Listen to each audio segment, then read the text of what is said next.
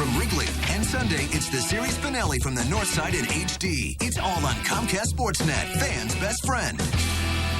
It seems that no matter where we go or what we do, we always take my Land Rover LR3. Like when my daughter had to transport her ambitious yet prize-winning science project, it was, let's take mine. When the wife's 6 extra-tall relatives made a surprise visit, I took them to her sisters. In mine. Took mine. Took mine. When we went on a supposedly sun-filled vacation, we just had to take mine.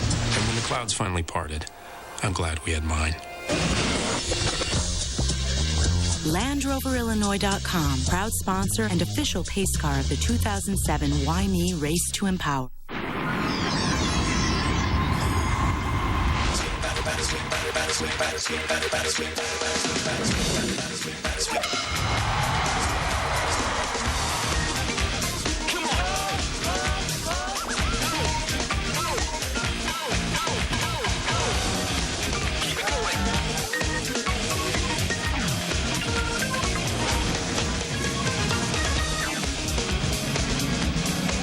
From Citizens Bank Park in Philadelphia, Pennsylvania, on a gorgeous night for baseball. We're set for the Cubs and the Phillies here on Comcast Sportsnet.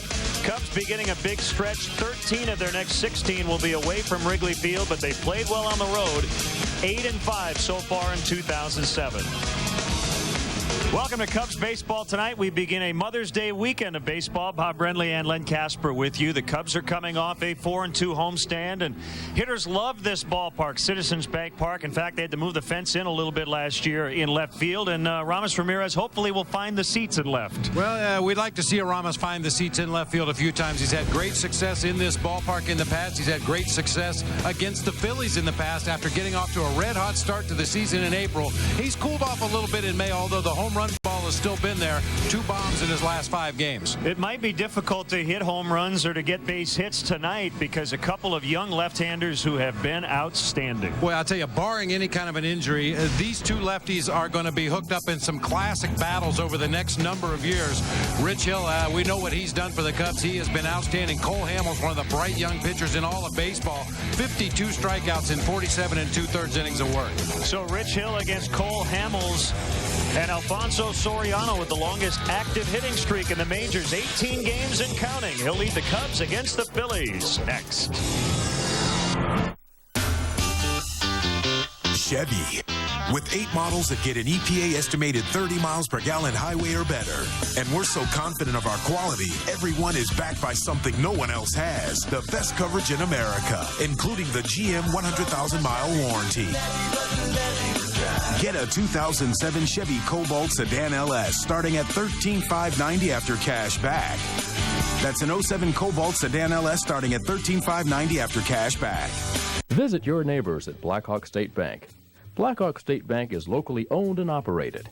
You'll find a friendly face waiting for you at every branch, waiting to greet you and provide you with courteous service. It's no wonder you feel like you're banking with your neighbors, 'cause you are. For all your banking needs, visit your neighborhood bank, Blackhawk State Bank, with 8 convenient full-service locations and 22 ATMs to serve you. Blackhawk State Bank, member FDIC, equal housing lender.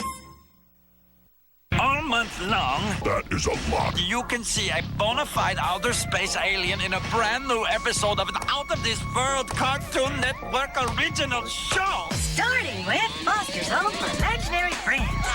And Eddie, my gym partner's a monkey. Camp Laszlo after that. Then the grim adventures of Billy and Mandy. All during the month of May. It's a new alienated episode each week, all leading up to all 5 shows back-to-back in one out-of-this-world miniseries only on Cartoon Network. Cubs baseball on Comcast Sportsnet is brought to you in part by Chevy. Log on now to ChevyDriveChicago.com. Check us out today at ChevyDriveChicago.com. Walgreens, the pharmacy of the Chicago Cubs. Your local area Lexus dealer who invites you to test drive a Lexus today. Rico, how well do you print, copy, scan, fax? How well do you share?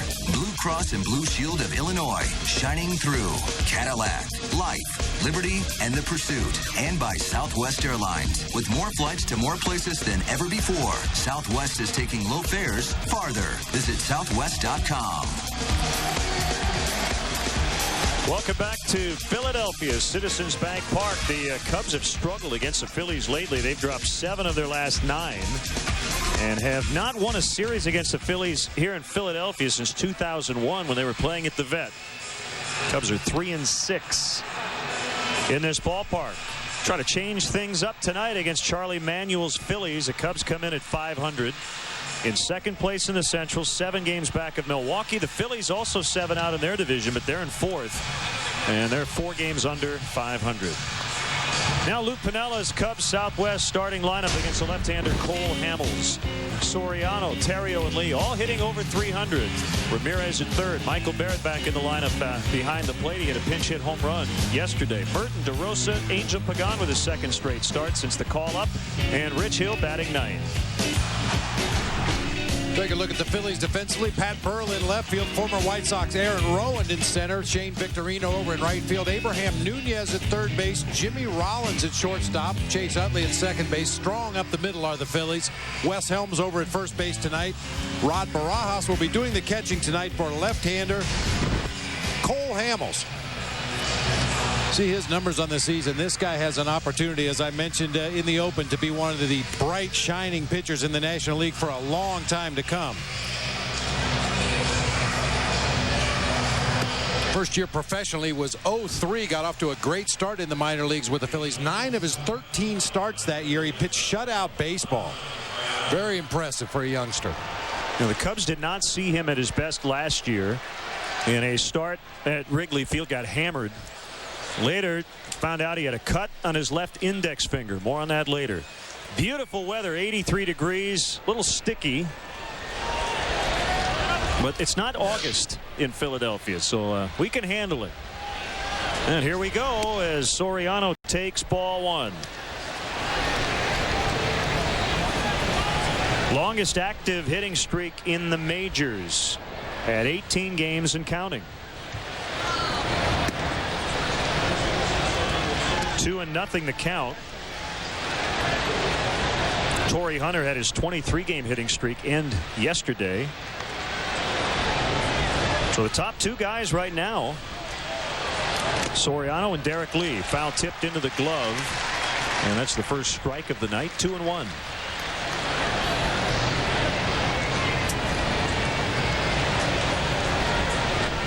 Derek batting third once again tonight. Here's a pitch. On the ground, knocked down by Abraham Nunez, and a low throw dug out by Wes Helms.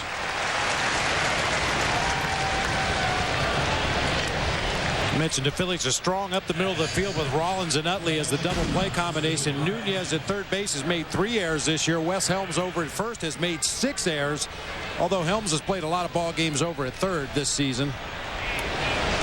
21 starts as a third baseman, 6 as a first baseman for Helms, but most of the errors coming from the corner infielders. Ryan Terrio looks at ball 1. Yeah, the start Hamels made last year was August 24th, 06 at Wrigley. And he got rocked. 9 runs, 5 were earned in 2+ innings. Well, found out later that he had a cut on his left index finger as the result of a package opening mishap. He had used a Swiss Army knife to open a package of utensils and sliced himself. And the problem was he had trouble gripping that outstanding changeup. And we had heard about how great he was, and after that game thought, well, something had to be wrong, and there was something wrong. Skied foul and out of play. You talked about that great changeup that he features. He also has a big over-the-top curveball, very similar to Rich Hill's. And as we've seen already, the first 2 hitters of the ballgame, he likes to throw that high 4-seam fastball, try to get hitters to chase pitches up near the top of the strike zone. Well, in talking with Jimmy Rollins, the outstanding Phillies shortstop, he said Cole Hamels is not afraid. He's 23 years old, and this is a park that can make you pitch around guys. It is a home run hitter's park. But Hamels very aggressive, has good mound presence. And his last 8 starts here at Citizens Bank Park, he's 5-1 with an ERA of 2.82. Swing and a miss by Terrio. That was a changeup, 2 outs.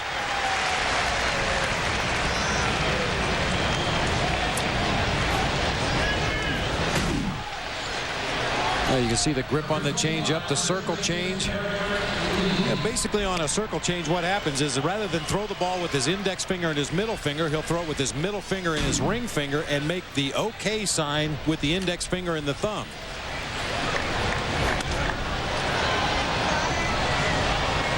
Now, the real key to any straight changeup is your arm speed. If you can have the same arm speed on your changeup as you do on your fastball, it will be a successful pitch for you. And if it is your best pitch, do you have to really establish your fastball that first time through the order? I mean, if you throw a changeup on the first pitch of an at-bat, is it really a changeup? No, it's not changing up off of anything. But, you know, guys that have really good changeups, and I think back to my playing days, Cincinnati Reds had a pitcher by the name of Mario Soto, who could tell you he was going to throw a changeup and you'd still be out in front of it. If you have a really good one, you can throw it in any situation, but generally you try to establish the fastball first. That was a fastball, and it's laced toward the corner and out of play. I mean, the whole idea is to speed up a hitter's bat. Show him a fastball, let him gauge the speed of it so he knows how hard he has to swing or how quickly he has to swing at the fastball in order to make good contact. That makes him susceptible to the changeup. Lee coming in at .389, second in the majors in batting average, behind only Todd Helton. Eric had been at the top for a long time. Prior to today, he was number one the entire month of May.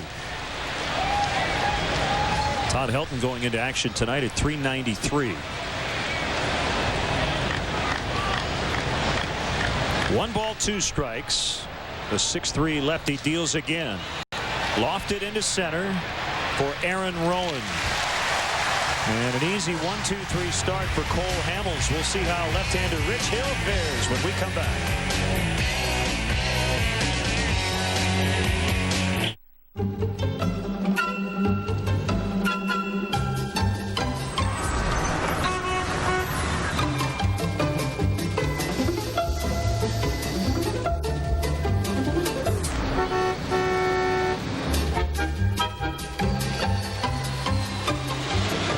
Make it easy for yourself. With Southwest Airlines, you can fly nonstop from Chicago Midway to Long Island MacArthur for just $39 one way with a 7-day advance purchase. You are now free to move about the country.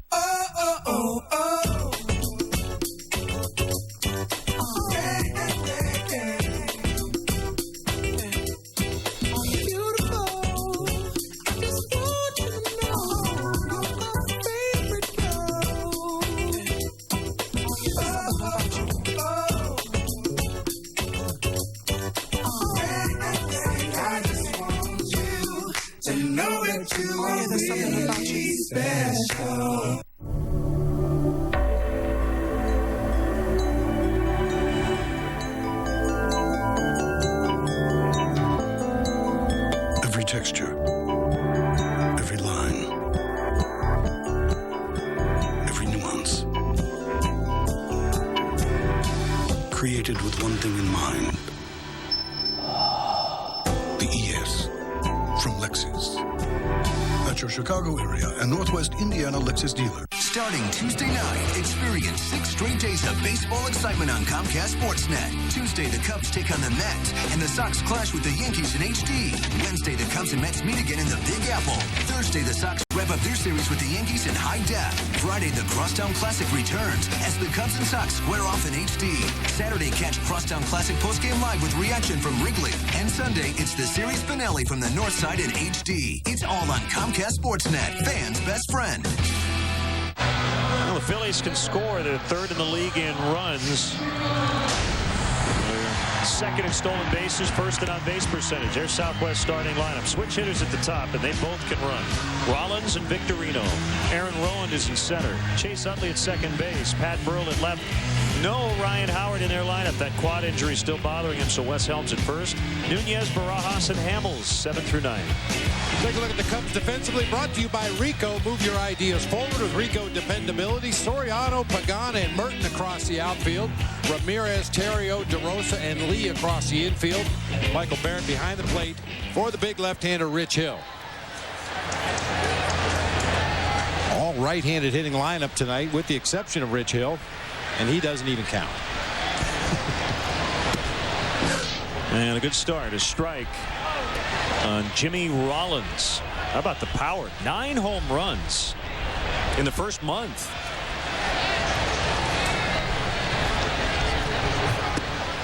I was kidding him about it before the ball game. Said if you'd have done that back in 2002 at the All-Star game, we wouldn't have ended in a tie. Taps it foul. 1 ball, 2 strikes. Rich got a win on Saturday versus Washington. The first time this year he hadn't gone into the 7th inning, but he went 6 complete and yielded just 1 run. Pops him up. Here's shortstop for Ryan Theriot. Well, I looked it up today. How about this?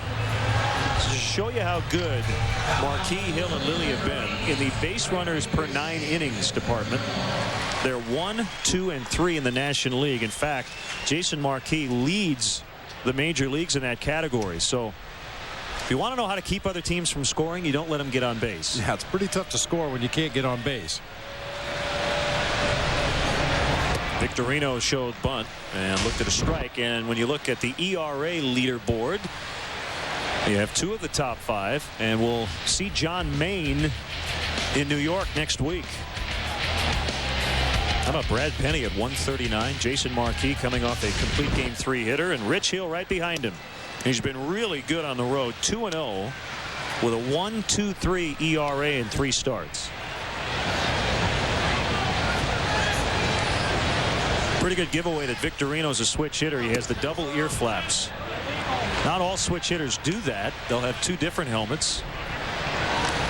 He probably got used to that in the minor leagues. At the minor league level, everybody wears double flap helmets, and it seems to make sense if you're a switch hitter to wear the double flap. I know Willie McGee did for years.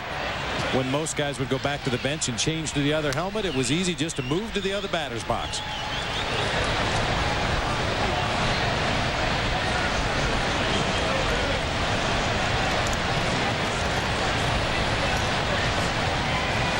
He'll come in again.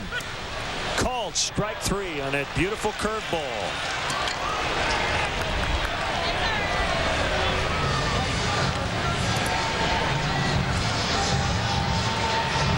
So 2 outs, and Aaron Rowan will dig in.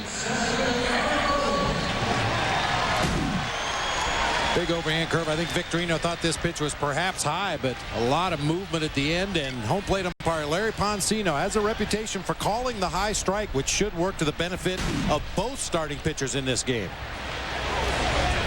The umpiring crew, Meals, Dreckman, and Drake on the bases. Strike 1 on Rowan, whose 2006 season ended at Wrigley Field on August 21st. Suffered a broken left ankle in a collision with Chase Utley.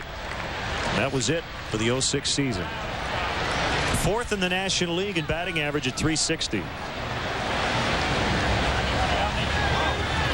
Utley's on deck. Tied for the league lead in doubles with Derek Lee. And Bob, just because Ryan Howard is not in the Phillies lineup doesn't mean we won't see him tonight. He came off the bench and hit a huge go-ahead pinch hit grand slam on Wednesday as the Phillies ended their road trip by beating the Diamondbacks. So there's a good chance one of the Cubs left-handed relievers is going to have to face Ryan Howard at some point tonight. Well, Lou spoke about that before the ball game today, having 3 lefties in the bullpen. That's one instance where that really works to your advantage when the other team's secret weapon off the bench is a guy like Ryan Howard. The reigning MVP ticketed toward left center. Theriot can't slow it down, and Aaron Rowan, the first base runner of the night.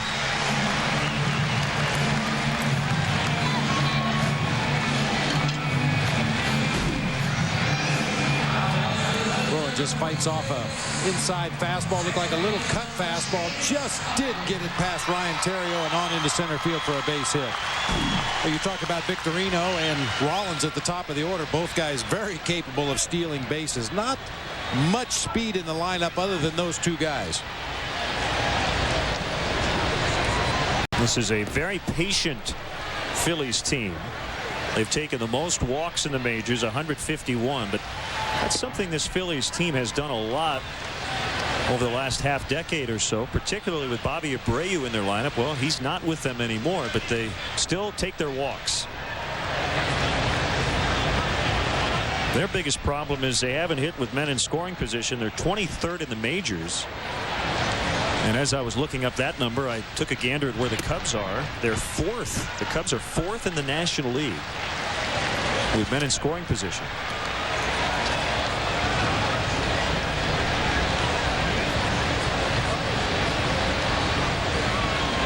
That's kind of surprising. I guess it helps to look at the numbers because I thought the same thing. I was just curious to see where the Cubs would rank in pretty good shape. Soriano coming way in.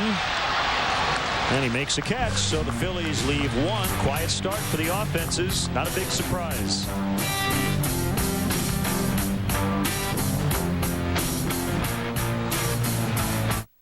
I'm Shauna Fleming, and I started A Million Thanks. We sent thank you cards to the troops. And this year, the Pontiac dealers wanted to help. So for the month of May, they offered to put my collection boxes in all of their dealerships. We're going to have the whole country behind us now. Thank you. Stop by a Pontiac showroom now through Memorial Day to drop off your thank you card. We can't thank our soldiers enough, but it doesn't mean we can't try. Grubs. Their mission? Destroy your lawn. Now there's Bear Advanced Season-Long Grub Control with Merit. Its exclusive 2-in-1 formula stops grubs all season. Plus, it revitalizes your lawn, guaranteed. Bear Advanced. Experience a Cubs game at historic Wrigley Field. Individual tickets are available for upcoming games. Get your tickets now by calling 1-800-THE-CUBS, visiting the Wrigley Field box office, or by logging on to Cubs.com. See you at beautiful Wrigley Field. Thank you. I love your turtles.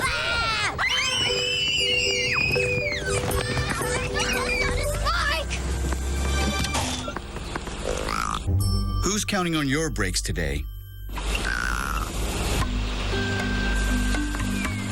Your brakes are too important to trust to just anyone. That's why you should come to Midas now.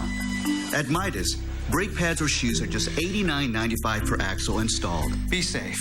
Just a Midas touch. After every playoff game, don't miss Toyota Bulls postgame live on Comcast Sportsnet. Mark Shanowski, Norm Van Leer, and Kendall Gill break down all the action and bring you instant postgame reaction. Toyota Bulls postgame live after every playoff game on Comcast Sportsnet. Tuesday, Cubs baseball is on Comcast Sportsnet Plus. Derek Lee and the Northsiders are set for a slugfest when they clash with David Wright and the Mets. Coverage starts with Verizon Wireless Cubs pregame live. Cubs Mets Tuesday at 5:30 on Comcast Sportsnet Plus. Fans' best friend.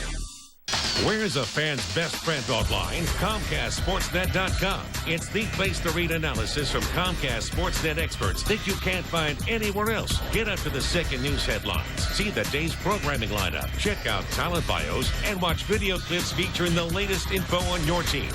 Plus, sign up for Sports Extra and Sports Blast email alerts that make you the first to know about breaking news. Log on right now to ComcastSportsNet.com. Fans' best friend online. Underway here in the second. Ramirez, Barrett, and Merton due up against Cole Hamels. 1 ball, no strikes on the Cubs' third baseman who hit a home run yesterday. Cubs hit 3, but came up short in a 6-4 loss to the Pirates.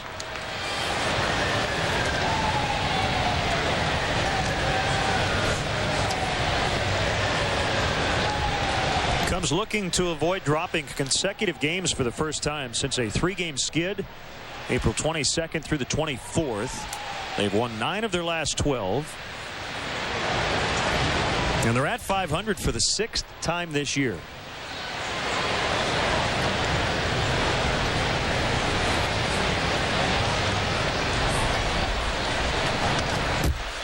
Good cut. He fouled it back 1-2. I mentioned in the open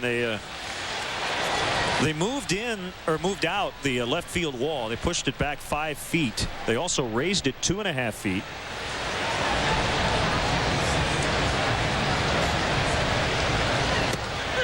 And there's still a very good home run park as Ramirez takes a called third.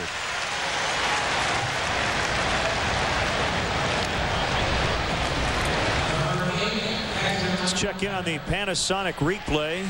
One of the Cubs' 3 home runs from the ball game yesterday. A pinch hit 2-run homer by Michael Barrett in the 8th inning, and the Cubs eventually, Bob, will put the tying run at the plate, but came up short.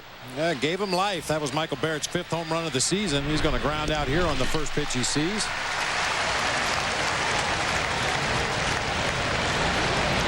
So Matt Merton will bat with 2 outs and nobody on. Yeah, Lou also talked about that before the ball game today. He feels like his club has never really been completely out of a ball game. They've always been within striking distance of one big hit here or there. Could have swung a lot of the ball games in favor of the Cubs. So some reason for optimism, but you still would like to see those big base hits with runners in scoring position.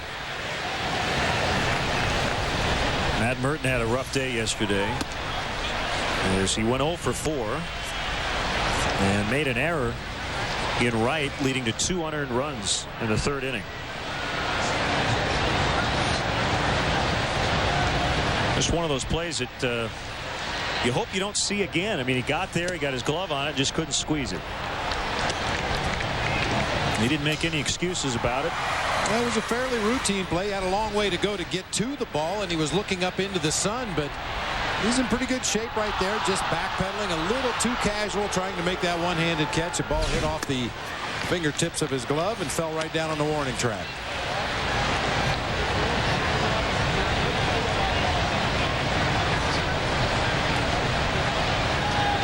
So he gets another start against the left-hander tonight.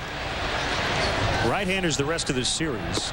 Freddie Garcia and former Cub John Lieber. And then Tom Glavine, Monday night in New York. Ryan Howard, the reigning National League MVP. Relegated to the bench here lately. A quad injury still bothering him. Good at bat by Merton as he takes the 2-out walk, and that'll give Mark DeRosa an opportunity. Tickets are still available for Cub home games, in particular the June 11th makeup date against Houston at 7:05. To purchase tickets, visit Cubs.com. Call 1-800-THE-CUBS or visit the Wrigley Field box office.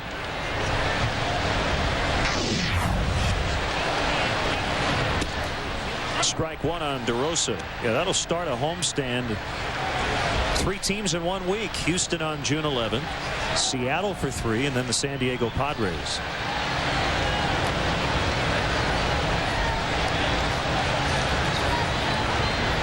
Pretty good lead by Merton at first.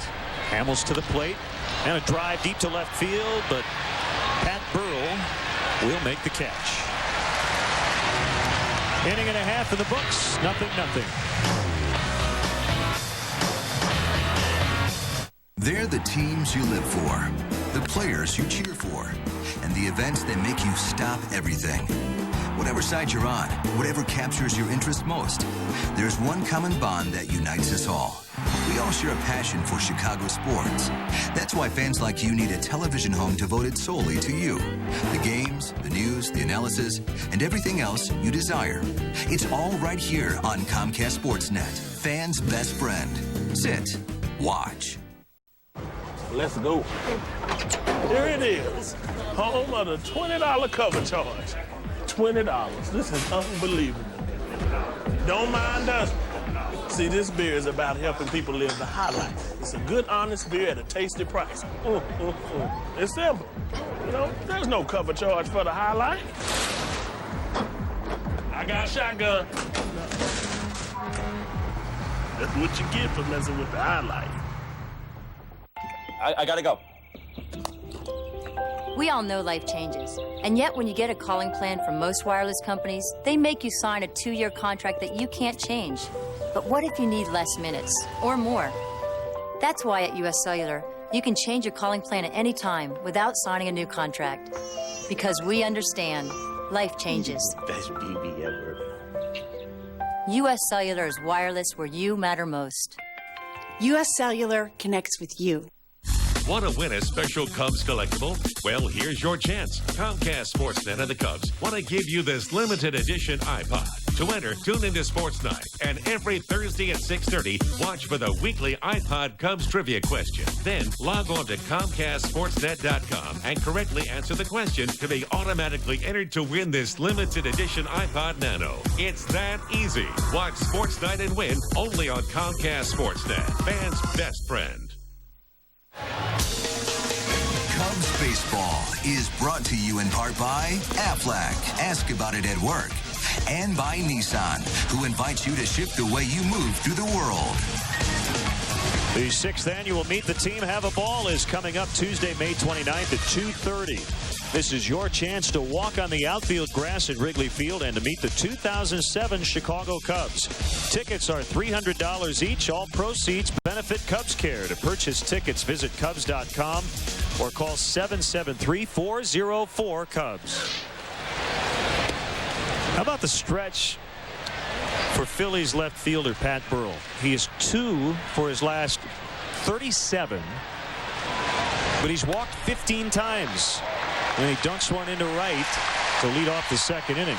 So, Bob, you would think that he's seeing the ball well because he's taking the walks, but that's just his 3rd hit, his last 38 at-bats.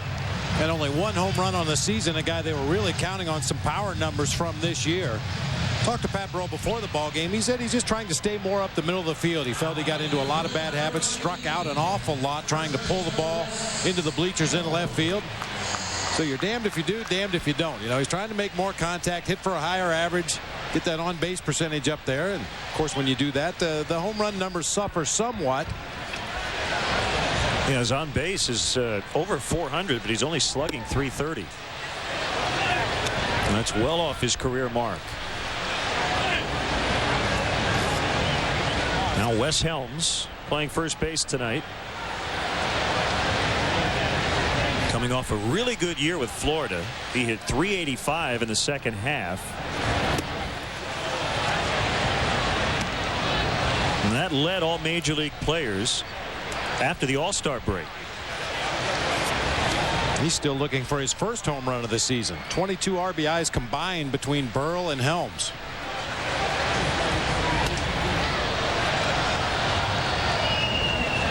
First time Rich Hill has pitched at Citizens Bank Park.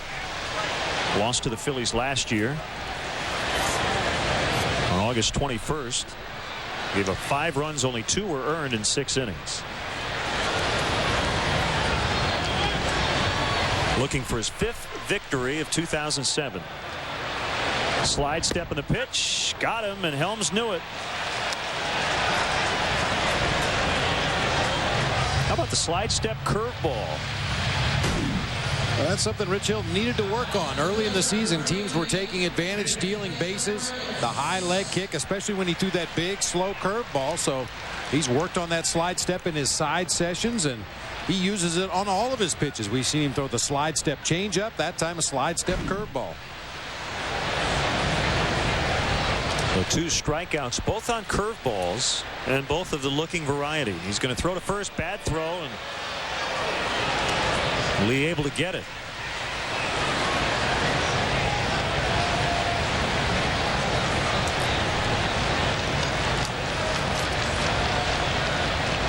Abraham Nunez, the 3rd switch hitter in the Phillies lineup.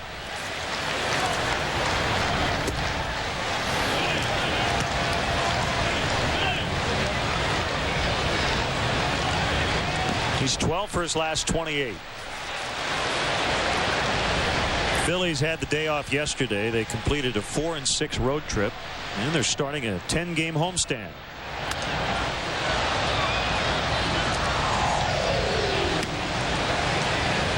Well, they had the day off from baseball, but from what I understand, watching local TV last night, Chase Utley had an event to raise some money for a local charity at a bowling alley, a local bowling alley. I guess Ryan Howard's the guy to beat over there in that first base dugout when it comes to 10 pins. Called strike 3. You saw Nunez took just a little bit of a wave at that pitch. Well, Rich Hill with 3 strikeouts. Sometimes when a guy's reputation precedes him, and certainly everybody in the National League knows about Rich Hill's big curveball, you can occasionally sneak that fastball by on the 2-strike count. You catch those hitters looking for that curveball, trying to fight it off and put it in play, and they're going to be tardy on the heater. So it's Rod Barajas, runner at first, 2 outs. Inside, ball 1. He has split time back of the plate with Carlos Ruiz, who's played a bit more than Barajas has, but in the lineup tonight, catching Cole Hamels.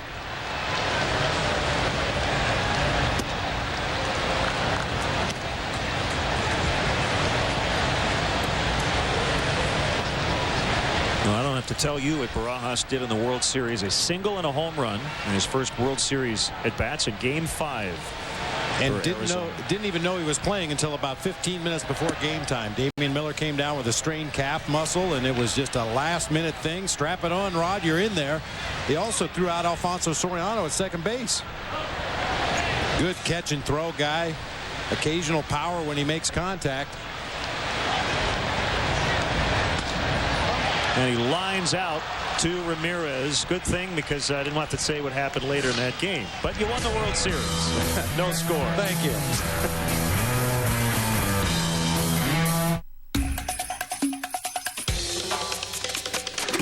Toyota introduced the Prius Hybrid and created a phenomenon. In fact, it took us by surprise. So we made more, which means you can find the right one for you. And we're offering savings up to $2,000 on option packages for the first time. America, your Prius is ready. The wait is over. Test drive America's most fuel-efficient car today. This copyrighted telecast is presented by authority of the Chicago Cubs and may not be reproduced or retransmitted in any form. And the accounts and descriptions of this game may not be disseminated without the express written consent of the Chicago Cubs. It's Fiesta time with Papa John's Taco Pizza. Our taco pizza is loaded with our best ingredients and the freshest toppings, piled on top of any of our delicious crusts. Choose from pan, original, or thin crust. So spice it up today. Order a medium taco pizza for only $9.99, or make it a large for only $3 more. Better ingredients, better pizza, and now a better taco pizza. Papa John's. Visit your neighbors at Blackhawk State Bank. Blackhawk State Bank is locally owned and operated. You'll find a friendly face waiting for you at every branch, waiting to greet you and provide you with courteous service. It's no wonder you feel like you're banking with your neighbors, 'cause you are. For all your banking needs, visit your neighborhood bank, Blackhawk State Bank, with 8 convenient full-service locations and 22 ATMs to serve you. Blackhawk State Bank, member FDIC, equal housing lender. Chicago Sports News Nightly on Land Rover Sports Night. Coming up tonight at 10, the Bulls are on life support. Also a Royals White Sox recap. Join Gail and William for Land Rover Sports Night tonight at 10, only on Comcast Sportsnet, fans' best friend. Angel Pagan just got called up yesterday. Went 2 for 3 with a home run, scored twice, and he finally got some sleep last night. He said he got 2 hours Wednesday night, an hour at the hotel, and then an hour on the plane as he was flying to Chicago. Right center coming over is Victorino to make the catch.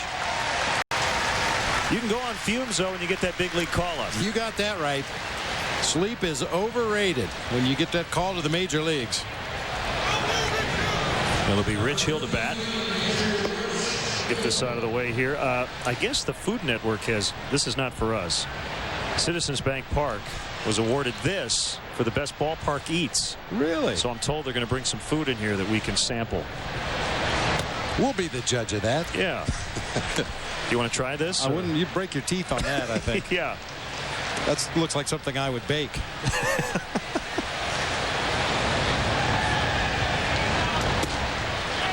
Outside corner for a strike, 1-1. Smells good. Wonder if there'll be a cheesesteak involved. Yeah. You may have to just enjoy the pictures for a half an inning.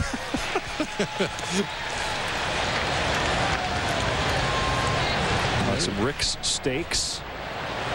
They have piece of pizza out there in center. Here's a 1-2 to Hill. It's a little high. Oh my. Oh my goodness. Hi there. What do you have for us? Cheesesteak. Okay. And some fries. Some crab fries. A Schmitter. Okay, be careful. Thank you very much. You can send the bill down to the truck. They said they'd be glad to take care of it. Talk to Bob Albrecht. Thank you very much. Outstanding.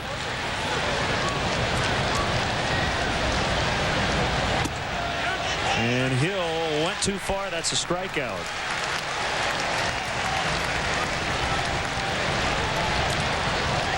All right, I'll try one fry. We have been given permission to talk with our mouths full, which I generally don't do. Wow, those are good fries. Yeah, kids, don't try this at home.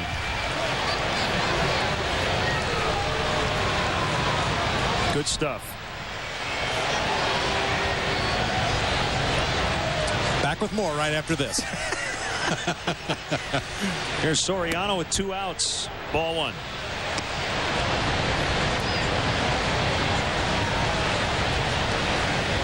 So he's at 310. Ryan Theriot came in at 316. Derek Lee just under 390.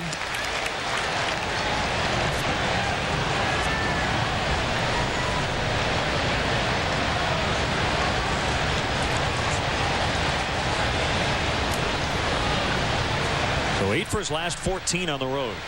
Here's a 1-1. There's a drive deep to right field, and this one will get out of here. Home run. Number 4 for Soriano, the first one that hasn't come against the Pirates. And the Cubs lead. Hit streak now at 19. Well, Soriano obviously has something against the state of Pennsylvania. 3 against the Pirates, now 1 here against the Phillies, going to the opposite field. I think I'll have a French fry to celebrate. She's trying to find Soriano's name on the All-Star ballot.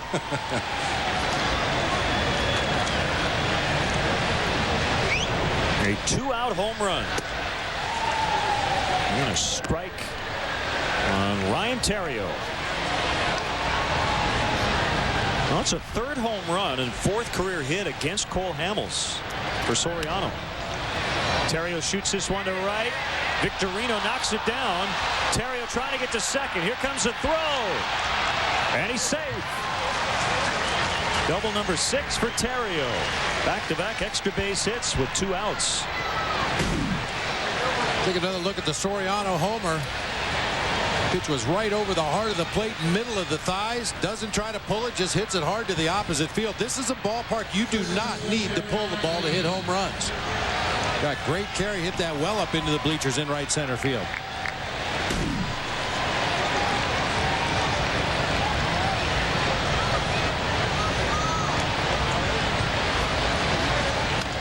Off the end of the bat toward first base. Easy play for Wes Helms, and the inning is over. All right, Bob, you've got a minute 45 to eat fast. Soriano with the home run. It's 1-zip Cubs.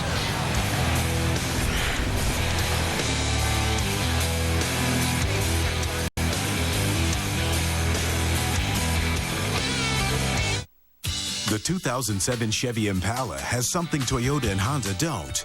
The GM 100,000-mile warranty. And OnStar, with help at the push of a button. And diagnostic checks emailed to you every month. Impala has you covered for the road ahead. Qualified lessees get a low-mileage lease on an 07 Chevy Impala 1LT for around $199 a month. Residency restrictions apply. Call for details. Qualified lessees get a low-mileage lease on an 07 Impala 1LT for around $199 a month.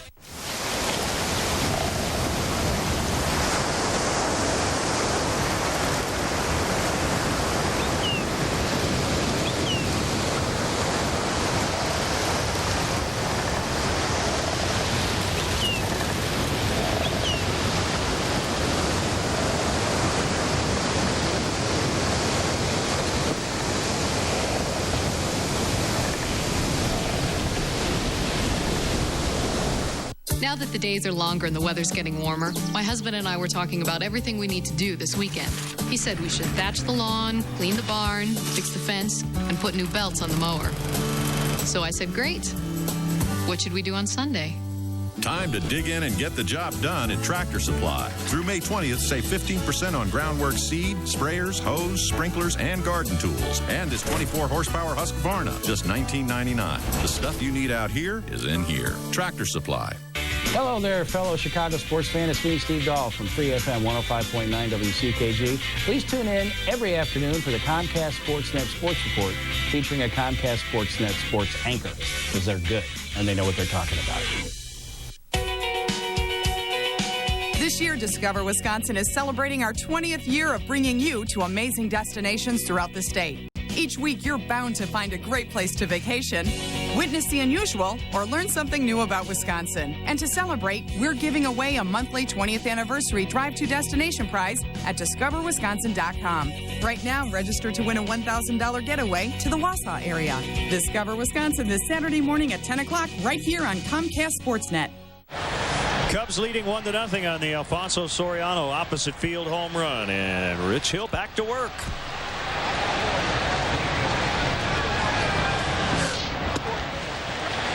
And a strike. How you doing, partner? Hang with us here. I'll be right with you. Outstanding stage manager Becky Solomon just killing the fries. Boy, that cheesesteak is something else. Hill has allowed 2 singles in the first 2 innings. And Hamels whiffs for strikeout number 4 on Rich Hill's record tonight. Back to the top, and Jimmy Rollins, who popped out to short his first time. That cheesesteak is good. It'd probably be even better if you could chew it, you know? Yeah, you inhaled it. Bite and swallow, bite and swallow. Man, was that good. Did I miss anything? He just struck out the pitcher. Okay, good. Curveball a little low. Rollins, a career .231 hitter against the Cubs. He came in this year overall at .301, busted his bat, lines out to Terrio for the second out. Well, I think that's going to be a key to all 3 games here in Philadelphia is Cubs' ability to keep Jimmy Rollins and Shane Victorino off the bases. These guys can really disrupt the game with their speed.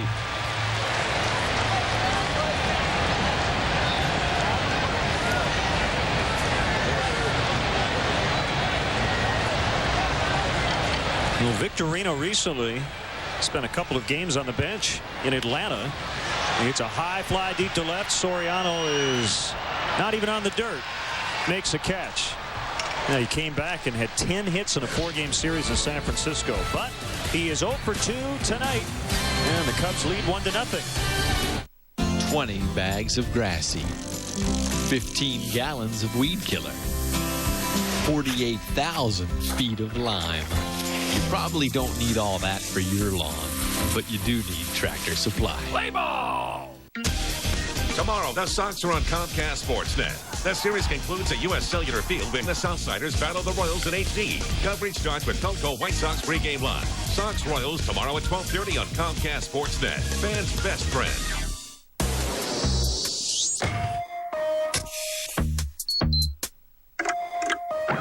A lot of car companies rigorously inspect their pre-owned vehicles.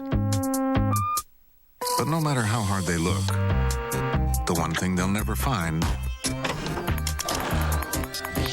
is this. Drive with your heart. Buy with your head. Certified pre-owned by BMW.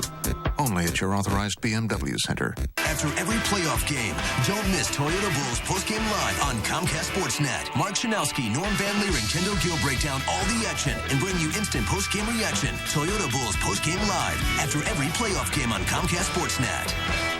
I've been hearing that SAP has business software for mid-sized companies. So naturally, I did what you'd expect. Had my hearing tested. Turns out I'm fine.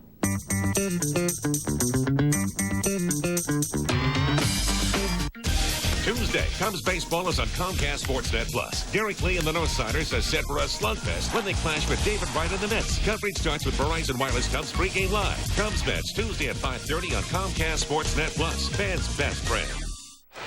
Well, some young Cub fans looking on here in Philadelphia. Our Aflac trivia question: which major league strikeout record did Kerry Wood set on this date in 1998?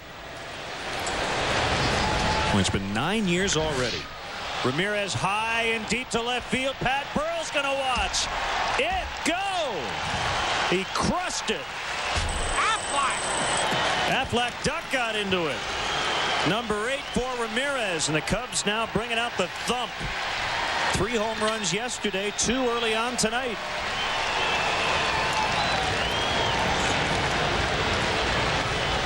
Well, if you got extra runs for height, that one might have counted for 2 or 3 runs. Aramis hit that ball a mile in the air. Easily tucked it into the left field bleachers out there.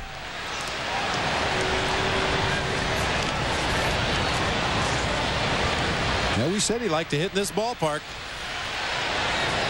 Well, he's 13th on the all-time Cubs home run list. That's number 128. He's 10 back of Leon Durham for 12th.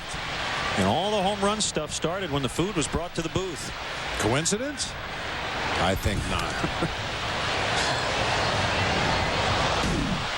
Well, I might have to take a little nap, partner. By over 8 there between innings. That looked like a breaking ball that just didn't take the break. Hamels doesn't really throw a slider. He'll occasionally try to cut his fastball. Rod Barajas told me it's more of an accident when it cuts than by design. That appeared to be a breaking ball that just never really took the break. Maybe it was a changeup he left up. Whatever it was, Ramirez got out in front and dropped the bat head on that ball and hit it a ton. That's his 4th career home run in this park and his 37th at bat. Hamels showing his hops and getting Barrett. Michael almost tripped over Wes Helms, who had to go down to take that throw.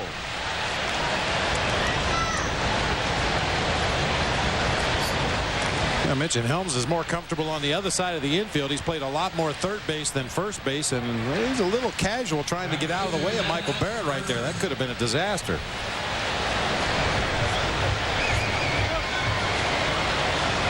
Well, good at bat for Matt Merton to start the ball game. I always like that. Your first at bat of the game, see a lot of pitches, end up drawing a base on balls or getting a hit, sets you up for the rest of the at bats you're going to have in the game. Fouled back our way for strike 1.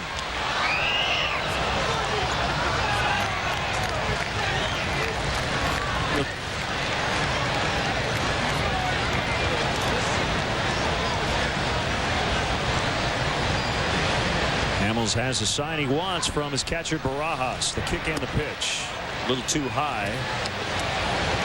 The reason Hamels is pitching tonight and not tomorrow, he was moved up a day because John Lieber has a finger injury on his pitching hand, so Lieber pushed back to Sunday. Freddie Garcia will start tomorrow. That moved the hands of Merton. Garcia started the season on the disabled list. And he'll face Angel Guzman, who's making his 2nd start of the year. Garcia will make his 6th. Out of the glove of Nunez, and Merton is on. It's a base hit for Matt. That looked like one of those plays where Nunez had extended as far as he possibly could to go up the ladder and try to catch that ball. It hit right off the fingertips of his glove. He just didn't have enough left to squeeze the glove around the ball. By the time he recovers, Merton hustled down that first base line, has himself an infield single.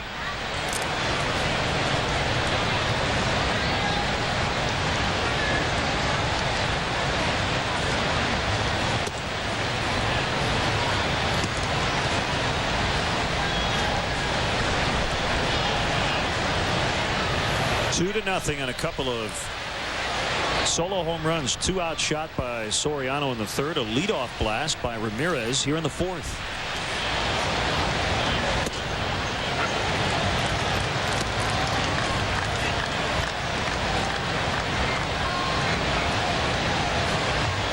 Long look down from Mark DeRosa, a guy who was very familiar with hitting behind the runner.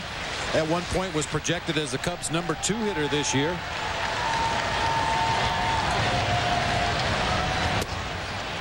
Caught the outside corner, 1-2.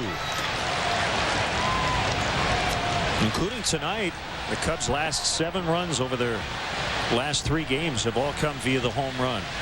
Soriano provided the only run a couple of nights ago, and Jason Marquis shut out the Pirates. 3 home runs yesterday and 2 tonight.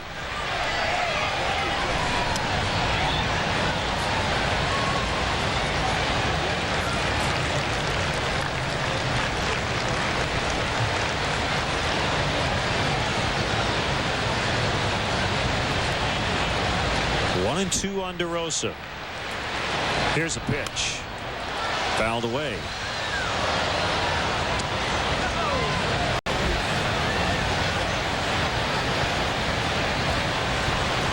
Cubs came in 3 under at home and 3 over on the road. 8-5 away from Chicago. And they'll play 13 of their next 16 on the road.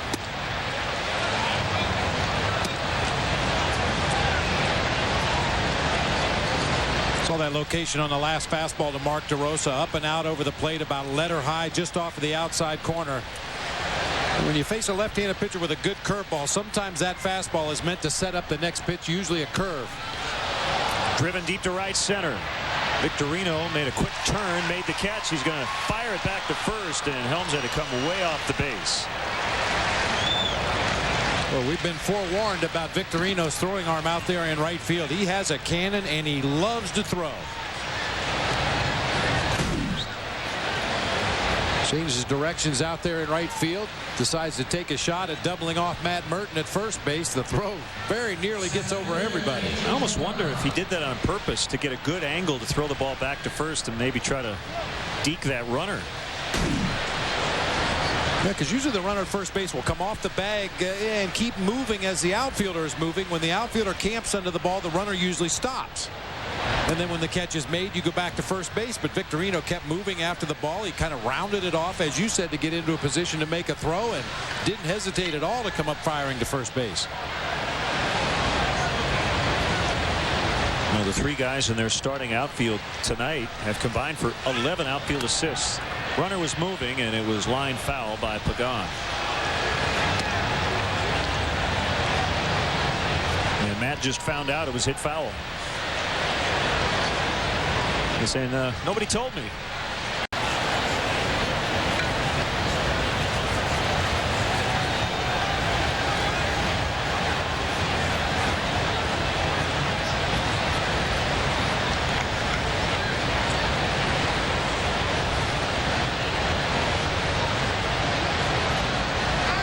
And a throw to first.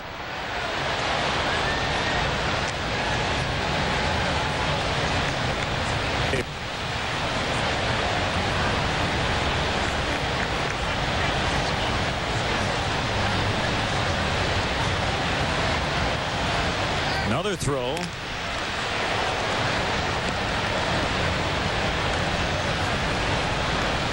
Comes 11th in the National League in stolen bases. But if Merton goes, it'll probably be part of that hit and run that we just saw.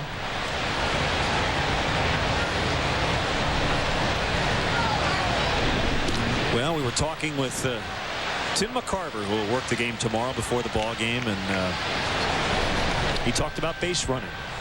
And that's the one thing he thinks that has changed the most is for the worse in baseball has been the base running.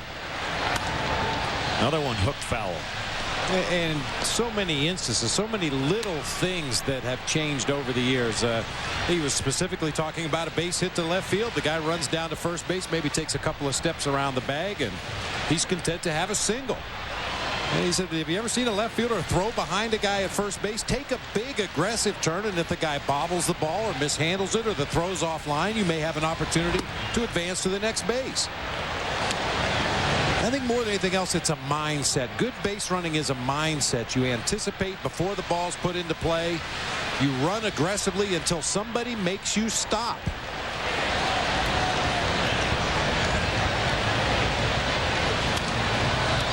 And you can have the best base coaches in the world to help you, but ultimately it comes down to your instincts. Mike Quaddy with the signs.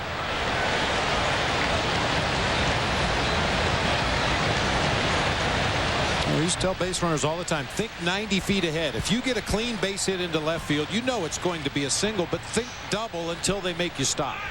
Merton running and popped up on the 2-2. And he'll get new life. The same thing on a ball hitting the gap. You know it's going to be a double. There's no doubt it's going to be a double, but run hard in the event the outfielders bobble the ball. Maybe they mishandle it when they pick it up out there in the gap. If you're running hard and expecting to go to third rather than just to second base, then you will make it to third easily. If you're content with a double and then try to accelerate late, that's when guys get thrown out.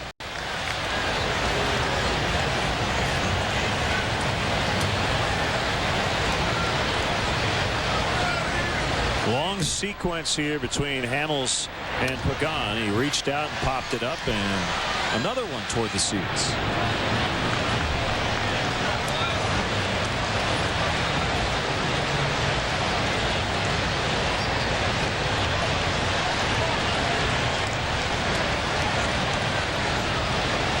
Well, Angel said he felt like he was getting hot at AAA and trying to carry that over here in the big leagues. He's been here for 2 games, and he's gotten the start both times. Merton not running, and another foul. Really making him work.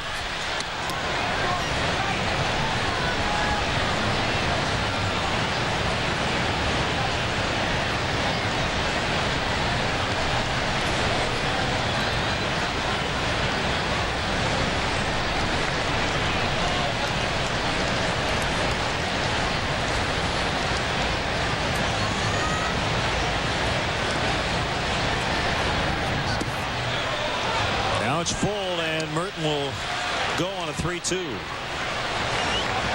Real good take there by Angel Pagan. That's a pitch that's tough to lay off of with 2 strikes. That big bending curveball. It was in the strike zone momentarily, but dropped just low and inside. Runs the count to full. Merton goes, and a swing and a miss for the strikeout on a changeup. Ramirez with a big blast to start the inning. Home run number 8 on the year, his 20th RBI, and Rich Hill now has a 2-0 cushion.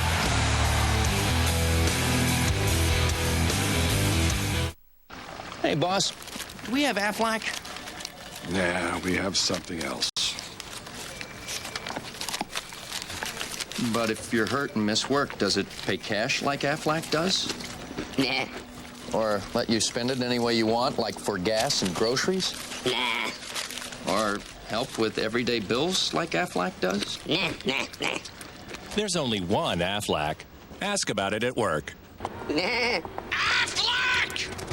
Tuesday, Chicago, New York. The rivalry intensifies on the diamond.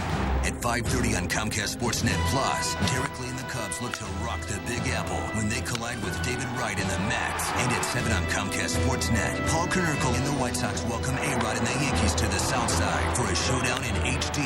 Chicago versus New York. 2 big games, 1 epic night. Tuesday, only on Comcast Sportsnet and Comcast Sportsnet Plus. To look at it, you'd never suspect that this was part of a working landfill. That's because Waste Management works closely with communities and the Wildlife Habitat Council to make sure we can all live peacefully together. Today, our landfills provide more than 17,000 acres of protected land for wildlife habitat. From everyday collection to environmental protection, think green, think Waste Management. Big bass, whopper walleyes, monster muskies. Hey, fishermen, if you're looking for the inside scoop on how to successfully tackle any big fish in freshwater, then tune in each and every week to Fishing with Joe Bucher. Hall of Fame angler Joe Bucher, considered to be one of the country's top multi-species anglers, takes you on a weekly trip to some of the best fishing waters in the U.S. and Canada. Great action, superb underwater video, a simple how-to approach. Don't miss Fishing with Joe Bucher each and every week. Let's get the answer to tonight's Aflac trivia question. The Aflac Duck was very excited as Ramirez hit his home run. Which Major League strikeout record did Kerry Wood set on this date in 1998? Aflac! And the answer is 33 strikeouts over 2 consecutive games, including 20 in one game. That was against Houston on May 6th. Allowed just 1 hit. And the next start, 13 Ks, and the guy behind the plate, that 20 strikeout game, is working first base tonight, Jerry Meals. which is an appropriate name after what we've gone through the last hour with all the food in the press box.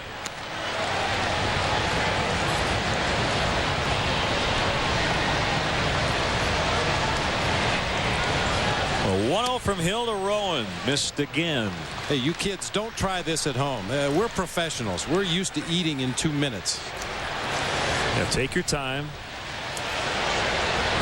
Cheesesteak and a bucket of fries in 2 minutes. Where's the ice cream? I have to stand up. I can't even sit down. I'm so full. I'm not even done with mine. I'm going to do it over about a course of 5 innings. A little popcorn. A little later. That'd be a good 7th inning stretch meal. 3-0. So Hill is behind the leadoff man here in the 4th. He's thrown a lot of strikes. Bulls barbecue. Greg Luzinski.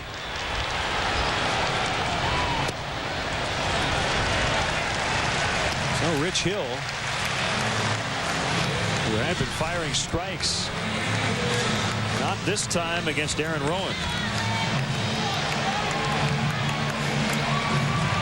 Hey, great to see our good friend the Sarge, Gary Matthews, longtime Cubs player and coach, and now a Phillies broadcaster, and he's having the time of his life. He's gotten very good reviews. Not surprising.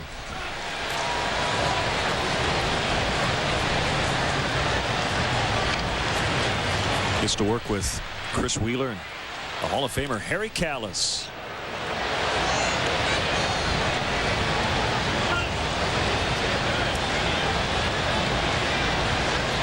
Tying run at the plate in Chase Utley.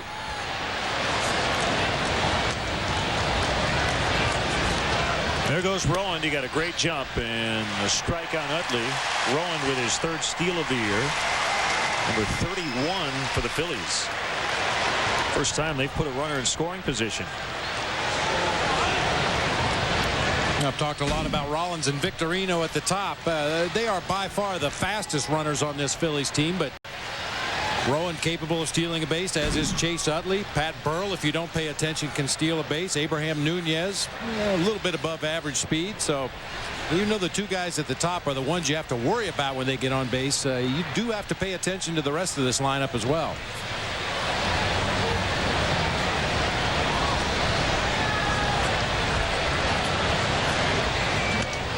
Fouled away. I should also follow up and note that the Sarge worked some radio with the Toronto Blue Jays before he jumped back on the field as a coach. So this is nothing new for him. And a big part of the Phillies in the 80s and then the Cubs.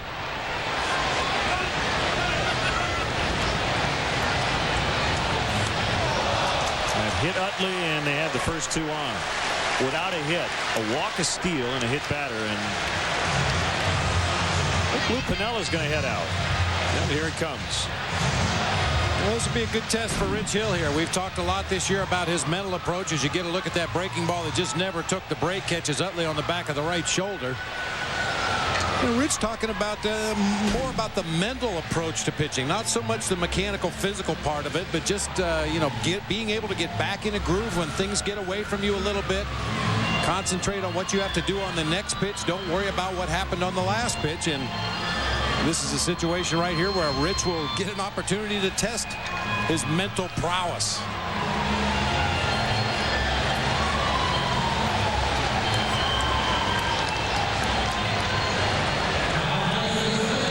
Face Pat Burrell, who's single to right his first time up. First and second, no outs.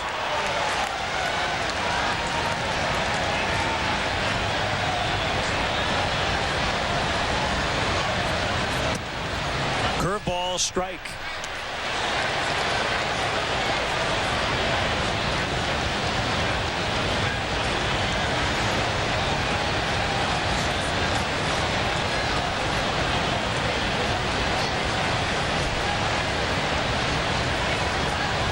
Kick in the 0-1, a little low.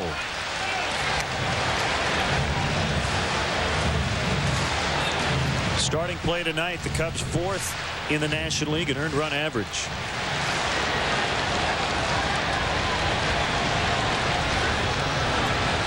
The starting staff 4th at 352. Last year 15th at 519.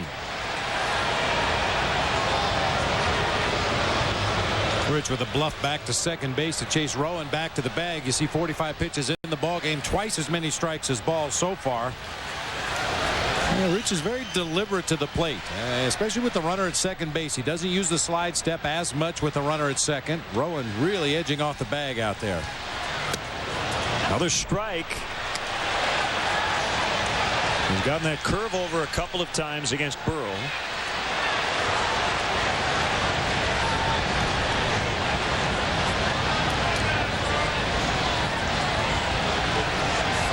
And Chase Utley, when he gets ready here, he's going to be facing second base. He's in a sprinter's posture. Check swing, and he did not go around. Yeah, not only is he facing second base when he takes his lead, but look how far outside the baseline he is. He's trying to get an angle on second base to really round the bag hard should Burrell hit a ball in the gap. Rather than run a direct straight line from first to second, he gets behind the baseline so he has an angle to cut that bag at second. Try to go first to third on a hit.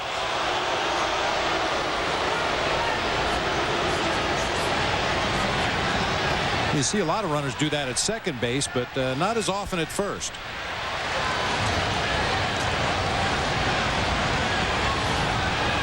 Big spot for Hill early on.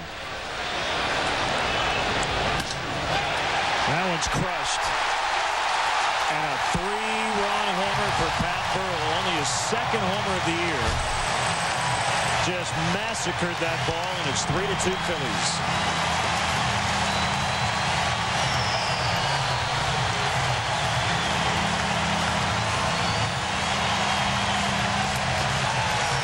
Boy, when he squares one up, he can hit him a long, long way. He takes a power hitter's swing up there. He doesn't get cheated even with 2 strikes. He's going to let out some shaft if he gets a pitch he thinks he can handle. This is an 89-mile-an-hour fastball from Rich Hill out of the slide step. It was down a little bit, but over the heart of the plate, and Burrell just golfs it out of here to left field. The first hit of the inning is a 3-run homer. The 4th allowed by Hill.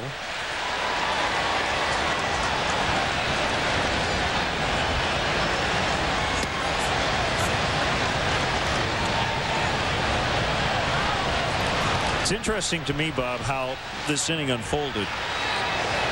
Hill had complete command of the strike zone in the first 3 innings. But he walks a leadoff hitter on 4 pitches, hits Utley. So that tells you he's not really hitting his spots. And the next guy hits a home run, which also could be a command issue. You're not placing the ball exactly where you want to. And Greg Maddux has talked about sometimes command doesn't mean throwing balls, but meaning you're throwing strikes that are very hittable. Called strike 3, so hopefully Hill has gotten it back.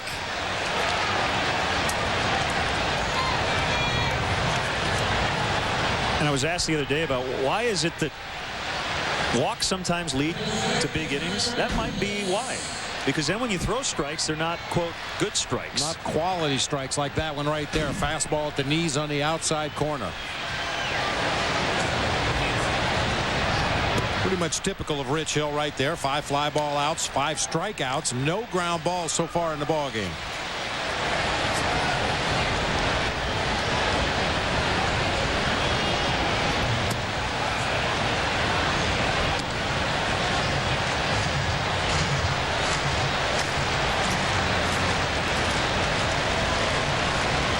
Here's a 1-1. Nunez missed it. 1-2.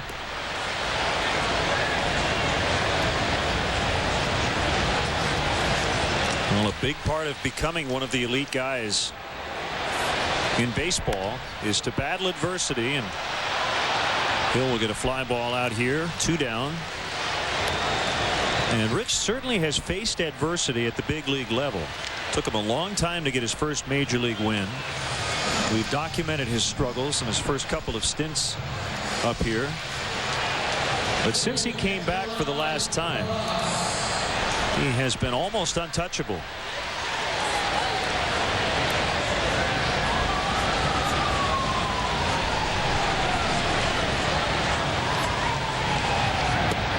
And as hard as it is to get out big league hitters, probably the toughest thing is to deal with what just happened in this inning. You're cruising along, all of a sudden you lose it for 3 batters, you find yourself down, but there's a long way to go tonight.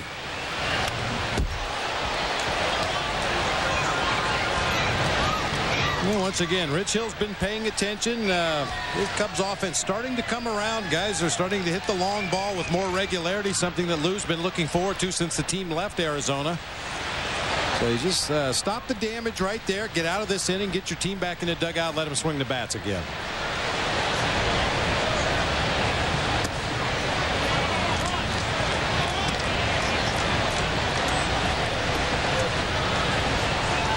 When they do swing the bats, Hill will lead it off, and then Soriano and Terrio.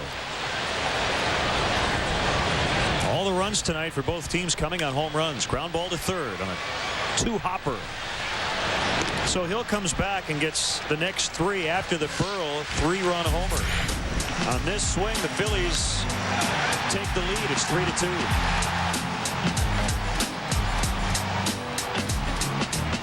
They're the teams you live for, the players you cheer for, and the events that make you stop everything. Whatever side you're on, whatever captures your interest most, there's one common bond that unites us all. We all share a passion for Chicago sports. That's why fans like you need a television home devoted solely to you. The games, the news, the analysis, and everything else you desire. It's all right here on Comcast Sportsnet, fans' best friend. Sit, watch.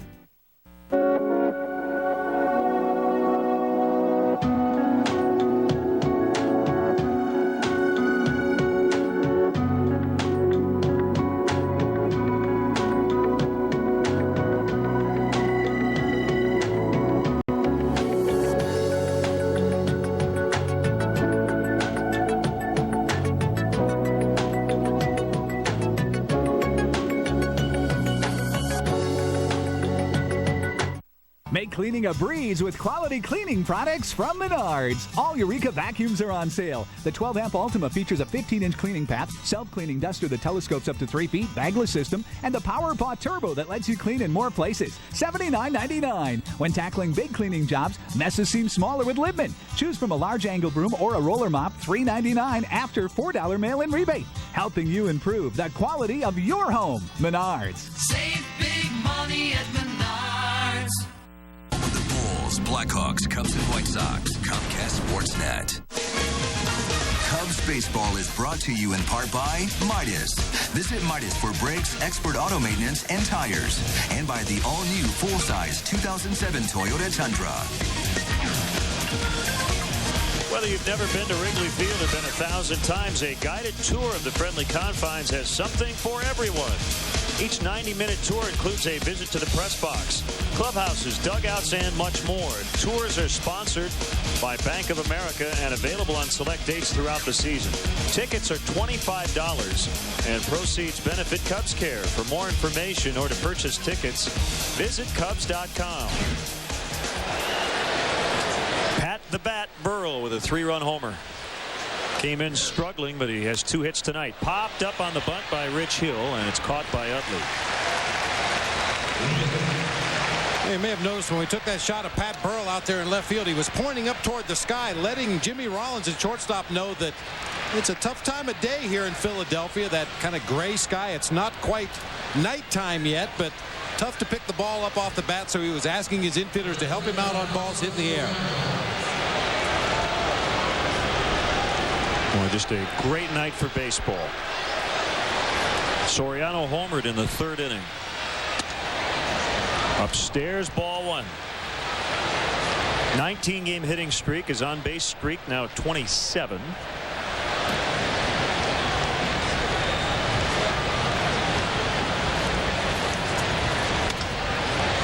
And he pops it foul. Keep an eye on the Brewers tonight in New York taking on the Mets. After they play there, they'll come here, and the Cubs will go to Shea. And the Mets leading 4-0 in the fourth. David Wright, Carlos Delgado with home runs for the Mets. Trying to cool off the hot Brewers. That one smacked again deep to the gap for Soriano. Off the base of the out-of-town scoreboard for a double.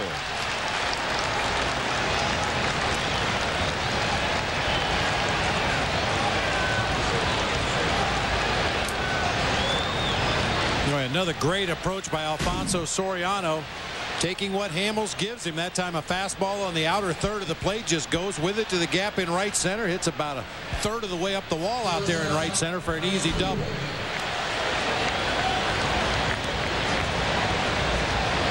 So a chance to get it back here. Tying run is in scoring position.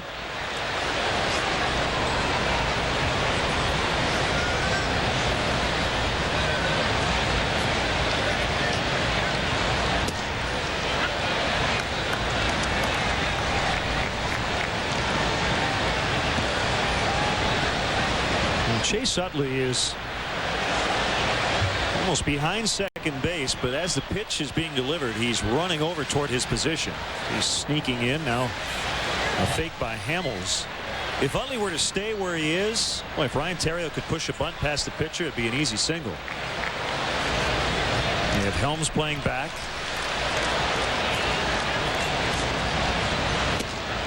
Outside.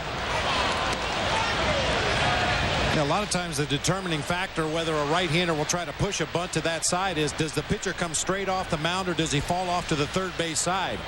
Hamels is in pretty good fielding position after he releases that ball. But I agree with you. Soriano trying to steal third. Here's a throw. Save. He just got in. That's big.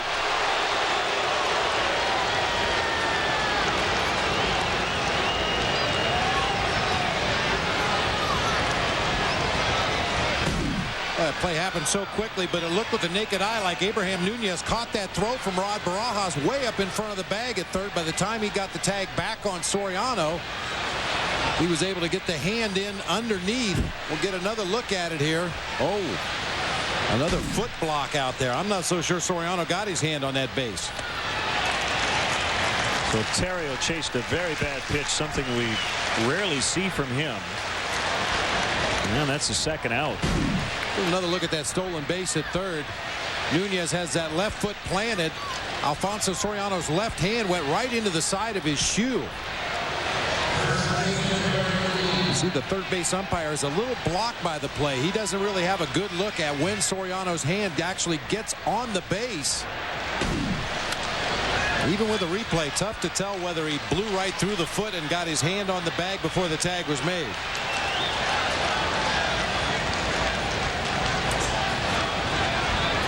So after the Theriot punch out, one strike on Derek Lee, 2 outs. Well, the runner at third. Here's the pitch in the dirt and blocked by Barajas.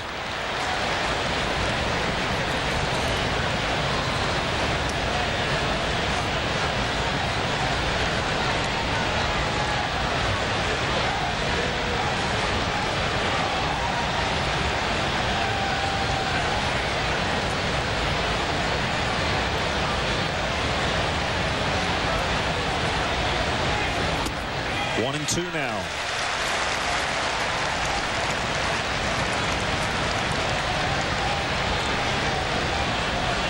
Lee was a first-round pick of the San Diego Padres in 1993. Cubs got him from Florida in November of 2003.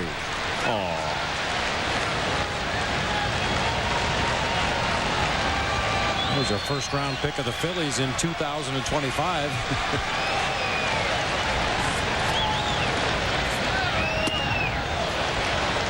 I like how you did the math. I was working it out, and actually that'd be about right.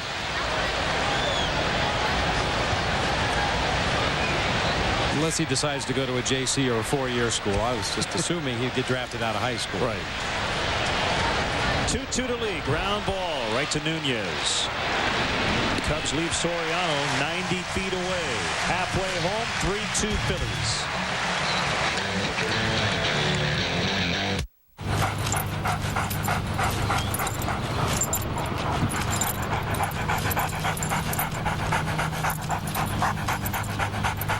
we go nonstop too. Fly Southwest Airlines from Chicago Midway to Baltimore, Washington, or Washington Dulles International for just $59. Just $59 one way with a 7-day advance purchase by May 17th. You are now free to move about the country. Grubs. Their mission? Destroy your lawn. Now there's Bear Advanced season-long grub control with Merit. Its exclusive 2-in-1 formula stops grubs all season. Plus, it revitalizes your lawn, guaranteed. Bear Advanced. Let the Cubs pamper you in style while you watch the game from the comfort of the Wrigley Field Mezzanine Suites presented by Nuveen Investments. It's the perfect place for your next corporate or social outing. Call 773-404-CUBS or visit Cubs.com. See you at beautiful Wrigley Field.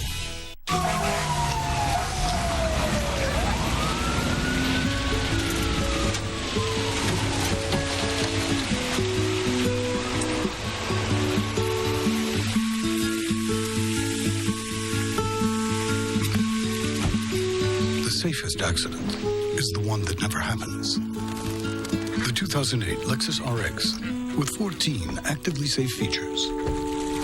Learn more at activelysafe.com.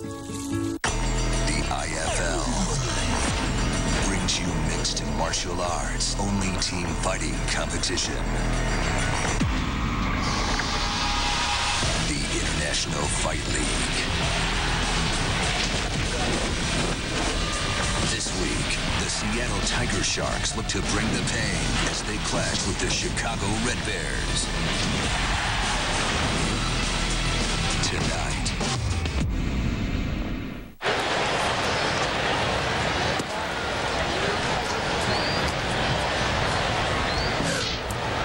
Thanks, Dan. Here it's 3-2 Phillies. Cole Hamels takes a pitch off the plate. 1 ball, 1 strike on him.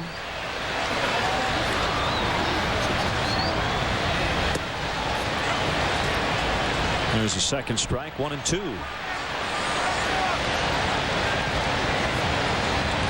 Comes with 2 solo home runs, 3-run shot by Pat Burrell, giving the Phillies the lead in the 4th. Strikeout number 6 for Hill. And it'll be Jimmy Rollins.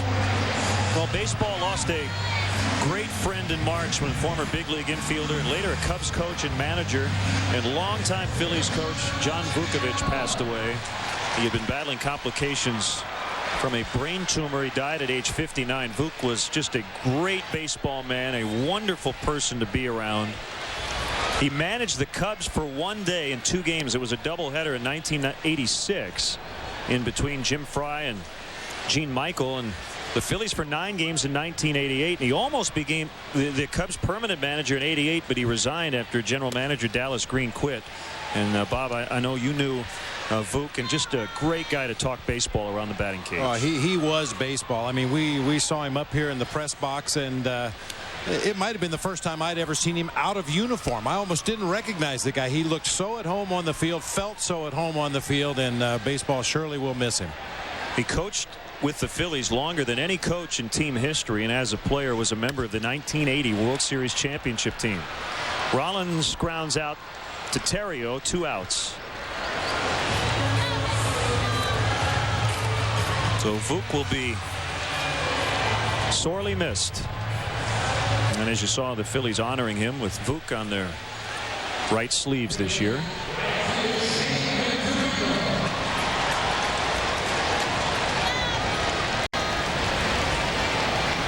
Well, Hill's done the job against Rollins and Victorino. They have not gotten on base. It was that leadoff walk to Rowand and the hit batter in front of the Burrell home run that got him.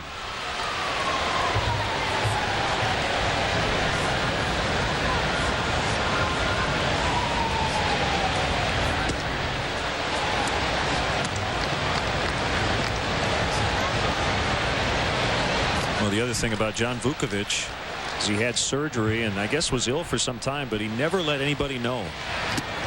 He was that kind of guy. How you doing, Vuk? I'm great. And every day at the ballpark was a great day. Well, Victorino's on. That's a 2-out walk. Walk number 2 for Hill. In that department, the Cubs have been a lot better this year. Last year, the Cubs pitching staff dealt the most walks in the major leagues. They also gave up the 5th most home runs, but going into play tonight, the 11th fewest walks out of 30, and tied for 16th in fewest home runs allowed. So they've gotten a lot better in that department. Now, it's been a different story for Carlos Zambrano, and we haven't talked about the mechanical situation there. As Lou indicated after the game, he thinks Carlos isn't hiding the ball well enough, maybe flying open a bit too soon. And hey, the track record says that he's going to get it together and he's going to be himself again. But boy, these first inning struggles are a head scratcher. He's given up 10 home runs already. That's the most in the majors.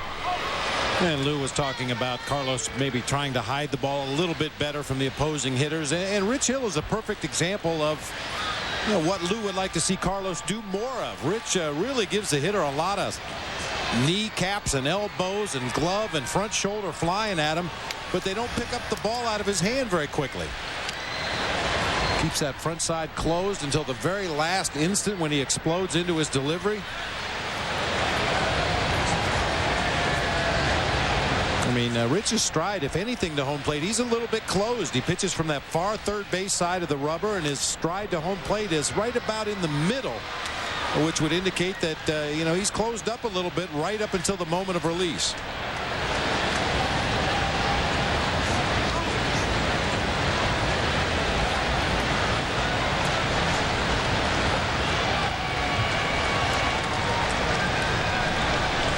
Swing and a miss to end the inning. 2-out walk, no runs. On to the 6th. Phillies 3, Cubs 2.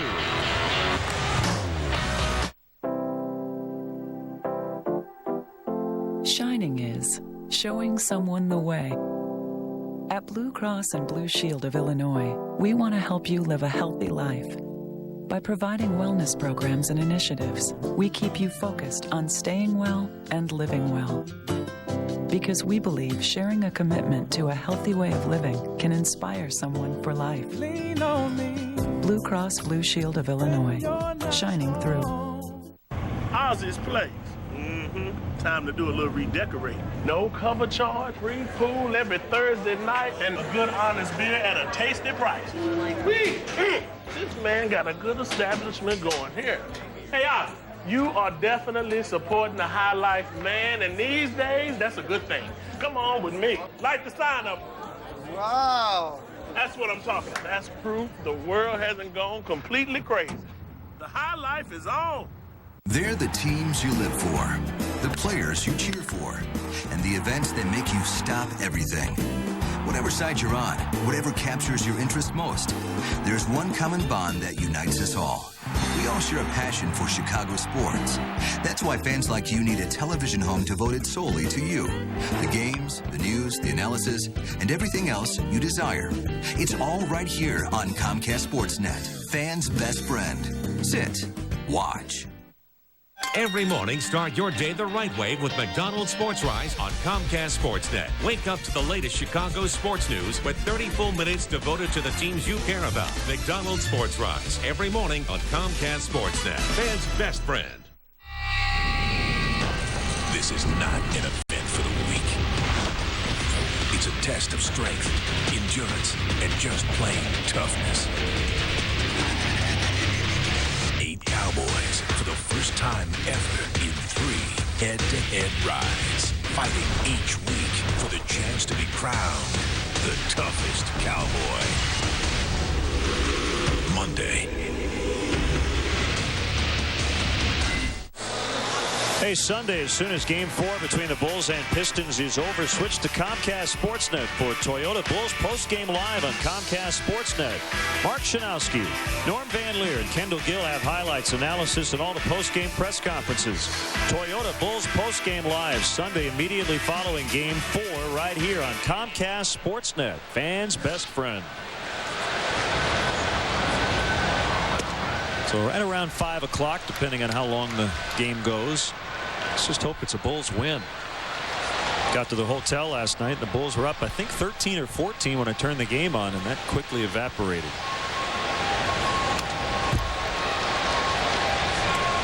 3-2 Phillies. We're in the 6th. Start of a 7-game trip, 3 here and then 4 in New York.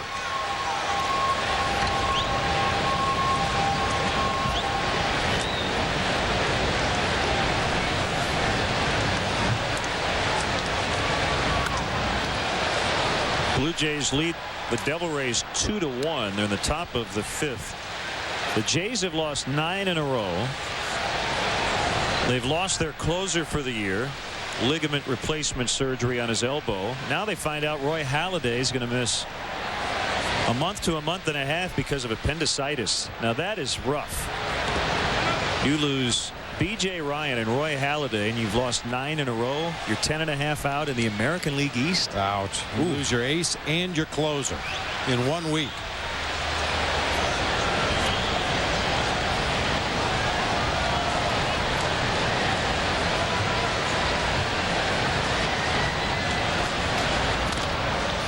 Chopper to second base, handled by Utley.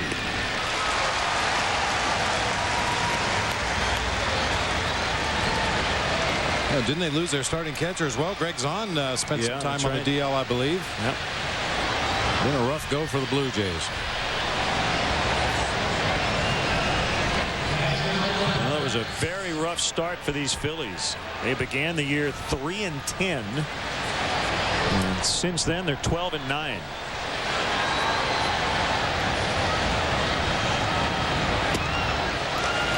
Charlie Manuel got into a verbal spat with a local radio talk show host in April. There seemed to be the perception that Charlie was a bit too laid back, and he let the radio host know in no uncertain terms that he can show his edge when necessary. Offered to demonstrate that in his office. Yeah. He actually was known to have a pretty hot temper when he played in Japan. His nickname was the Red Devil. We always go back to those French fries. 2 strikes on Barrett. Here comes Hamels. Make it 3 strikes.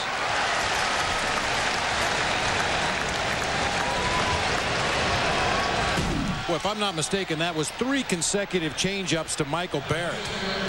Tells you how good that pitch is when you see it 3 pitches in a row and you're still out in front of it. Yeah, I think you're right. That last pitch was a changeup. It almost looks like a slider. Jimmy Rollins said he's had umpires ask him, what is that pitch?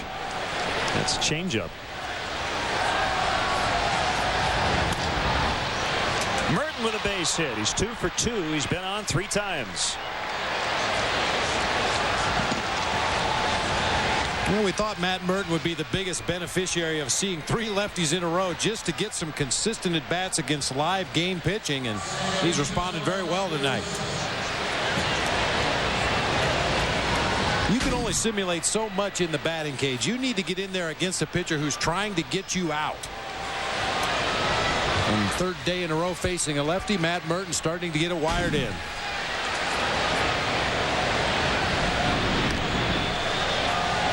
And may see Matt Merton on the move down there at first base again.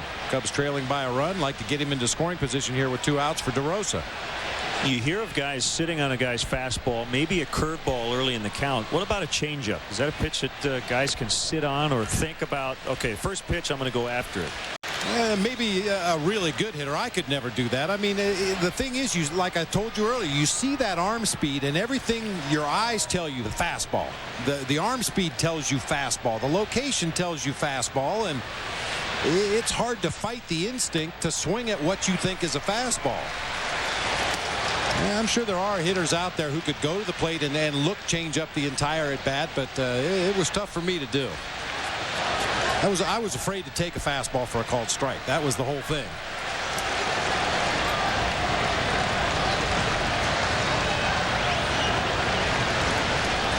In the dirt that time.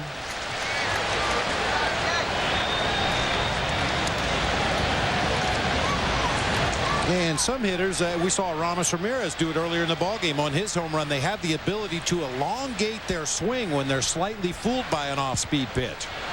Aramis may have been looking for a fastball, but he recognized the changeup at some point and was able to really extend his swing, keep his bat in the strike zone for a long time, hit the ball way out in front of home plate, and still have enough left to hit it out of here to left field. Well, he has thrown a good amount of changeups already. I think we're going to see another one. On a 2-2 to DeRosa, fouled right at the plate. That hit DeRosa, which made it foul.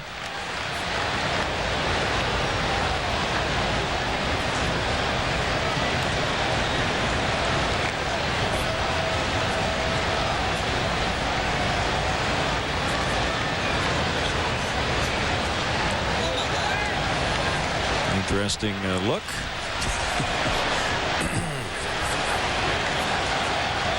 Watch for the fastball here. High. 3-2.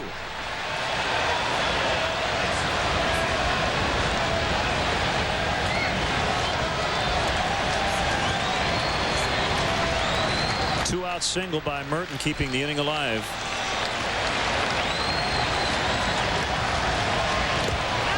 Good eye by DeRosa. Nothing but fastballs and changeups, and he takes the walk. I think that was by design. We talk about Mark DeRosa being such a good low ball hitter, and that big breaking ball from a lefty ends up down and in a lot to a right-handed hitter, and that would be right in D-Rose's happy zone.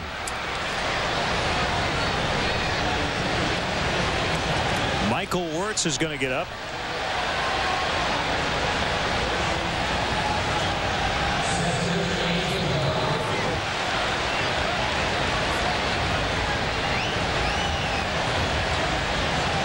Kick in a pitch to Pagan. A high drive to left, sending Burrell back toward the warning track, and he will make the catch right up against the padding. Pagan just got under it.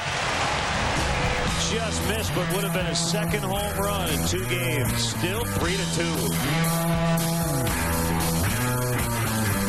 The most dangerous men on the planet. The most intense sport on television. Pride Fighting Championships. Enzo Gracie squares off against Kazushi Sakuraba. Plus, it's a clash of titans as James Colossus Thompson battles 7'5" giant Silva. Sunday on Comcast Sportsnet. After every playoff game, don't miss Toyota Bulls postgame live on Comcast Sportsnet. Mark Shanowski, Norm Van Leer, and Kendall Gill break down all the action and bring you instant postgame reaction. Toyota Bulls postgame live after every playoff game on Comcast Sportsnet. Menards is your lawn and garden headquarters. Create a thick, lush lawn with thick and hardy performance grass seed. It's great for new lawn seeding or overseeding existing lawns. Just $14.88 for a 10-pound bag.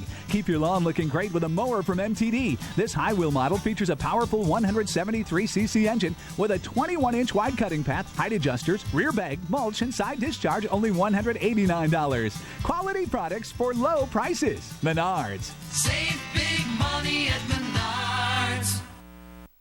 I remember when call waiting and caller ID cost extra. That was then. Now there's Mediacom Phone with unlimited local and long-distance calling anywhere in the U.S. and Canada for one low monthly rate. Plus 14 great calling features like voicemail, call waiting, and caller ID. Let's call the kids. Great idea. Call 1-800-CABLE-TV and get Mediacom phone service for as low as $29.95 a month. It's my mother. Voicemail. Every night, only on Comcast Sportsnet. Fans' best friend. So it's Rich Hill against Chase Utley. Bottom 6. Boy, Angel Pagan's drive to left.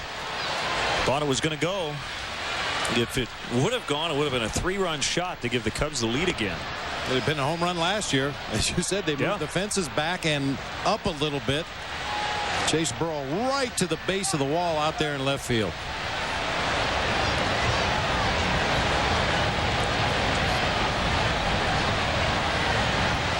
The 0-1 to the UCLA product. 1 ball, 1 strike on Utley.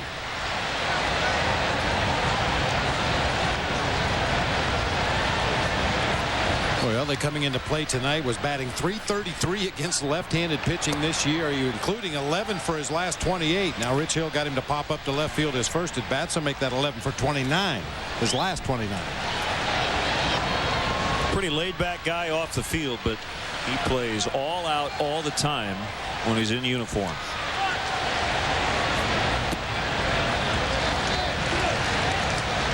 It's 3-1 on him. And those numbers I mentioned against lefties pretty much reflective of what he did last year as well. Hit .301 against left-handed pitching, .312 against righties. Well, they're in pretty good shape. 3/4 of their infield. They should be Phillies for a long, long time. Howard, Utley, Rollins. And Utley's on base for the second time.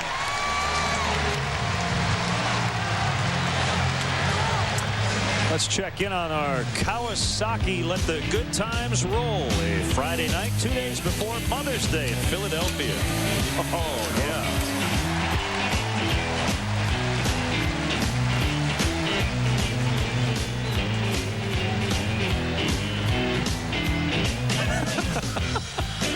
You didn't want to be caught on camera eating. Oh, no, that happened to me in the past. I was stuffing my face up here in the booth, and they got it all on tape, and still trying to live that down.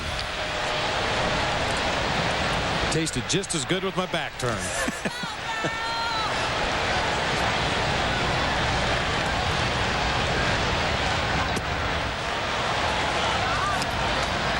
Well, Burrell hit the big home run.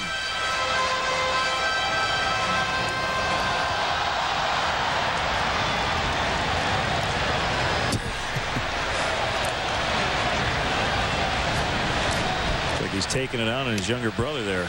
I did some hair pulling earlier.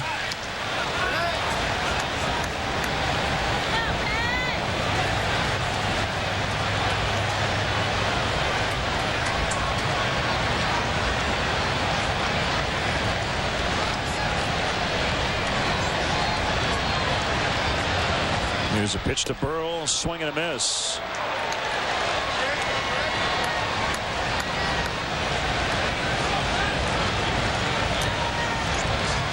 Yeah, we saw Chase Utley on first base a couple of innings ago with the runner ahead of him at second, and we showed you the leadoff. He was way behind the baseline. Now with nobody ahead of him, he still leads off to the back of first base. If there's a pickoff attempt, he's going to dive for the very back corner. Boy, he did it again. This time a 2-run shot. I think Pat Burrell's out of his slump. He went 2 for 28 on the just completed road trip.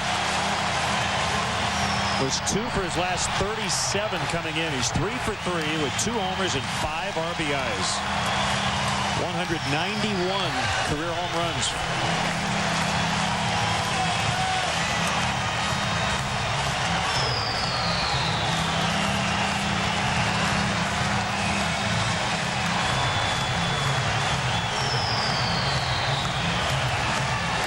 That's going to be it for Rich Hill, I think, as Lou went out to the home plate umpire first, going to make a double switch.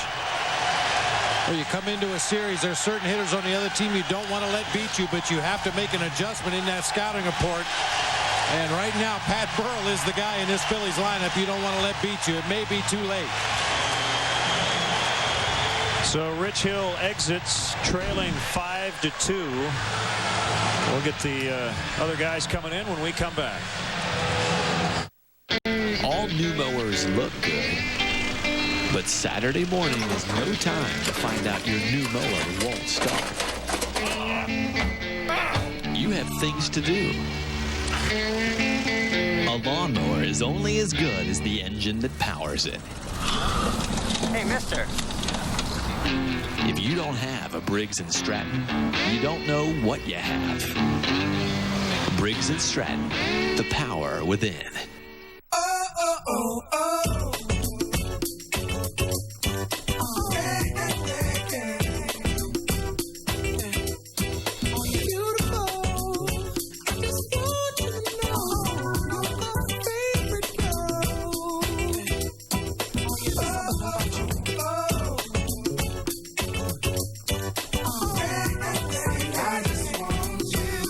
to know that you are really special. AMCI's best-in-class certification for merging acceleration isn't just given to anybody.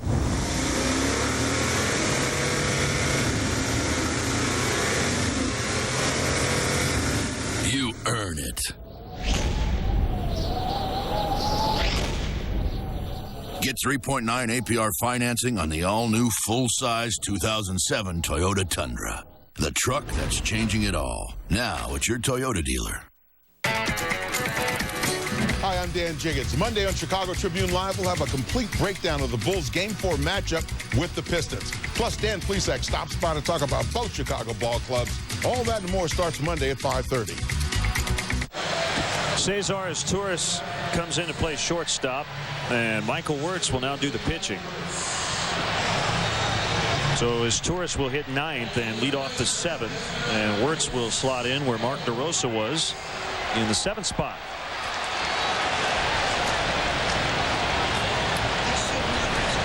Boy, Pat Burrell with 3 hits, 2 home runs, 5 RBIs, 9 total bases. His average has gone up from 237 to 260. I mentioned the slugging. He was at 330 starting the night. He's at 410. Gone up 80 points. Wes Helms lifts it in the air. Pagan over into right center. 1 out.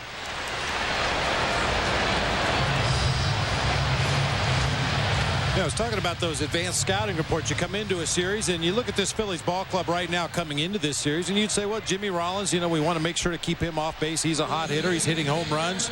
Chase Utley, a guy that can hurt you with the long ball and also hits for a high average, takes his walks. But Pat Burrell, he's hitting under 240. He only has 1 home run. Let's go right at him. You're going to have to adjust that scouting report for the next couple games of this series. Well, the numbers would tell you again, 2 for 37, but 15 walks. So he had seen a lot of pitches. I don't know how he was hitting the ball. My guess is he was hitting it hard at people. As Nunez is thrown out by Izturis. Experience Cubs baseball from the private comfort of the Batter's Eye Lounge in center field, offering a spectacular view and catered service for groups of 75 to 100. The Batter's Eye is a great option for entertaining in Chicago's unpredictable spring weather. The Batter's Eye Lounge is also available for non-game day functions. To book your date or for more information, visit Cubs.com or call 773-404-CUBS.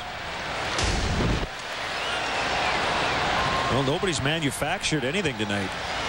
It's been about the home run ball.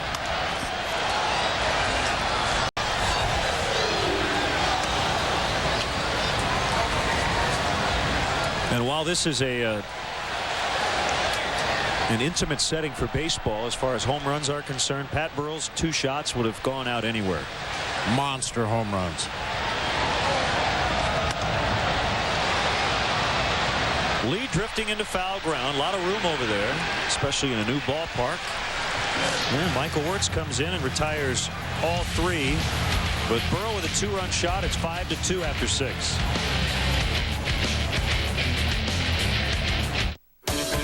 I am your idea. I gotta fly. I gotta move. I'm out of the box and in the network. In the zone and on your mind. Don't stop me now. Give me Rico. Rico's always ready to move me. Send me. Here, there, everywhere. This is how we go. Let's go. Rico.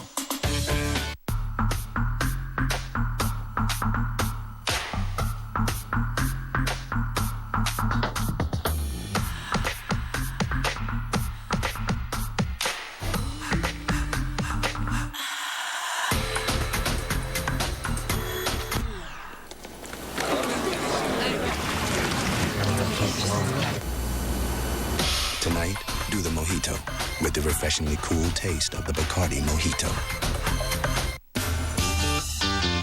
Chevy. With 8 models that get an EPA estimated 30 miles per gallon highway or better. And we're so confident of our quality, everyone is backed by something no one else has. The best coverage in America, including the GM 100,000-mile warranty. Get a 2007 Chevy HHRLS starting at $15,800 after cash back. That's an 07 HHRLS starting at $15,800 after cash back. Pride Fighting Championships featuring James Thompson and 7'5" giant Silva. Sunday on Comcast Sportsnet. Time now for our Comcast Sportsnet poll question. Do you think it's best for Felix P.A. to be in Iowa, where he can play every day? Text A for yes, B for no. And you can text your answer to 65295. I'm curious to get your thoughts. The plan is for P.A. to hit second in the Iowa Cubs lineup. They're red hot. He's joining a very hot team. As they've won 7 in a row, they have sole possession of first place for the first time this year. So leading the Northern Division of the Pacific Coast League. Got to get some runs here. Down 3 in the 7th is Torres with his first at bat.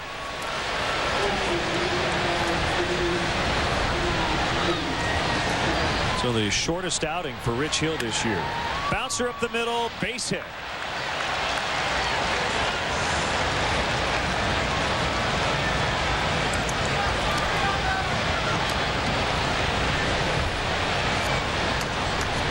Hit number 7 for the Cubs. Back to the top, and Soriano, a home run, a double. 2 for 3. Hamels up to the 100 pitch mark in this ball game. Both starting pitchers just pounding that strike zone.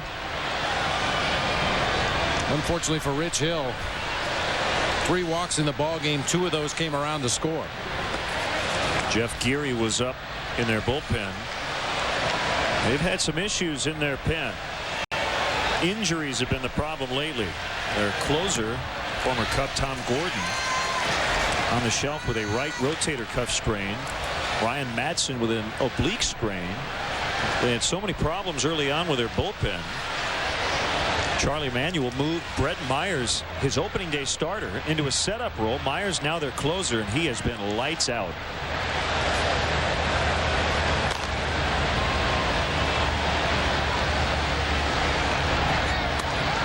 Fouled off by Soriano. I think at the time we were looking at that move from far away going, wow, you have to be pretty desperate to do that. And Myers had struggled in that starting role, but they had just given him a long-term contract. Just thought that maybe was a panic move, but I'll tell you what, it's worked out very well, because not only has Myers jumped into that closer role and really settled down the 9th inning with Gordon on the DL, which they didn't know at the time was going to happen, but John Lieber, who started the year in the pen, has been much better as a starter, which he's done a lot more in his big league career.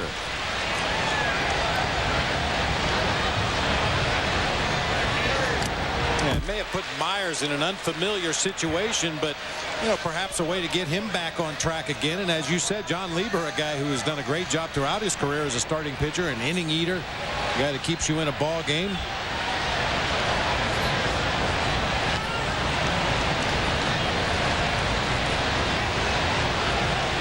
A man on, nobody out.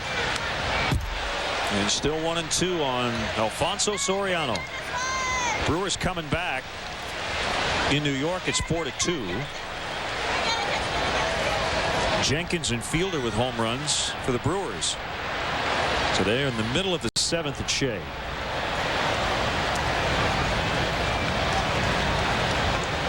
Braves lead the Pirates 4-1, bottom 6. And that's going to be a 4-3 double play. A ground ball took Utley right to second base. Double play ball really bit the Cubs yesterday against the Pirates, as they hit into 3 6-4-3 double plays in the first 4 innings. And Soriano and his Torres eliminated. 2 down. There's TaylorMade, and then there's TaylorMade. Initially, I thought Hamels might have gotten a piece of that ball, but it went right to Utley, leading him to the bag at second. That's about as easy as it gets.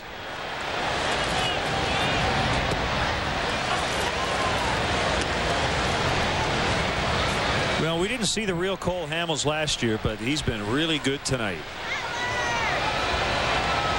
He's given up 2 solo home runs. That's been it. I mentioned the start to his professional career back in 03 in the minor leagues. Got off to a great start in his 13 starts that season, but then the 04 and 05 season combined, he only made 10 starts. He had left hand surgery, had some back spasms. Made his major league debut last year to mixed results, but this guy's going to be a good one. Well, he's healthy now from San Diego.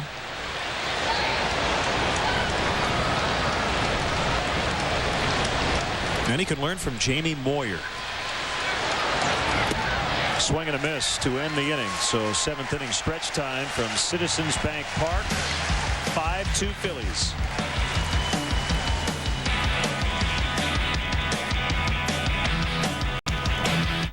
This is a Chicago institution.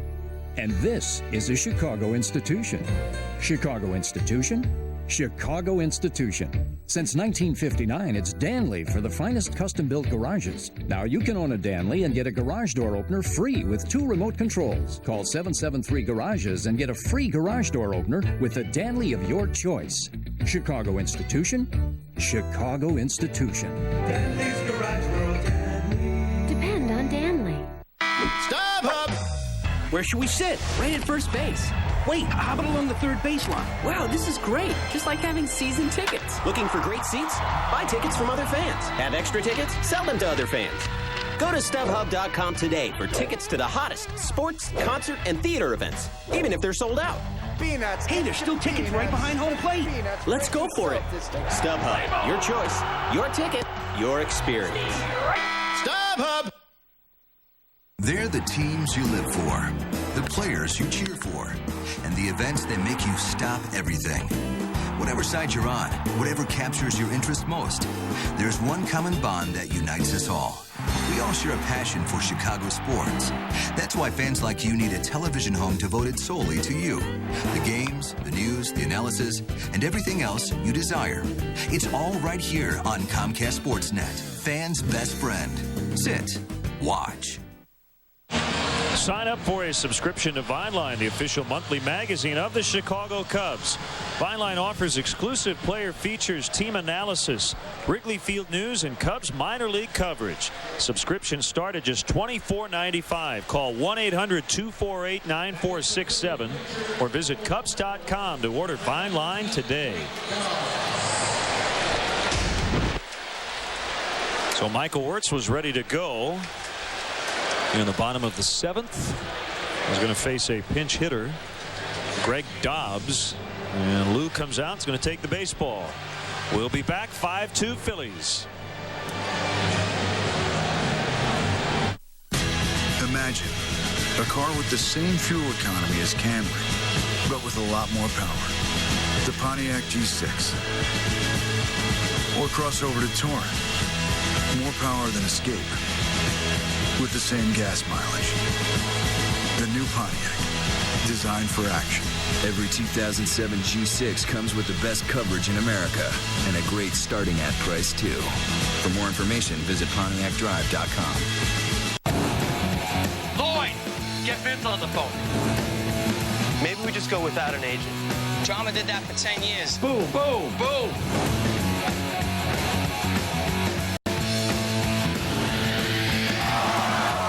Hey, is that my agent? So where does that leave us? Hold off on your judgment till you see the whole thing.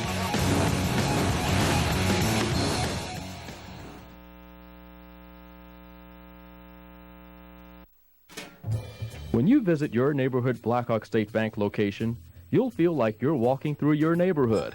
And that's because you are. The friendly faces you see at each location are the people working with you to keep your neighborhood safe and also helping you with your finances at Blackhawk State Bank. So visit your friendly neighbors at Blackhawk State Bank's 8 convenient Quad City locations. Blackhawk State Bank, member FDIC, equal housing lender. Here's Neil Kotz, a left-hander. He's going to face Greg Dobbs, announced as a pinch hitter. Dobbs has been the most used pinch hitter For Charlie Manuel, this will be his 20th at bat as a pinch hitter this season. 4 for 19 with 6 RBI coming into play tonight. Well, Cott's tagged with his first loss in almost a year on Tuesday. Pitched the 15th inning against the Pittsburgh Pirates. Gave up a run, the first run he had allowed. His previous loss was against the Cubs in May of last year when he was with the White Sox.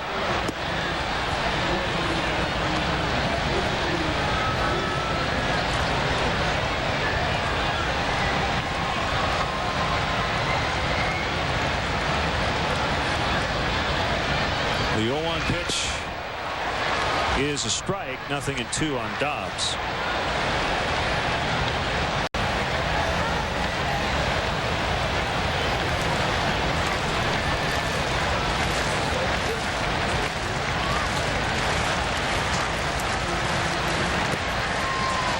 It's low, 1-2. Huge crowd tonight, 42,472. Too many empty seats.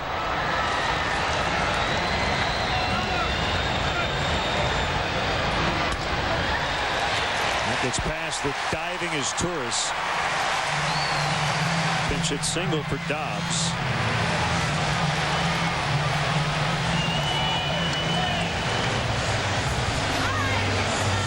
Well, the hometown hero tonight has been Pat Burrell. Fans have been on his side all night. Hasn't always been smooth sailing for Pat Burrell here in Philadelphia. Boy, and this is a rough town. If you have high expectations, you're a superstar caliber player, and you don't perform up to expectations, this can be as rough a town to play in as any. I mean, they booed Mike Schmidt here in Philadelphia, for crying out loud.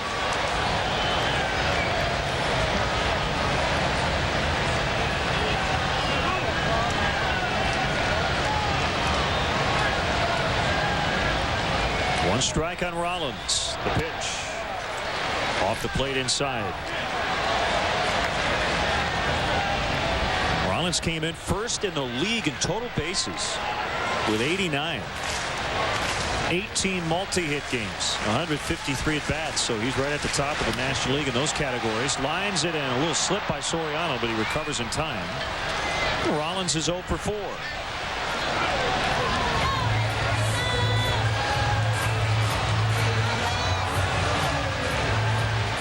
Victorino batting.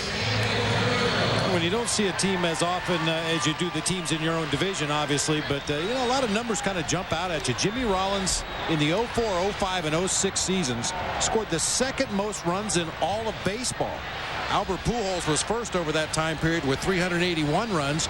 Jimmy Rollins second with 361.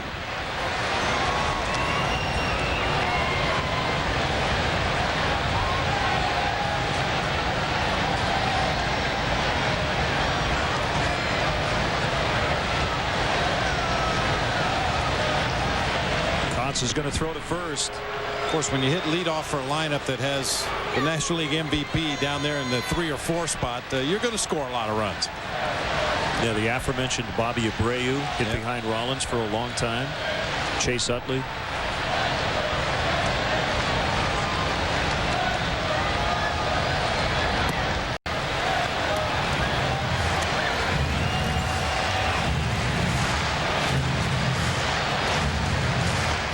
To 2 Phillies. You could look at it one way. Each starting pitcher made 2 mistakes, giving up 2 home runs apiece. The problem for Rich Hill is he did it with men on base. A walk and a hit batter in front of the Burrell 3-run shot in the 4th. The leadoff walk in the 6th, and then another Burrell home run. You know, when Neil Kotz came into the ballgame, I noticed down in the Phillies dugout, several players went right up to the railing. They're hanging over there. They've had a real close eye on Neil Kotz, and Freddie Garcia has been talking to all the hitters over there. You know, Garcia and Kotz were teammates in Chicago with the White Sox, and maybe Freddie knows something about Neil's delivery that he's trying to help his hitters over there in that first base dugout, but they have really been eyeballing the Cubs left-hander out there on the mound.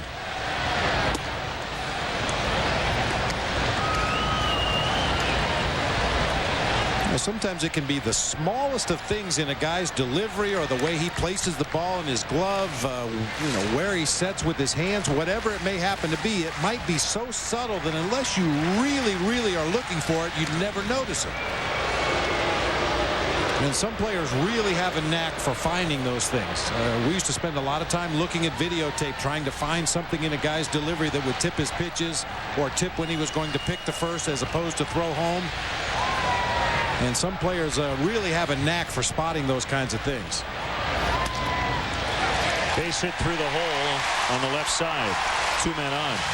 Could it also be that Kotz had some sort of issue that he and Don Cooper worked on last year, and Garcia just simply wanted to find out if he had corrected the problem? Because remember, he struggled mightily in the second half. It might be something only the White Sox pitchers knew about. Yep, that's entirely possible. Is that fair game now? Oh, it is now. Absolutely. Yeah, you saw Freddie Garcia was wearing a red hat. Neil Kotz is wearing a blue hat. That's all you need to know. Now that opens up another can of worms regarding the Phillies. We talked about this in spring training. Remember John Lieber last year? Just kind of made a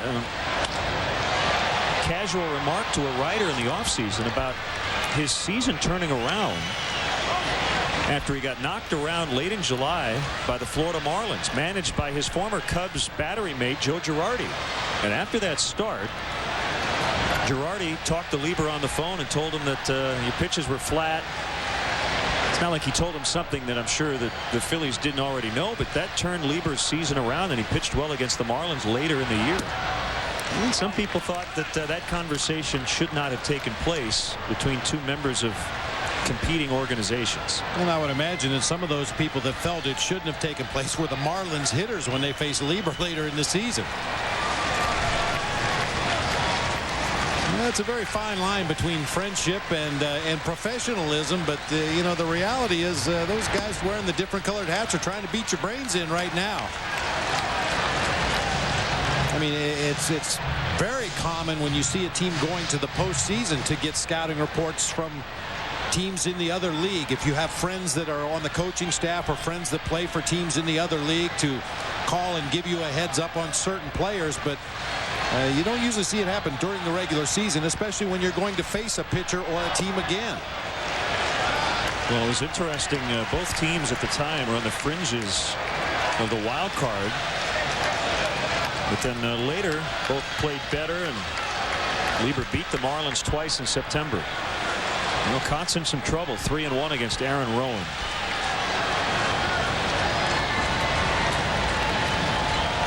Neal has a sign from Barrett. And the pitch. Tapper on the ground, charged by Ramirez. Will have one play, that's first base, and they get the out. Second and third, 2 down. Well, you've told me, right, that there were reminders when you played about fraternization around the batting cage. Oh, yeah, and you used to get memos from the MLB office. Not regularly, but if they felt it was getting a little too chummy before the ball game, you'd get a memo from the MLB office reminding you of the no fraternization rule, which apparently is not a rule anymore. We see guys talking to each other out in center field 5 minutes before game time and around the batting cage, and members of one team go to the other dugout to talk to friends on the team. It's just a lot different than it used to be. Pagan coming over. He won't get to it before it hits the ground. And the Phillies get 2 more. Chase Utley with a 2-run single. That stretches their lead now to 7-2. Well, Kotz has allowed runs in each of his last 2 appearances.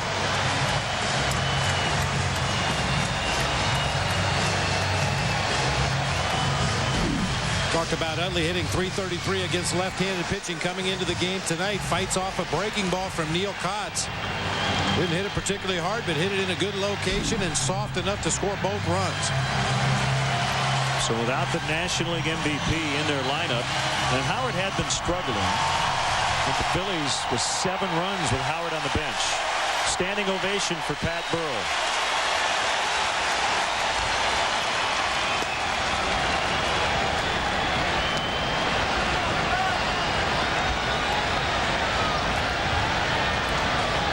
single, 3-run homer, 2-run shot.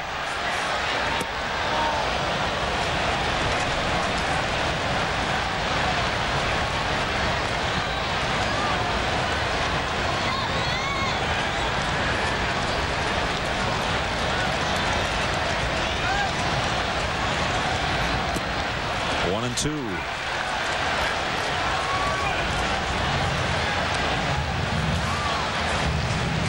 Pretty good ball game at Shea. Mets 5, Brewers 4. Brewers with a couple of runs in the 8th inning to make it a 1-run game. J.J. Hardy with his 10th home run.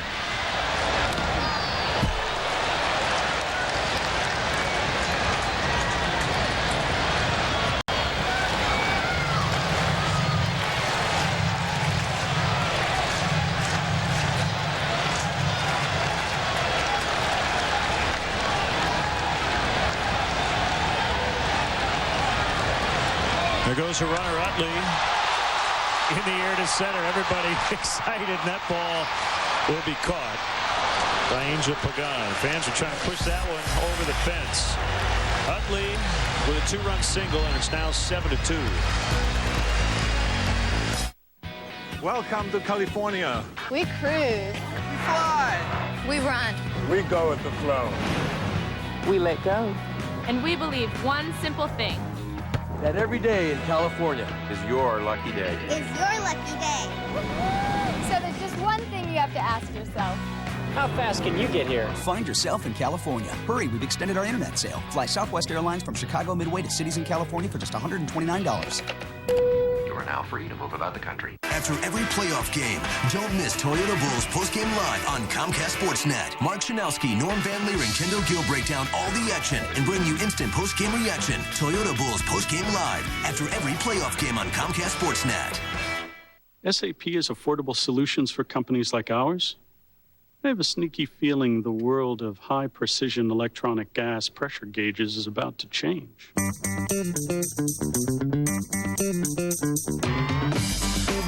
Where's a fan's best friend online? ComcastSportsNet.com. It's the place to read analysis from Comcast Sportsnet experts that you can't find anywhere else. Get up to the second news headlines. See the day's programming lineup. Check out talent bios and watch video clips featuring the latest info on your teams. Plus, sign up for Sports Extra and Sports Blast email alerts that make you the first to know about breaking news.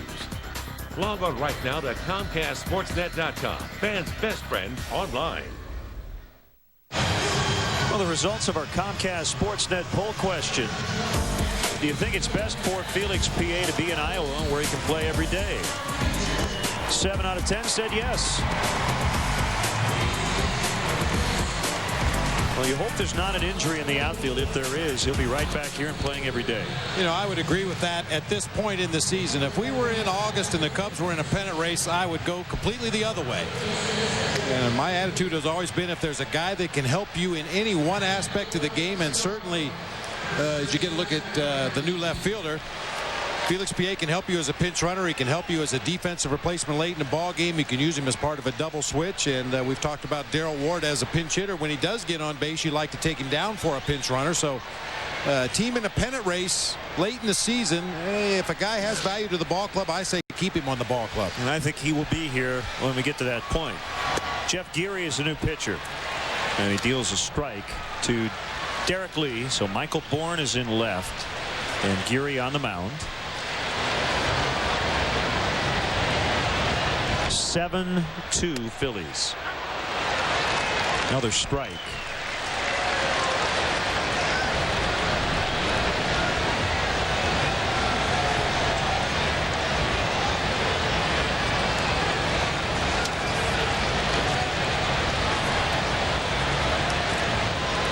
Kick and the 0-2, laced foul. Derek Lee's 17-game hitting streak, 32 on base streak. On the line, 0 for 3 to start the night. Matt Burrell done. And he did enough damage, thank you. 5 RBIs.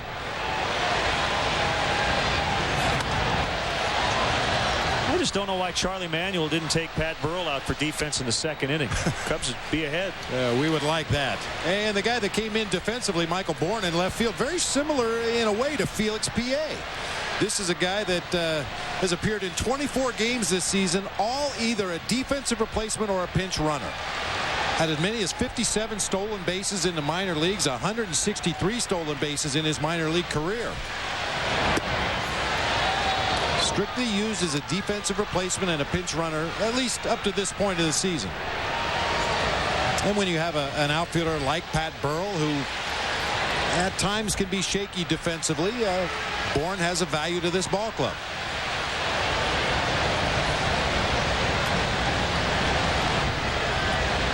A 1-2 offering, missed high, 2-2. Erie with 10 consecutive scoreless appearances, covering 10 1/3 innings. So his ERA has gone down from just over 4 to about a run and a half.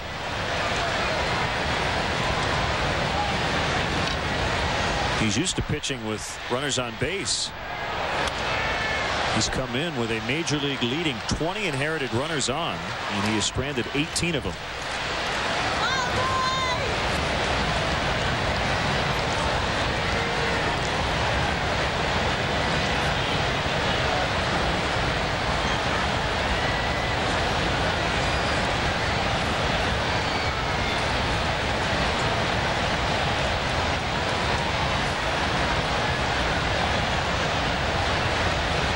Two on the way. It's full. Boy, and we're seeing it once again tonight. First game of a series. Usually a pretty good indication of how teams are going to try to pitch against a hitter. They're fresh off their advance meeting, and everything Derek Lee has seen tonight has been on the outside part of the plate or further away.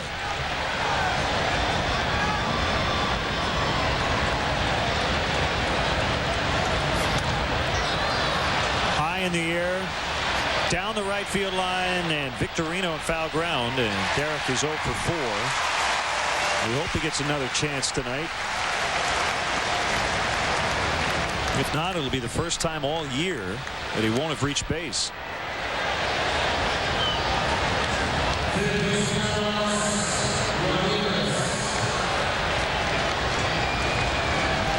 Hey, congratulations to our good friend Kamer Zaman, who has worked at Wrigley Field for a while, and he just got an internship. He's going to do play-by-play with the Schaumburg Flyers. All right, good for him. Well, happy for Kamer. We see him all the time heading up to the press box. He'll be in the press box with the Flyers, so we hope he has a great summer. Yeah, most of the time I see Kamer, I'm out of breath, walking up the ramps to the press box. I just have to kind of wave at him, but good luck to him. A Phillies fan may be emulating Aramis Ramirez at the plate. Oh, I used to do that all the time. I mean, everybody does it, right? Try to bat like your favorite big leaguer. Try to pitch like your favorite hurler. That's what wiffle ball was for, as far as I was concerned. You played one team against another, and you had to imitate every batter in the lineup.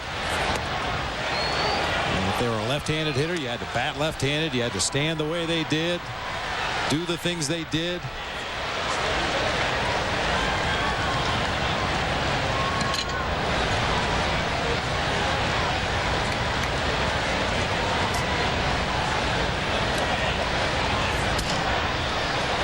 Ramirez will get another bat.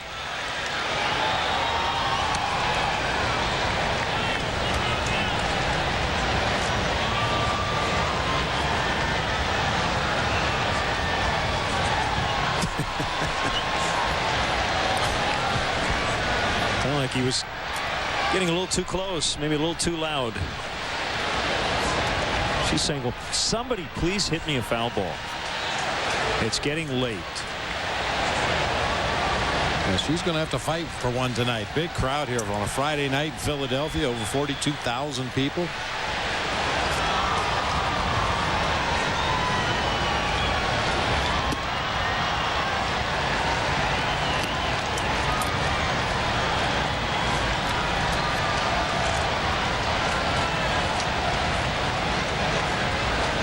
Count even on Ramirez. Barrett on deck.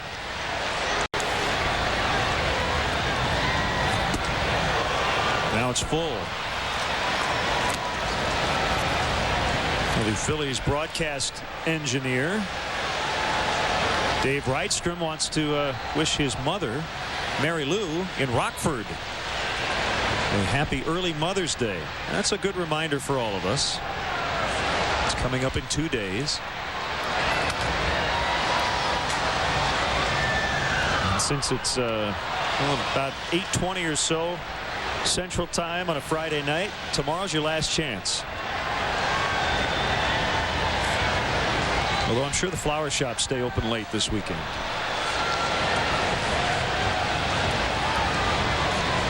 Well, there's always those 24-hour convenience stores. I guess it depends on how discerning your mother is. Well, everybody can use an air freshener for your car. Oh, right. A Twix bar. Yeah.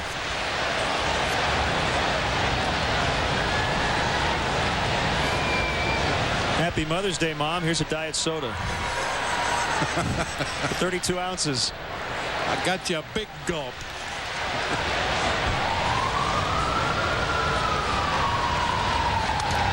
Another foul. They're still going at it. Ball ended up near the padding, resting right in front of the netting. Trying to get that ball in the front row.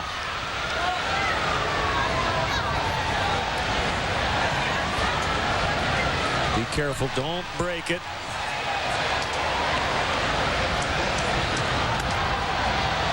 High pop fly. Easy play for somebody. Victorino. They still haven't gotten that ball. Yeah, they got it. There it is.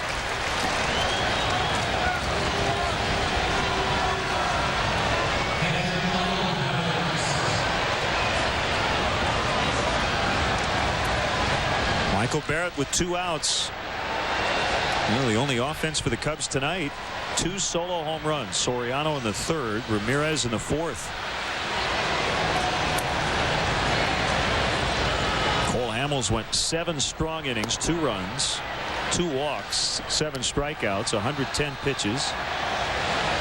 Rich Hill saw his earned run average go way up. He started at 173. It's now at 251. He was charged with 5 runs in 5 innings.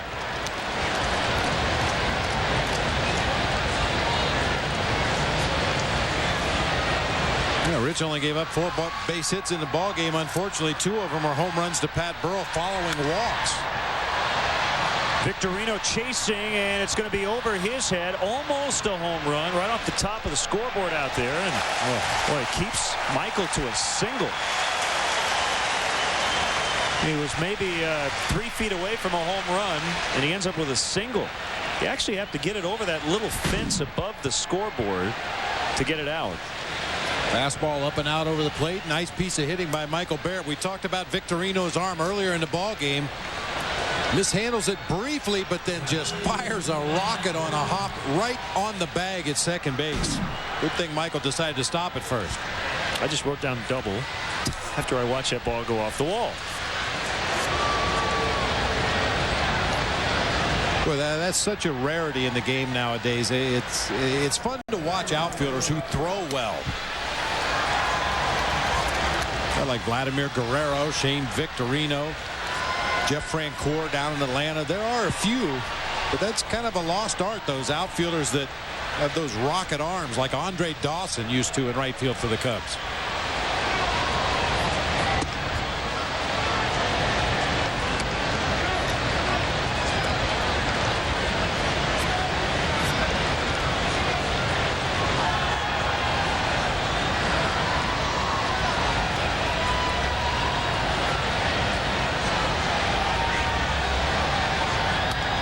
Back by Matt.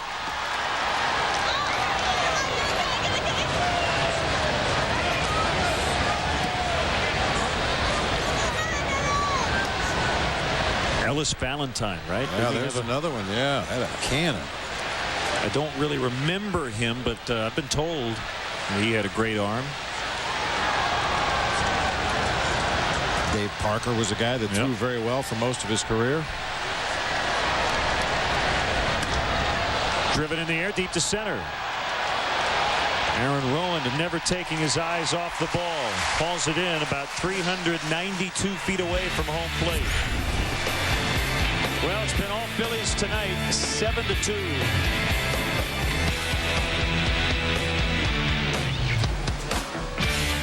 Tuesday, Chicago, New York. The rivalry intensifies on the diamond. At 5:30 on Comcast Sportsnet Plus, Derek Lee and the Cubs look to rock the Big Apple when they collide with David Wright and the Mets. And at 7 on Comcast Sportsnet, Paul Konerko and the White Sox welcome A-Rod and the Yankees to the South Side for a showdown in HD. Chicago versus New York. 2 big games, 1 epic night. Tuesday, only on Comcast Sportsnet and Comcast Sportsnet Plus. Where's a fan's best friend online? ComcastSportsNet.com. It's the place to read analysis from Comcast Sportsnet experts that you can't find anywhere else. Get up to the second news headlines. See the day's programming lineup. Check out talent bios and watch video clips featuring the latest info on your teams. Plus, sign up for Sports Extra and Sports Blast email alerts that make you the first to know about breaking news. Log on right now to ComcastSportsNet.com. Fans' best friend online. Want to win a special Cubs collectible? Well, here's your chance. Comcast Sportsnet and the Cubs want to give you this limited edition iPod. To enter, tune into Sports Night. And every Thursday at 6:30, watch for the weekly iPod Cubs trivia question. Then log on to ComcastSportsNet.com and correctly answer the question to be automatically entered to win this limited edition iPod Nano. It's that easy. Watch Sports Night and win only on Comcast Sportsnet. Fans' best friend. Tuesday, Cubs baseball is on Comcast Sportsnet Plus. Derek Lee and the Northsiders are set for a slugfest when they clash with David Wright and the Mets. Coverage starts with Verizon Wireless Cubs pregame live. Cubs Mets Tuesday at 5:30 on Comcast Sportsnet Plus. Fans' best friend. All right, thank you, Dan. 7-2 Phillies. A foul strike on Wes Helms, the first baseman. Neil Cott still working. No good news tonight. The Iowa Cubs leading again 4-2 at home against Fresno in the 5th inning. Felix PA 1 for 3 with a double. Felix had 3 hits with 2 runs yesterday in his first game back with Iowa.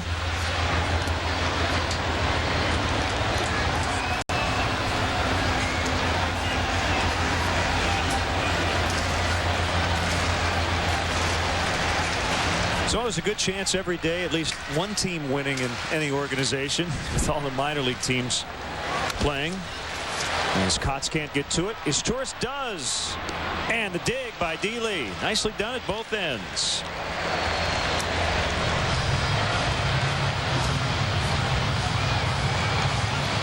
Well, and the more I watch Derek Lee over there at first base as Izturis makes an outstanding play up the middle of the field. I think the reason he's such a good first baseman, he doesn't commit too soon. He stands there close to the bag, waits until he sees the throw on the way before he decides, do I need to stretch out? Do I need to stretch toward home? Do I need to stay closer to the bag? He gives himself better hops over there at first base because he waits so long to see the throw from the infielder before committing to what he needs to do defensively. You can always tell a guy playing first base who's not a natural first baseman. They run to the bag, they put their foot on it, and they stretch before the ball even leaves the other infielder's hand. And then they have to make an adjustment after the ball's already in the air. Derek doesn't do that. He waits until he sees the throw, and then he gets in defensive position. Is that how you did it? Yes, I did. Here I am, throw it to me.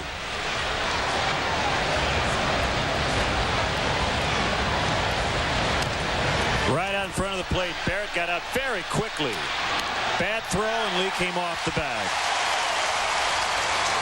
Michael did everything right, but the throw pulled Derek away from first base. An error on Michael, his 4th of the year. Now Barrett gets to this ball in pretty good shape. You'll see him just grab it with the bare hand. No glove involved whatsoever. We talked about this earlier in the season. A lot of teams teach their catchers to sweep that ball, to use the glove to kind of sweep the ball into your throwing hand. That time Michael just grabbed it with the bare hand. Apparently didn't have a very good grip and made the bad throw to first.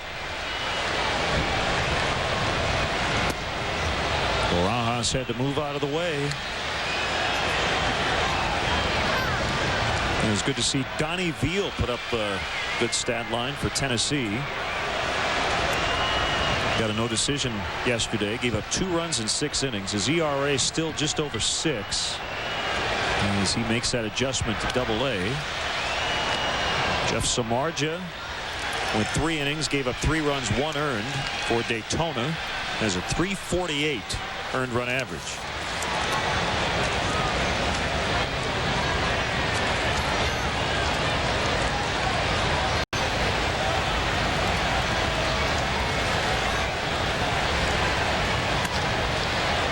Clubbed foul.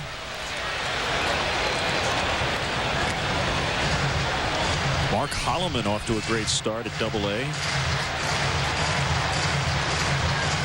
A right-hander who was a 3rd-round pick in 2005.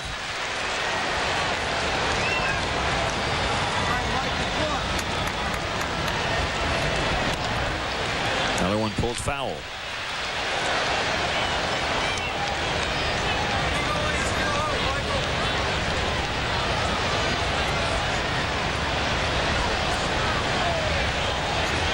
Cubs have 4 minor league affiliates operating right now, and they'll add 2 more in the middle of June when Boise and Mesa will start their seasons.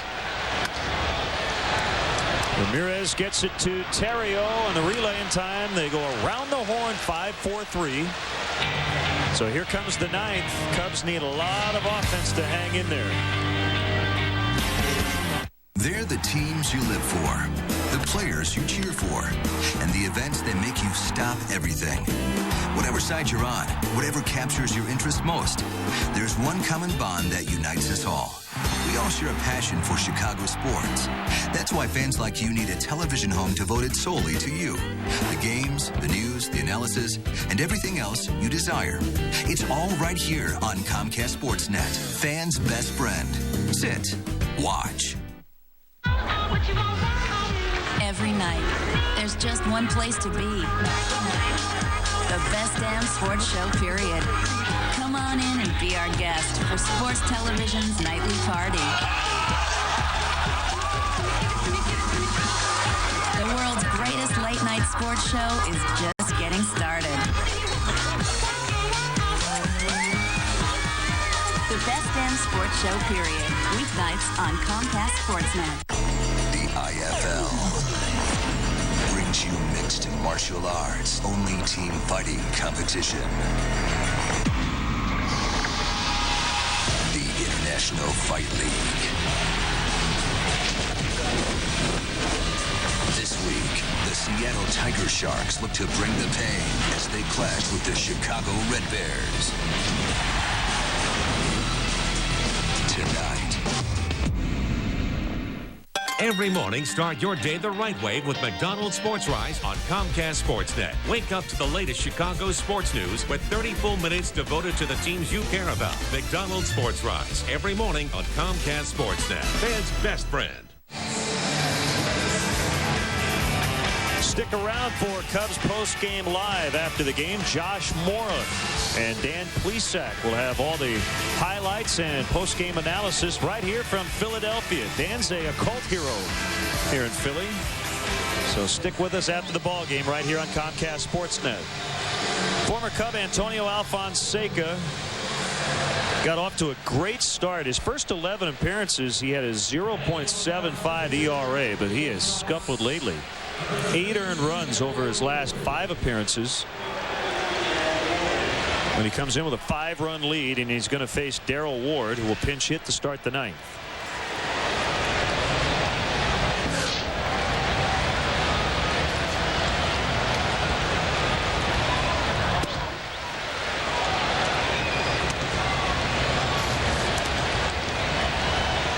Well, the Mets held on and edged Milwaukee 5-4. Jorge Sosa over Jeff Suppan. Billy Wagner notched his 9th save of the year. So that ends the Brewers 6-game win streak. Mets went into the night a half game back of Atlanta in the East. The Braves leading 4-1 in Pittsburgh in the top of the 9th.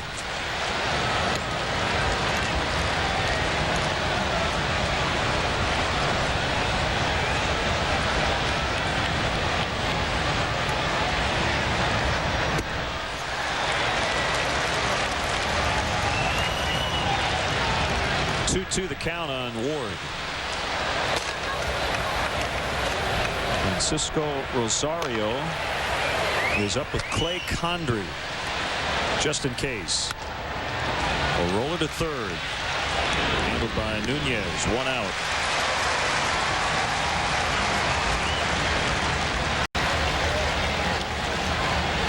Now our Cubs Feldco upcoming schedule. Late afternoon start tomorrow. We'll be back on Comcast Sportsnet. We'll have the middle 2 of the upcoming 4-game set. 6 o'clock Central Time on Plus Tuesday night. Comcast Sportsnet Wednesday night.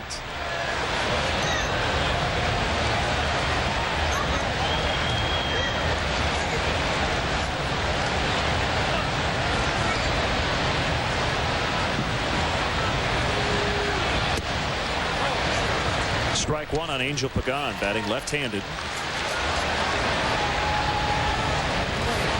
For the first time back in the big leagues.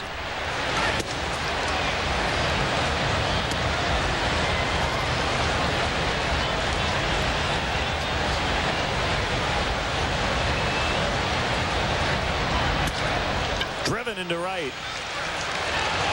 So Angel with his first hit, a very deep flyout with 2 on in the 6th. Really going to be tough to keep him out of the lineup. Boy, he's been swinging the bat. Boy, and just playing with a lot of confidence. You can see it in his body language, the way he goes about his business during batting practice and fielding practice. He feels like he can contribute to this team and help him win some ball games, and certainly has been swinging a hot bat.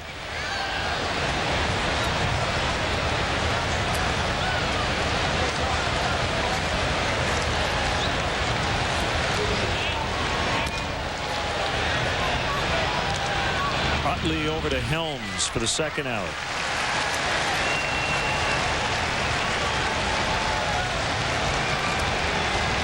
Well, the producer of Cubs baseball on Comcast Sportsnet, Bob Albrecht, our director Dave Turner, our associate producer Tamara Anderson, our technical director Chuck Jackson. Great work by our entire crew here in Philadelphia.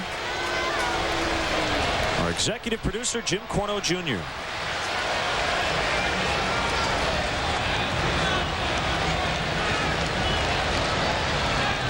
Tom Cooper producing the pre- and post-game shows tonight. Again, Josh and Dan will have more following the ball game. Hey, you mentioned Dan, a cult hero here. He's a cult hero everywhere. Yeah.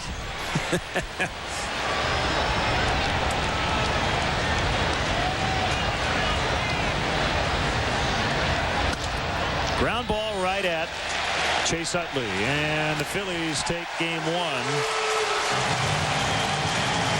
Been a while since the Cubs had lost back-to-back games, and they're now under 500 again. Try to get back to the break-even mark tomorrow as Angel Guzman does battle with Freddie Garcia.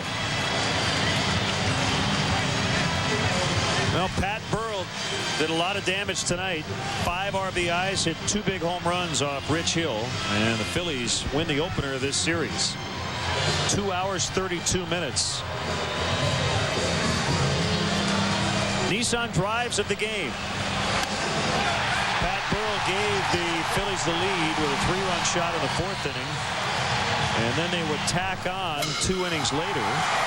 After a leadoff walk to Utley, he went deep again. Well, the first home run came after a walk and a hit batsman. 5 RBI on the night for Pat the Bat Burrell. So the Phillies beat the Cubs. A final score tonight, 7-2. So that'll do it for our game coverage. Again, stay tuned for post-game live. Our next Cubs telecast will be Tuesday night on Comcast Sportsnet Plus from the Big Shay in Flushing, New York. In-game scoring provided by ScorePad. Once again, the final tonight, the Phillies 7, the Cubs 2. For Bob Brenly and our great crew, this is Len Casper. Again, stay tuned. Post-game live is next. You've been watching Chicago Cubs baseball on Comcast Sportsnet. Happy Mother's Day weekend. Hey, boss, do we have Aflac? Yeah, we have something else.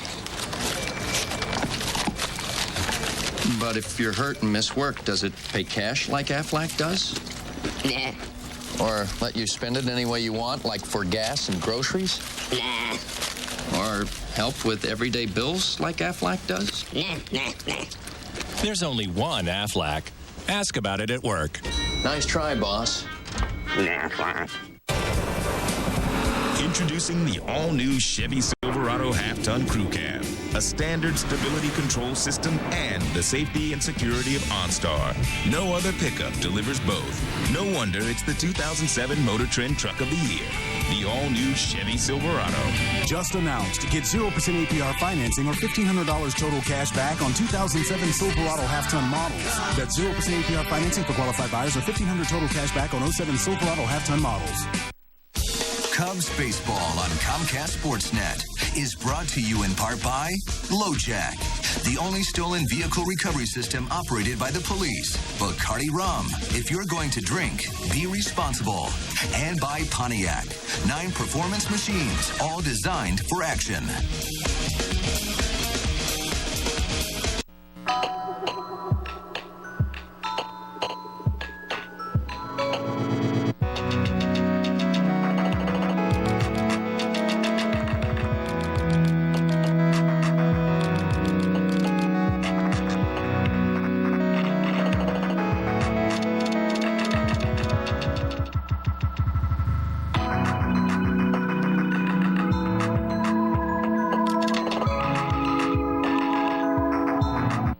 Enhance your home with chamber door, storm, and screen doors at Menards. All in-stock chamber door, storm, and screen doors are on sale. The classic Midview and Bel Air models feature view and vent roll-up screens. The classic model is $119. The Bel Air comes in 2 colors, only $149. Give your siding and deck a finish that lasts with Thompson's Water Seal Stain. It has a deep penetrating formula that resists mildew and UV damage. Semi-transparent or solid color is $12.99 a gallon. Helping you complete any weekend project. Menards. Save big money at Menards.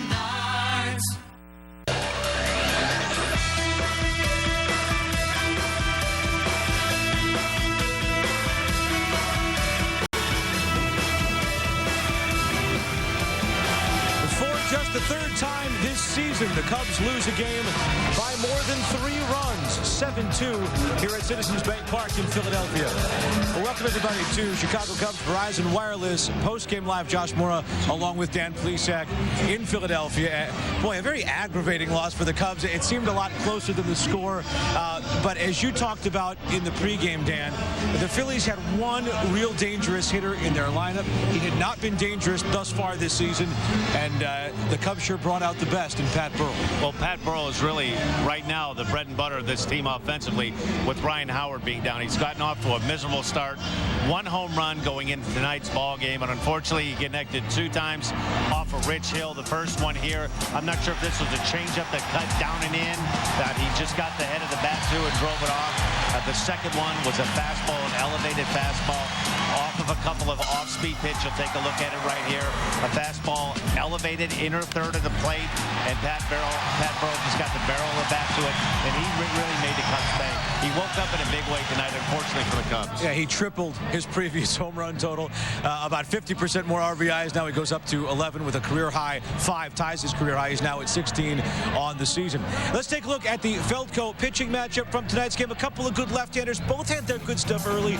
Rich Hill out-pitched by Cole Hamels. And what was very frustrating about this, Dan, was Hill got about as poor results as you could get for how he pitched. And it felt like the Cubs had Hamels on the ropes all night and couldn't knock him out. You know, one of the things that Cole Hamels, we touched on it a little bit on the pregame show, a terrific changeup, about as good a changeup as you'll find in the National League. Seasoned well beyond his years. He throws in the low to middle 90s at times. He kept the Cub hitters off balance, and one of the keys he was able to do tonight that Rich Hill was not able to do, he was able to make big pitches at the right time. He was able to go through the meat part of this Cub order with runners in scoring position and get some big outs. And in particular, the Cubs had a golden opportunity early on. Alfonso Soriano with a double, stole third base, so you have a man on third and 1 out. Made some great pitches on Ryan Theriot and got him to strike out. Really, you can make a case right now that Ryan Theriot is the one guy that you want up for the Cubs right now with runners in scoring position. He's finding a way, and he has found a way to put the ball in play and make things happen. He just wasn't able to do it tonight. No, 3 strikeouts to go along with a bloop double for Ryan Theriot in this 7-2 Cubs loss to the Phillies. Rich Hill, we showed you Hamels, but Hill early on was really pitching well. He had 6 strikeouts through the first 4 innings, and 4 of those were looking. He looked really good the first innings. I'm not sure what happened. It seemed like it was a different pitcher once the 4th inning started. Cubs Mount had a little bit of a long inning there in the top of the 4th, were able to add on to make it 2-0. He had a little difficulty coming out of that next inning. The first 2 guys got on, but then you see he made the mistake to Pat Burrell, which cost him a 3-run home run. He just wasn't as sharp in the 4th and 5th innings as he was in the first 3. And frustrating because the guys in front of Burrell, a 3-run homer, a 2-run homer, didn't earn their way on. A walk and a hit batsman the first time for Burrell's first home run, a walk to Chase Utley the second time for Burrell's second home run. So in many ways, Hill was his own worst enemy. We're going to take our first break here on Cubs Pregame Live, but as we do so, let's check out our Pontiac opinion poll. We asked tonight, who is the Cubs' best pitcher? Is it A. Rich Hill, B. Jason Marquis, C. Ted Lilly, D. Carlos Zambrano? And clearly we're talking about best starting pitcher. Go to ComcastSportsNet.com, click on the page to Chicago on the Cubs page, and then vote, and we will have the results for you later in the show. Much more still to come on Cubs Postgame Live. You never know who's going to drop by on Chicago Tribune Live. Vince Young, Drew Brees, Alfonso Soriano.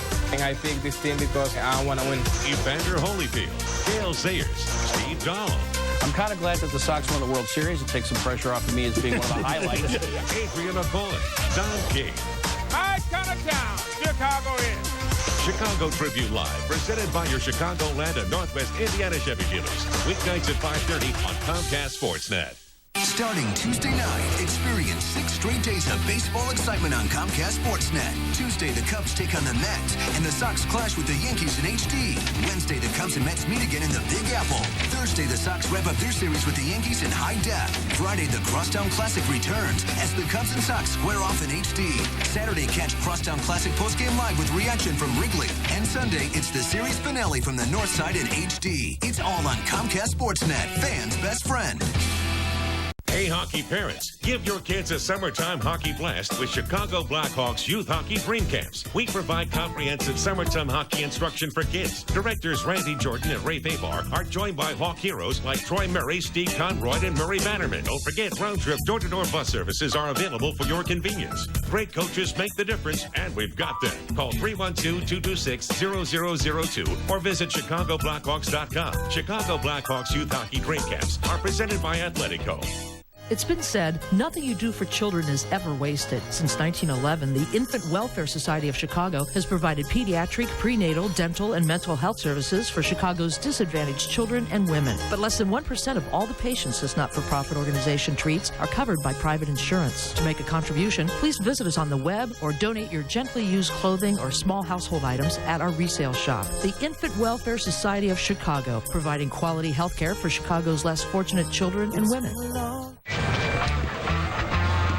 And welcome back to Philadelphia. Cubs loser tonight to the Phillies, 7-2. We take a look at the Cubs starting lineup. Alfonso Soriano, the best batter tonight, a couple of hits, a home run as he extends his hitting streak to a career-high 19.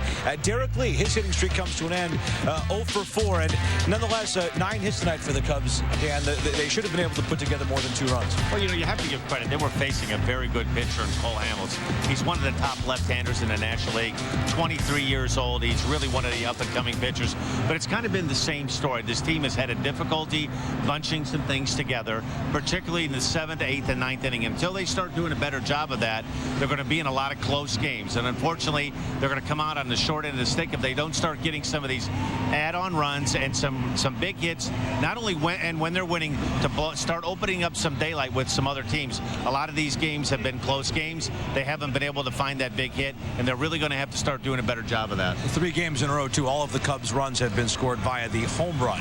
As for the Phillies, of course, Pat Burrell, the big hero, with 2 home runs and 5 runs batted in, 3 hits on the night for him. But Chase Utley had a very big at-bat as his single brought home 2 runs in the 7th that really put this game away. I mean, this was really kind of this game, really at this point in the ballgame with the Cubs struggling to get runs. A pretty good matchup here. First, second, and third, 2 outs. Neil Cox and Chase Utley, unfortunately, wasn't able to get the job done. This opened this game up from a 5-2 game to a 7-2 game, and that's quite a big difference when you're getting into the 7th, 8th, and 9th inning. So there's what we talked about. The Phillies were able to do, get some productivity out of the middle of their order. Pat Burrell, a big night, 2 home runs, 5 runs batted in, a career high, and getting that big knockout hit, that 2-out hit that Chase Utley off of Neil Cox, that really kind of put the icing on the cake.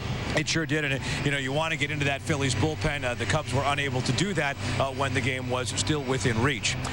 Much more coming up here for the Cubs on this road trip. Their upcoming schedule has them finishing out this series on the weekend in Philadelphia, and then they go for 4 games to New York as they will continue this road trip before coming home to play the Crosstown Series against the Sox. We'll have more as we wrap up from Philadelphia after this on Cubs Postgame Live. Tuesday, Chicago, New York. The rivalry intensifies on the Diamond. At 5:30 on Comcast Sportsnet Plus, Derek Lee and the Cubs look to rock the Big Apple when they collide with David Wright and the Mets. And at 7 on Comcast Sportsnet, Paul Konerko and the White Sox welcome A-Rod and the Yankees to the South Side for a showdown in HD. Chicago versus New York. 2 big games, 1 epic night. Tuesday, only on Comcast Sportsnet and Comcast Sportsnet Plus.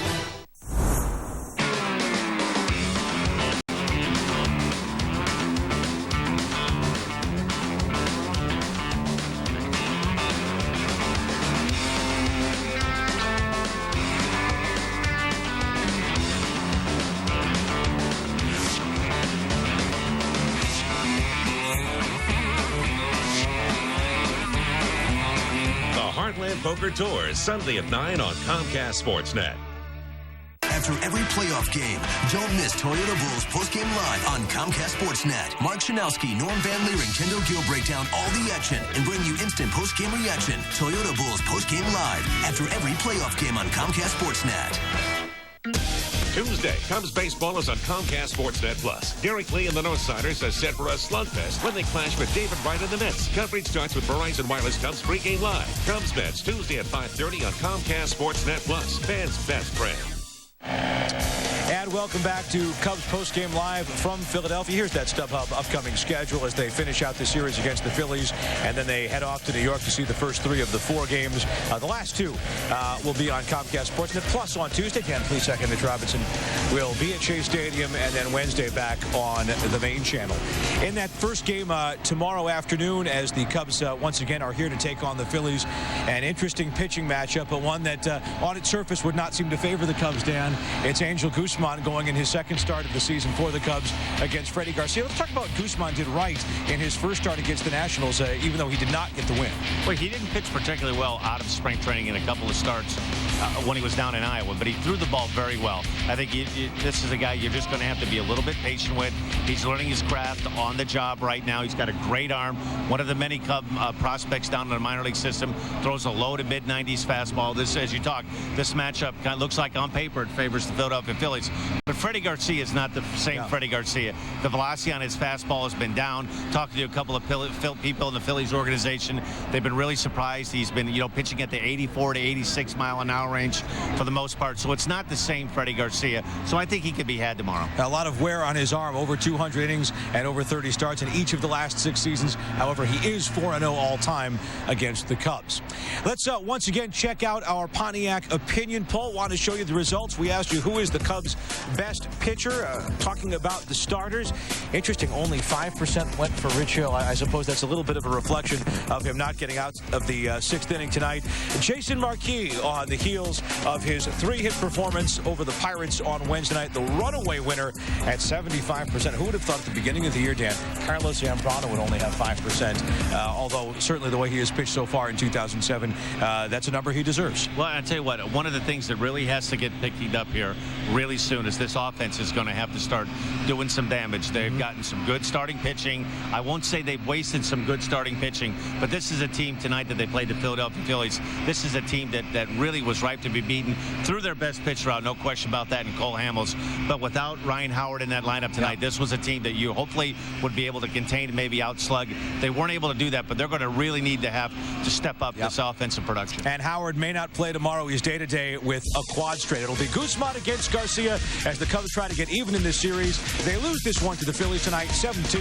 For Dan Plesac, I'm Josh Mora. Thanks so much for watching Verizon Wireless Cubs Postgame Live.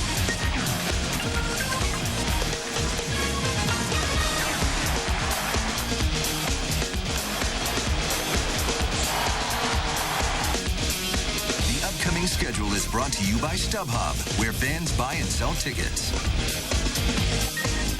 Tuesday, Chicago, New York. The rivalry intensifies on the Diamond. At 5:30 on Comcast Sportsnet Plus, Derek Lee and the Cubs look to rock the Big Apple when they collide with David Wright and the Mets. And at 7 on Comcast Sportsnet, Paul Konerko and the White Sox welcome A-Rod and the Yankees to the South Side for a showdown in HD. Chicago versus New York. Two big games, one epic night. Tuesday, only on Comcast Sportsnet and Comcast Sportsnet Plus. Where's a fan's best friend online? ComcastSportsNet.com. It's the place to read analysis from Comcast Sportsnet experts that you can't find anywhere else. Get up to the second news headlines. See the day's programming lineup. Check out talent bios and watch video clips featuring the latest info on your teams. Plus, sign up for Sports Extra and Sports Blast email alerts that make you the first to know about breaking news. Log on right now to ComcastSportsNet.com. Fans' best friend online. Want to win a special Cubs collectible? Well, here's your chance. Comcast Sportsnet and the Cubs want to give you this limited edition iPod.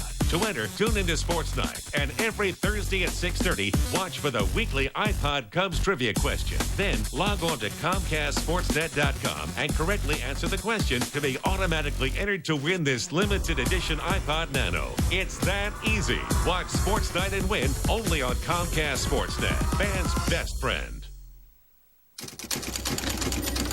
Today on Chicago Tribune Live, it was the best of hands. Ben Wallace to Dang, block. Dang got it back. And the foul! Whoa! It was the worst of hands. Phillips drives down, bounce pass, and back seal with the dunk. And now that the dust is settled, the Bulls must now do what no other NBA team has done before if they want to keep their title hopes alive. It's nice to play on our fans. Hopefully, we play better these home stands we did it before. The White Sox get ready to settle into their homes as they get ready to play the first of 15 straight games here in Chicago. That's driven deep to left center for Michael Barrett. Way back. Home run! While the Cubs hope to find some brotherly love as they kick off a 7-game road trip in Philadelphia. We'll try to keep it on dry land on today's edition of Chicago Tribune Live.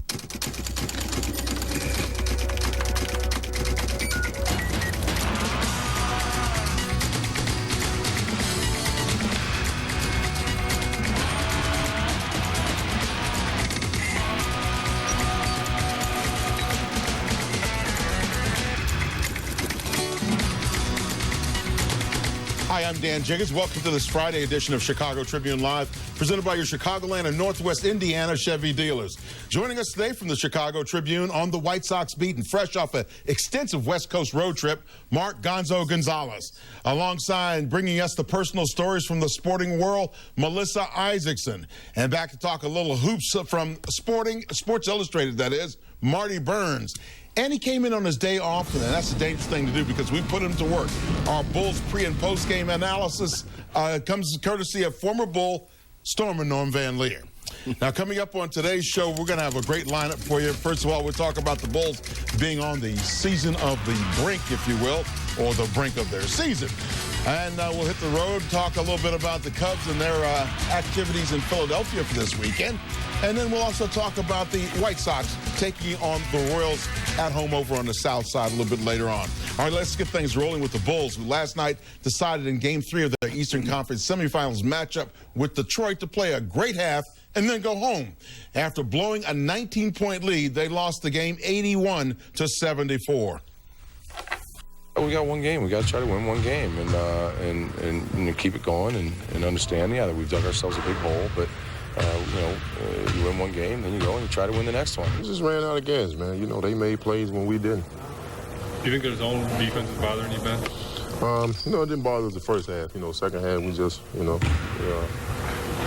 didn't make plays. We didn't execute our offense. We took some tough shots, missed some shots. You just have to end up playing, making basketball decisions and making basketball plays. And I know it seems like maybe we've been very poor at that.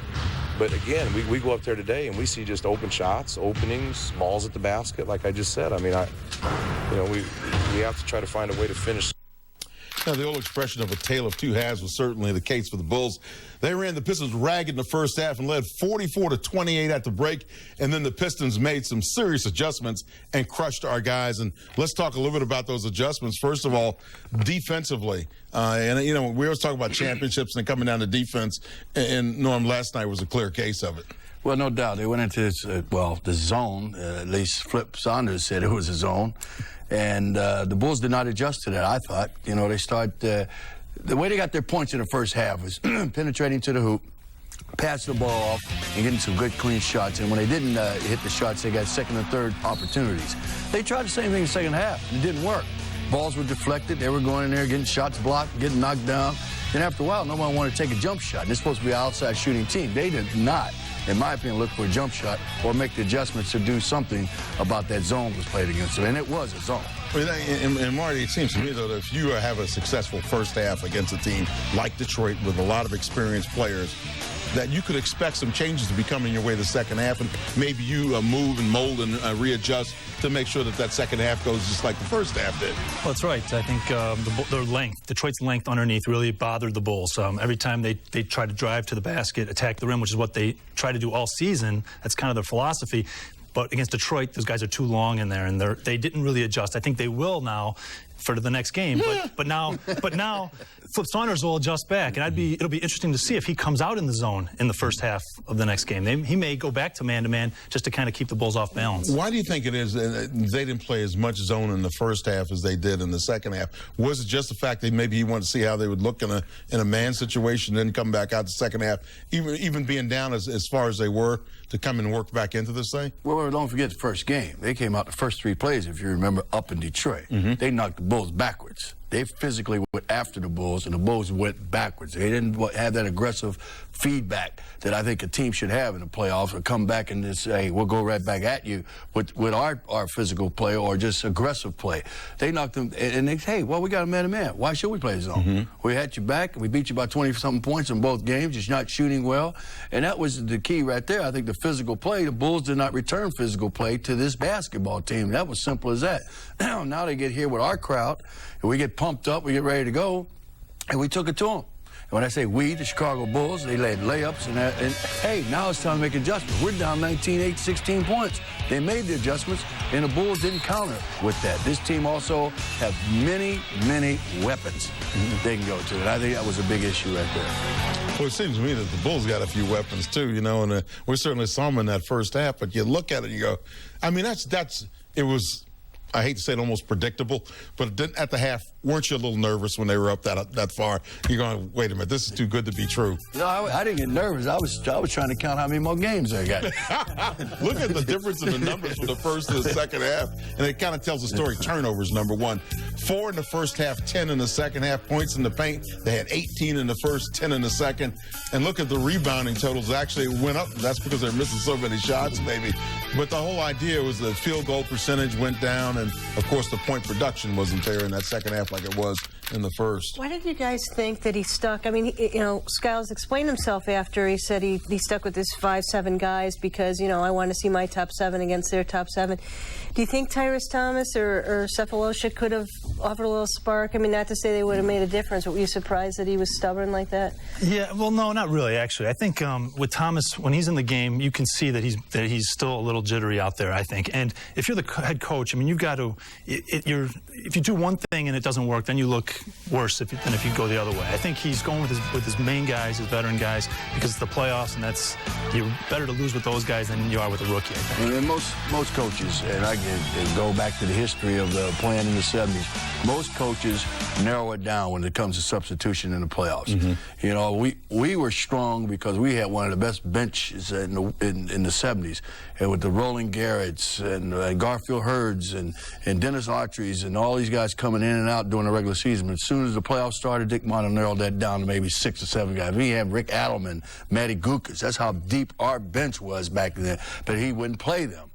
Basically, once the playoffs started. For some reason, I don't know why. But it works against you in a situation like this where, you know, we always talk about matching up against the other team. You try to match up against Detroit. What do you need? You need length, right?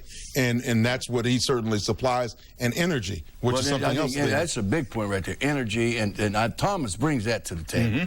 I would rely on that. You know, I rely on that energy because he brings the energy. Do you see if he got decked, he got thrown underneath the bucket, he'd pop right up and say, let's go. Yep. See, I like that attitude. You know, you hitting me, I'm hitting you back. Don't look for a foul. He had the goaltending call, which, you know, is arguable, whatever, but it got the crowd to their feet. I mean, he had the alley-oop when he came in. And you can't teach energy. You can't teach that type of thing. And plus, Noach is hurt. That's what I was. And he's, you know, he's hurting right now. And he usually brings that energy level to you. And plus, a little bit of basketball with that once he's on and not getting crazy. I'd say sometimes out of control. But they miss that. And energy is important right now, man. We used to call it controlled madness. You just get out there, let's go. Let's match our energy with theirs, and I don't think the Bulls did that at all, especially when it got physical. We seemed to just kind of slow down our attack and going to the hoop and doing the things we needed to do. And Marty, what were they saying in the locker room after the game? I mean, I imagine they're probably still stunned a little bit.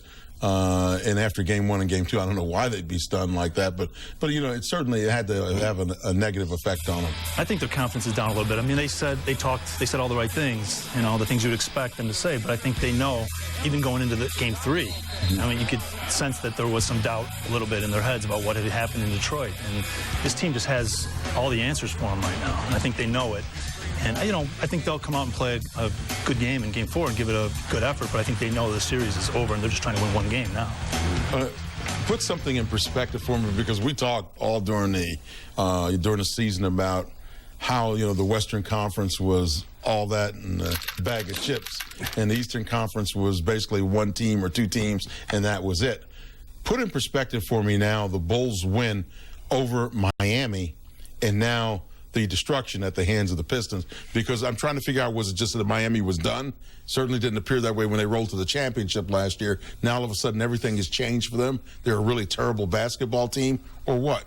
Well, I think part of it is the matchups. Sometimes you just get weird matchups. The Heat was the perfect matchup for the Bulls, and I think the Pistons in some ways are a terrible matchup for the Bulls. And I think we saw that in the Western Conference with the Warriors and the Mavericks. You know, the Mavericks probably would have beaten just about any of the other teams in the first round. They could have faced, but they got the wrong team, and I think that's what we're seeing here a little bit. Yeah, think about that if you're a Dallas Mavericks fan. Well, you also got to take into fact that I think in the last 6, 7 years you had a very European type of NBA going on here.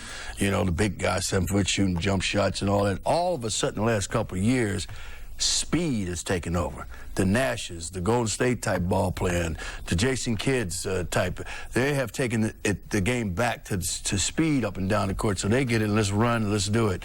Let's trap you all over the place. Let's put the pressure on you all over the place. And so what will the focus, if you're looking for a ball player with that thought in mind, what will you be looking for now as opposed to maybe a few years back? Well, first of all, I went back to what I like, a playmaker, point guard. That's what the league is going back back to. Like to. Darren Williams. Thank you. Baron Davis. You're going back to that instead of this, the type of guy that's just going to handle the ball and do all kind of shooting. The Kobe Bryant type of ball players who have the ball and they're going to do all the shooting, basically. And, hey, you got guys setting it up now for everybody else to get involved in this game, and it's turning more back into maybe a little team concept than it is. And you tell me Dallas doesn't miss Nash right now when they go down here. So the game has changed, in my opinion, in that area where it's a speed game now with somebody handling the ball, running the show, and directing traffic out there and getting the ball to whom you need to get it to. Because Because some of these ball players, the Stoudemire's and those people like that on the Phoenix team, without that point guard, wouldn't be quite as good as they are out there on the floor now. The new rules. I mean, they disallow the contact now. It's really put a premium on speed, penetration, and no doubt. We're seeing it this playoffs. The point guards, Billups, Baron Davis, Darren Williams, is big, strong point guards who can also get into the paint. So if you're John Paxson, what are you thinking as you look at the draft? Now, I'm not saying the season's over, the postseason's over. Well, I think, but I'm thinking about the draft. I think you know, one thing everybody talks about low post scoring and all that. I think we need a legit point guard. And I think it's unfair to say that Heinrich is a point guard. I think he's an off guard, but he's put in the position to handle the ball right now. And I don't know if that's totally fair, because I don't think he's a legit point guard. I know a mindset when it comes to point guard, what you think and how you do it. A lot of that dribbling, stuff like that has got to stop. You got to pepper that ball. Trying too hard to be a point guard. That's the point. Unless you either are or you're not a point guard. And I don't think he is a legit point guard. But he handles the ball well enough maybe to have that duty. And forbid if Gordon has the ball down the stretch, right? I don't want him to... Yeah, it gets a little sloppy. But you really get down to it. I mean, I don't think Kurt... I mean, there's a mindset you have when you go, you dribble, and then you're passing off to Ben Wallace with 5 seconds left. No, man, that's not the way you think out there when you're running that show. And then you got some direction. You got to move. Get over here, and want the shot. You got to want the shot. I'll get you the ball, but you got to want the shot. And when you move, when you get the ball, that's when Thomas comes in a lot of time. All of a sudden, man, you know how that opened up down the last third of the season? Yeah. Because he was dunking. That ball was moving, and he was dunking, and he opened up. Even Ben Wallace started. Well, that begs the question: how come that ball wasn't moving like that in the second half? Because you know why? Because you're getting nobody want to take the shot, and Detroit's bumping you. Detroit's bumping you, and let's face it. The Bulls did not counter with any reaction to go against that. You want to call it intimidation, you call it. I'm not saying it. The Bulls play hard, but when they got physical out there, I didn't see the enthusiasm to go run your plays as much as I have seen in the past. And a man's got to have enthusiasm. You better have some attitude out there. You've got to have that. Simple as that. Well, what's next now for these guys? Is it another one and done, or is there some possibility you think that they can make a little bit of a move on Sunday? Well, again, you got to look at, do they need more than what they've got? Ben Wallace seemed to be sort of not the answer, but an answer in the first round. But clearly it's not enough. And like Norm says, I mean, whether it's a true point guard or whether it's the star that, we all wanted to anoint Luol Deng and Ben Gordon in the first round, and I was certainly included in that. And Luol didn't look like...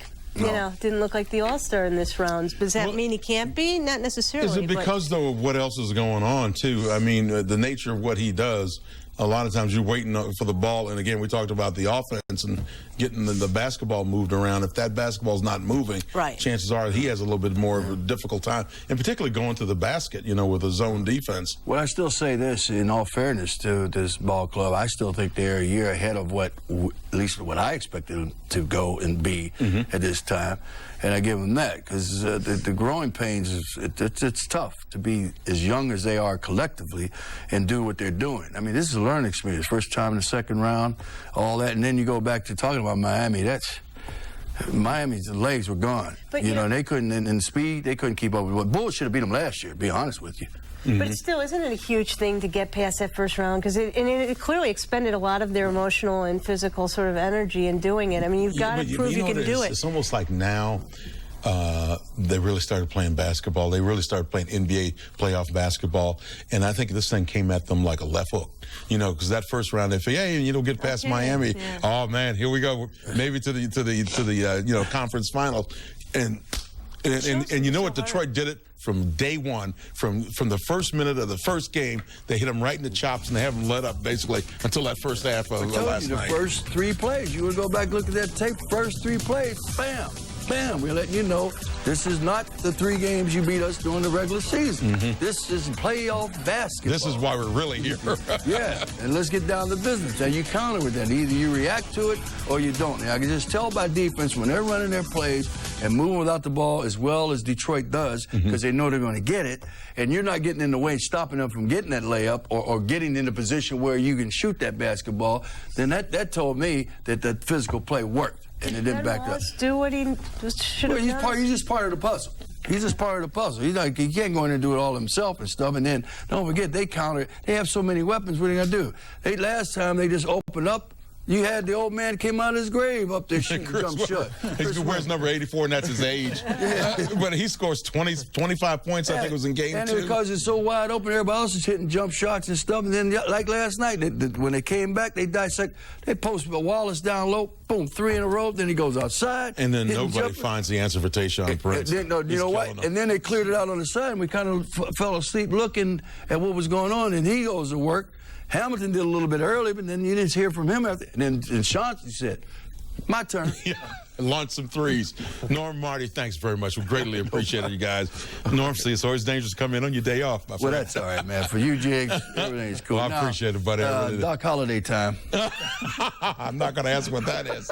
Let's go out to U.S. Cellular Field now and bring in White Sox outfielder Ryan Sweeney. Ryan, how things going for you so far? Pretty good, I guess. Great, just having a good time and glad to be here. How much better is it for you now that you don't have to ride the buses and, go through the podunk towns? You with the show, man, they have the private plane and everything else. Life is all good, isn't it? Oh, definitely. I mean, there's no comparison between here and AAA. I mean, my mom was seeing me on TV the other day, and she's like, man, you're smiling a lot. And, I mean, there's nothing not to smile about, so. Ryan, Mark Gonzalez, welcome home. You've had some success lately, but I harken back to a couple of past spring trainings where you faced guys like Bartolo Colon, a lot of tough pitchers, and now you've been battle-tested. How much does that help you right now, just facing those guys you did in spring training, just as a frame of reference? I mean, definitely. Anytime you can go in and face guys before and kind of have an idea. We have a good video system here, and obviously Walker knows a lot about the pitching. It's good that I've gotten to kind of get exposed to that in the last couple of spring trainings, and I think this year it just helps me come in and be a little bit more comfortable at the plate. Let's talk a little bit about pressure and how you handle that. Now, obviously, people think that when you come up and, you sound, happy-go-lucky, but what you're thinking is that this is your opportunity. This is when the lights go on and your chance to stay here and make a career out of it. How much pressure is on you right now? How do you deal with all of that? And how do your teammates maybe help you handle it? I mean, I don't really put too much pressure on myself. I kind of just look at this as, it's kind of in their hands, and I just look at this as an opportunity, and I'm just going to enjoy the time that I have up here, and hopefully I can make a career out of it and stay up here as long as I can. Obviously, I don't want to go down, so I'm just going to go out and play hard every day and try to make them have to keep me here. So. Hey, Ryan, this is Mark again. As you know, Jim Thomey's been out, Scott Pasenik's been out. When you were in AAA, was there a lot of dialogue between you and a lot of your teammates who are in Charlotte for another year just on who might get the next call? Not really, actually. I knew he went on the DL, but I didn't really think anything of it. We kind of maybe thought that somebody would be coming up, but we didn't know if it was going to be another pitcher or a position player or what. But, Heath Phillips kind of was joking around with me one morning before we had a game, and it was saying something about you're going up, but I didn't really think twice about it. And sure enough, that same day, I got the call up before the game, so. Ryan, Melissa Isaacson with the Tribune. How do you avoid sort of pressuring yourself and pressing when veteran guys are kind of struggling at the plate? How do you come in loose and able to just swing the bat the way you have been? Well, I'm just looking at it, like I said, as an opportunity, and I'm really not trying to put any pressure on myself. I think they kind of help me, too, with staying loose. They're really not trying to press right now. They're just trying to get their swings down and go out and get what we need to get done. Like I said, anything that I can do to help the ball club get a win is what I'm basically here for. I'm not going to be that guy that's going to go out there and hit all the home runs. Obviously, we have guys that are going to do that. So I'm just going to do what I've been doing, try to get hits in big situations, drive in a couple runs, and score runs when possible to help us win some games. Ryan, what kind of rookie stuff do they have you doing right now, man? Actually, it hasn't been too bad, surprisingly. Don't tell anybody I said that. But, I got some of it last year, and I kind of just sit on the bus, and hopefully they forget that I'm new again. So I can see AJ's probably in the clubhouse right now writing it down. Probably. Ryan, thanks so much for joining us. Greatly appreciate it. You know what? Go out there and have fun, man. And I have a feeling if you do that, you're going to be up here the rest of the year, all right? Thanks for having me. All right, time for a break here on Chicago Tribune Live. Coming up next, the Cubs will send a youngster, Rich Hill, to the bump tonight, looking to get back on the winning track against the Phillies.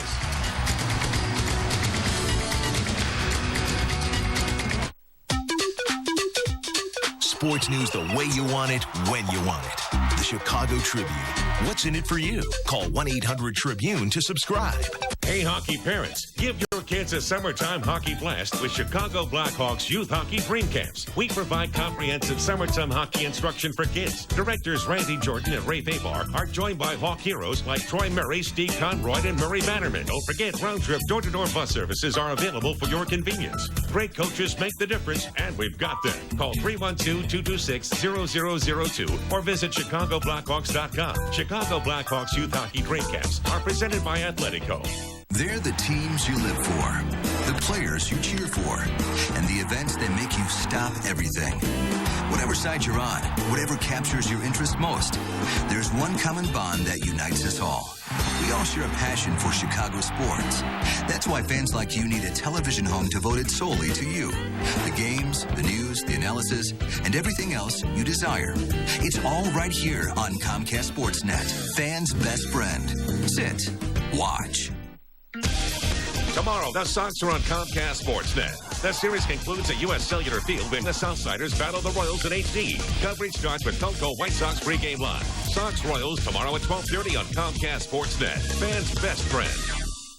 Culver's is raising the stakes again for this year's Crosstown Classic with their second annual Charity Challenge, a wiffle ball battle between Cubs and White Sox faithful on Friday, May 18th. The Culver's Charity Challenge will transform Lincoln Park Zoo's Farm in the Zoo into a regulation wiffle ball field. Fans, former players, and some local celebrities will be led by former Cub great Bill Madlock and White Sox slugger Ron Kittle in a battle for charitable bragging rights. So don't miss the second annual Culver's Charity Challenge on May 18th from 10 till 1 p.m. at the Lincoln Park Zoo. You're watching the home of the Bulls, Blackhawks, Cubs, and White Sox. Comcast Sportsnet. We have our ChicagoSports.com poll question of the day, and it is, can the Bulls salvage a game in the series? Your choices are the Pistons will sweep, or the Bulls will win one, the Bulls will win 2 or 3, or the Bulls will make history. You know what that means. Log on to ChicagoSports.com to let us know what you think. We'll have your results a little bit later on in the show. And we welcome to the panel another trib writer, Brian Hamilton. Brian, thanks so much for dropping by. Greatly appreciate it. No problem. Well, the Cubs could either look back at the lost opportunities against the Pirates or learn from them and press on with the Phillies. Tonight, Lou's crew begins a 7-game road swing that will take them to Philadelphia and New York. It's a difficult trip. We go to Philadelphia. The Phillies can swing the bat. And then we go to New York where they can play. So, I mean, we're going to have to play at our best on this road trip. Well, let's hope for the Philadelphia perspective on the Cubs' weekend matchup with the Phillies. We head east to the city of no brotherly love and bring in the man, the myth, the legend, the host of Daily News Live on our sister station in Philly, Michael Barkan. And Michael, what's going on with the Phillies so far this season? Apparently, Michael. I'm just kidding, Jigs. I heard you. I heard you, Jigs. I was just doing that, Jigs. You know how I do that. I see you. I'll tell you what. I had you. This Philly season, this young season, has been a mess so far. April has never been their month, and it wasn't again this year. The last 4 Aprils now, they've finished well below 500, and many thought that this would be the April that they would really springboard. Exciting, to say the least. That more still. You're playing all kinds of games there in Philly. Well, maybe we have a little satellite problem this time for real. And anyway, one of the things that I want to ask him about there in Philly, though, is they're trying to run Charlie Manuel out of there. I don't know, they're struggling a little bit, but they've got some other issues. Oh, absolutely. It just seems like it's been a fractured franchise right now. Pat Gillett came in, kept Charlie as manager, but made some changes on the staff. Changed pitching coaches, added Freddie Garcia, but it all hasn't meshed together. And it's always easy to look at the manager and say, let's pop this guy, and then we'll be in better shape. Yeah. It doesn't help, too, I guess, if you're not the guy. If you have a new general manager coming in and maybe you just don't fit right with him. Yeah, it does Pat Gillett's credit. Usually where he goes, he doesn't make changes. Mm-hmm. He's always kept people intact. I mean, when he came to Seattle and then left Seattle, there's still people that are there that were working before he got there. He's a pretty loyal guy, very sharp baseball man. But I'm just wondering, this for some reason, this does not compute. Yeah, and I'm sure the people in Philly are probably saying the same thing right about now. Let's get back to Michael Barkan and try to figure out what's going on with Charlie Manuel, first of all, and what's going wrong with this ball club right now. Michael? Well, I'll tell you what. First of all, I thought you wanted a little golf update, so I want to get you down to TPC real quick. We're up to date. Tiger make the cut. I'm not sure, but we'll let you know that coming up in a little bit. The thing with Charlie is just the greatest guy in the world, but his managerial acumen certainly has been questioned over the last several seasons. First of all, whether or not he knows how to pull a double switch, whether he does that at the appropriate times. But this year, because of the bullpen situation, he's been damned if he does, damned if he doesn't. The other night, he left he pulled Freddie Garcia, and he had a pinch hitter come in, and it didn't work out for him. So he figured, all right, the following night, he was going to let Adam Eaton bat in the 7th inning. So Eaton bats and then stays in the game, and then in the next half inning, he gives up the winning run. So he feels like he just does not have the pitching staff that he needs to have, and he certainly has made some veiled shots toward Pat Gillick and the Phillies brass about, look, if I had more options here, then there's certain things I'd be able to do, but I don't have that right now, and therefore I'm just trying to piecemeal this thing together. Hey, Michael Mark Gonzalez, a lot of people here are curious about Freddie Garcia's velocity. I know he pitched okay against Arizona. His velocity was still, I guess, around 85 according to the TV monitor, and they're also still infatuated with Aaron Rowan, who's off to a pretty good year. How has the city embraced those two, if they have? Well, first, Freddie Garcia. We'll start with the most recent addition. And Freddie Garcia's velocity is still not where it needs to be, and I think no one knows what the heck has happened to it. He certainly had a decent outing at Arizona. As you said, nothing terrible, but nothing to write home about. But his velocity certainly is not in the low to mid-90s where it was several seasons ago. That said, I think, around here in Philadelphia with the Phillies, you use phrases like, when the weather gets warm, everything's going to be a lot better. So we're waiting to see what happens from Freddie. He certainly he spent a game or two on the shelf with the biceps tendonitis. Supposedly has recovered from that. Aaron Rowan has become a folk hero. In fact, it's interesting we're talking right now because this is the one-year anniversary of Aaron running into the wall against the New York Mets, a game-saving catch which cost him his cheekbone and his nose and his orbital bone. We remember that scene. In fact, the Phillies had a charity event last night, and there was a gentleman in town from Boston, and he was asking me, who's this player, who's that player, and he asked who was Aaron Rowan. I said, remember the guy who ran? Oh yeah, with the blood coming down the hole. But so he's legend certainly in Philadelphia, and he plays the game all out. He plays the game the way Philadelphians and I'm sure Chicagoans absolutely love, and the way he's hitting the ball. Tonight he's batting third. He has led off. He has batted third. He has batted sixth. He's been all over the lineup, and he said that's exactly how he was used with the White Sox. He's unsure whether or not he'll be able to keep up this pace at 360. He's got 5 home runs, but right now, I'll tell you what, they can use every bit of him because they are struggling. The 4, 5, 6 hitters in Wes Helms and in Pat Burrell, and of course the MVP in Ryan Howard are batting .245 with 7 home runs and 45 runs batted in, and 6 of those 7 home runs are Ryan Howard's. So they need more production from guys to be like Aaron Rowan because he's the only one who's really lighting it up right now. Well, it's funny when you look at the Cubs situation. They're a little bit the same in that they have some guys, hitting for pretty good average. But their problem is, when runners in scoring position, getting some guys across. And one of the worst perpetrators of this problem is Jock Jones, probably. He's had a brutal last week or so in that regard, Michael.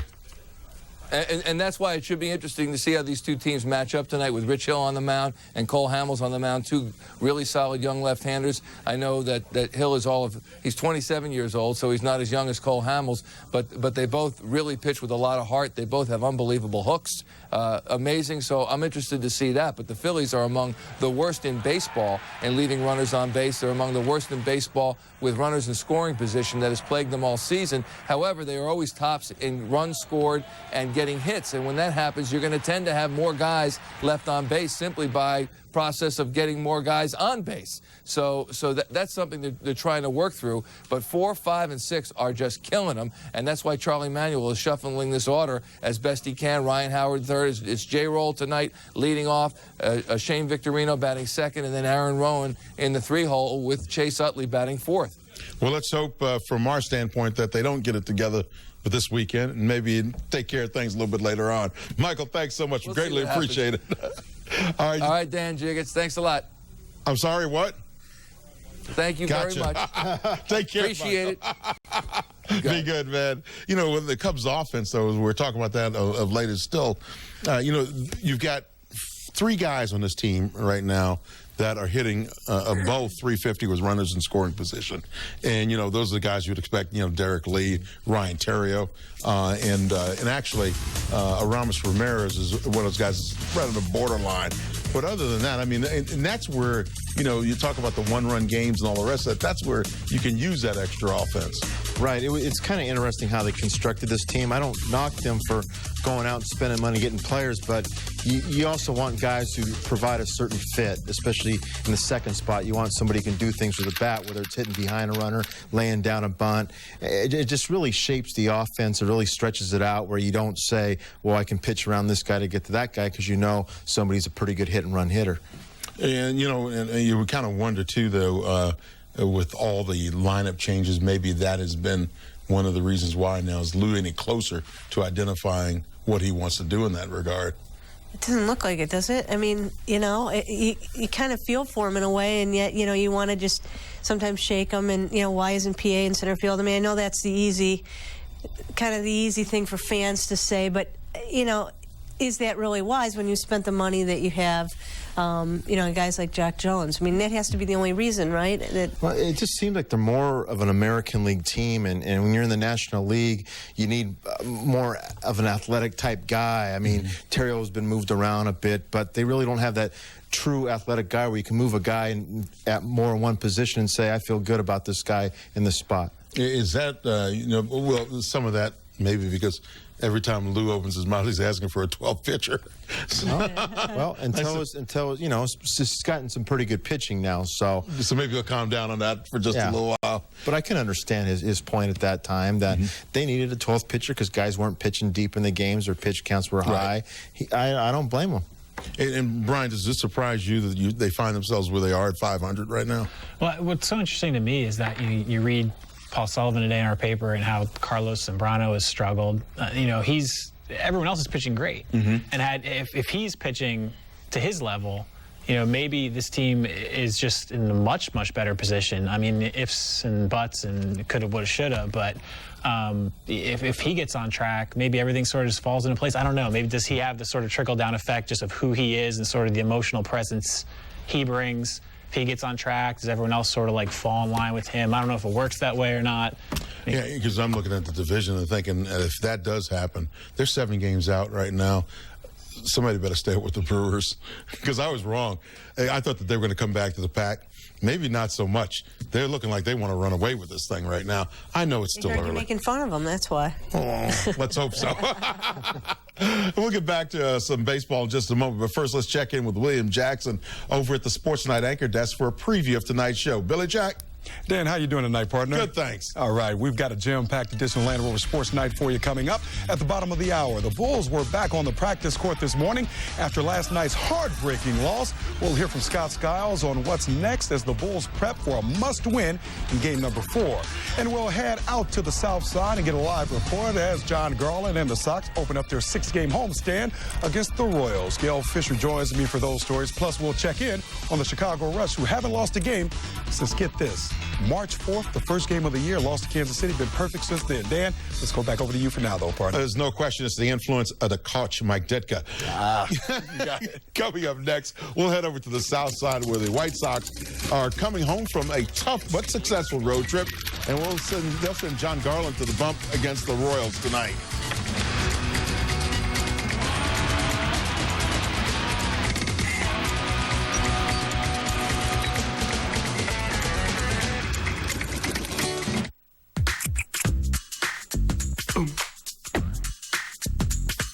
Now saving money just got a little easier. Pick up the Sunday Chicago Tribune and discover Easy Sunday. Every week, you could find thousands of dollars in discounts in the Sunday circulars. Plus, how and where to find the best deals in Chicagoland. And discover articles and ideas for making life easier. Make every Sunday an easy Sunday with the Sunday Chicago Tribune. What's in it for you? Visit your neighbors at Blackhawk State Bank. Blackhawk State Bank is locally owned and operated. You'll find a friendly face waiting for you at every branch. waiting to greet you and provide you with courteous service. It's no wonder you feel like you're banking with your neighbors, 'cause you are. For all your banking needs, visit your neighborhood bank, Blackhawk State Bank, with 8 convenient full-service locations and 22 ATMs to serve you. Blackhawk State Bank, member FDIC, equal housing lender. It's Fiesta time with Papa John's Taco Pizza. Our taco pizza is loaded with our best ingredients and the freshest toppings, piled on top of any of our delicious crusts. Choose from pan, original, or thin crust. So spice it up today. Order a medium taco pizza for only $9.99, or make it a large for only $3 more. Better ingredients, better pizza, and now a better taco pizza. Papa John's. At Reynolds Ford, we'll get you into a new or used vehicle with no hassle or embarrassment. I recently started a new job and needed reliable transportation. Faced with previous poor credit and rejected for loans at other dealerships, I called the Reynolds Ford 800 credit line. A salesperson called me, picked me up at my house. That day, I was driving the truck of my dreams. Just fulfill these 3 objectives, then call this number. Reynolds Ford, home of the deal makers. Only on Comcast Sportsnet, fans' best friend.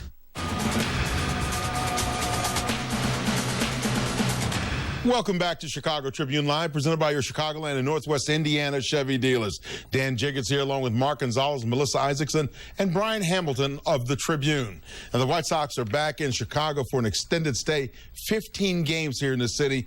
And after a very tough first 6 weeks of the season, now they finally get some good weather and some home cooking. A lot of people say, well, we got a tough schedule in April. No, we got a tough schedule. April, May, June, July, August, September, October, November. I look around, it's not break in the American League. If people think we're going to have break here and there, we don't.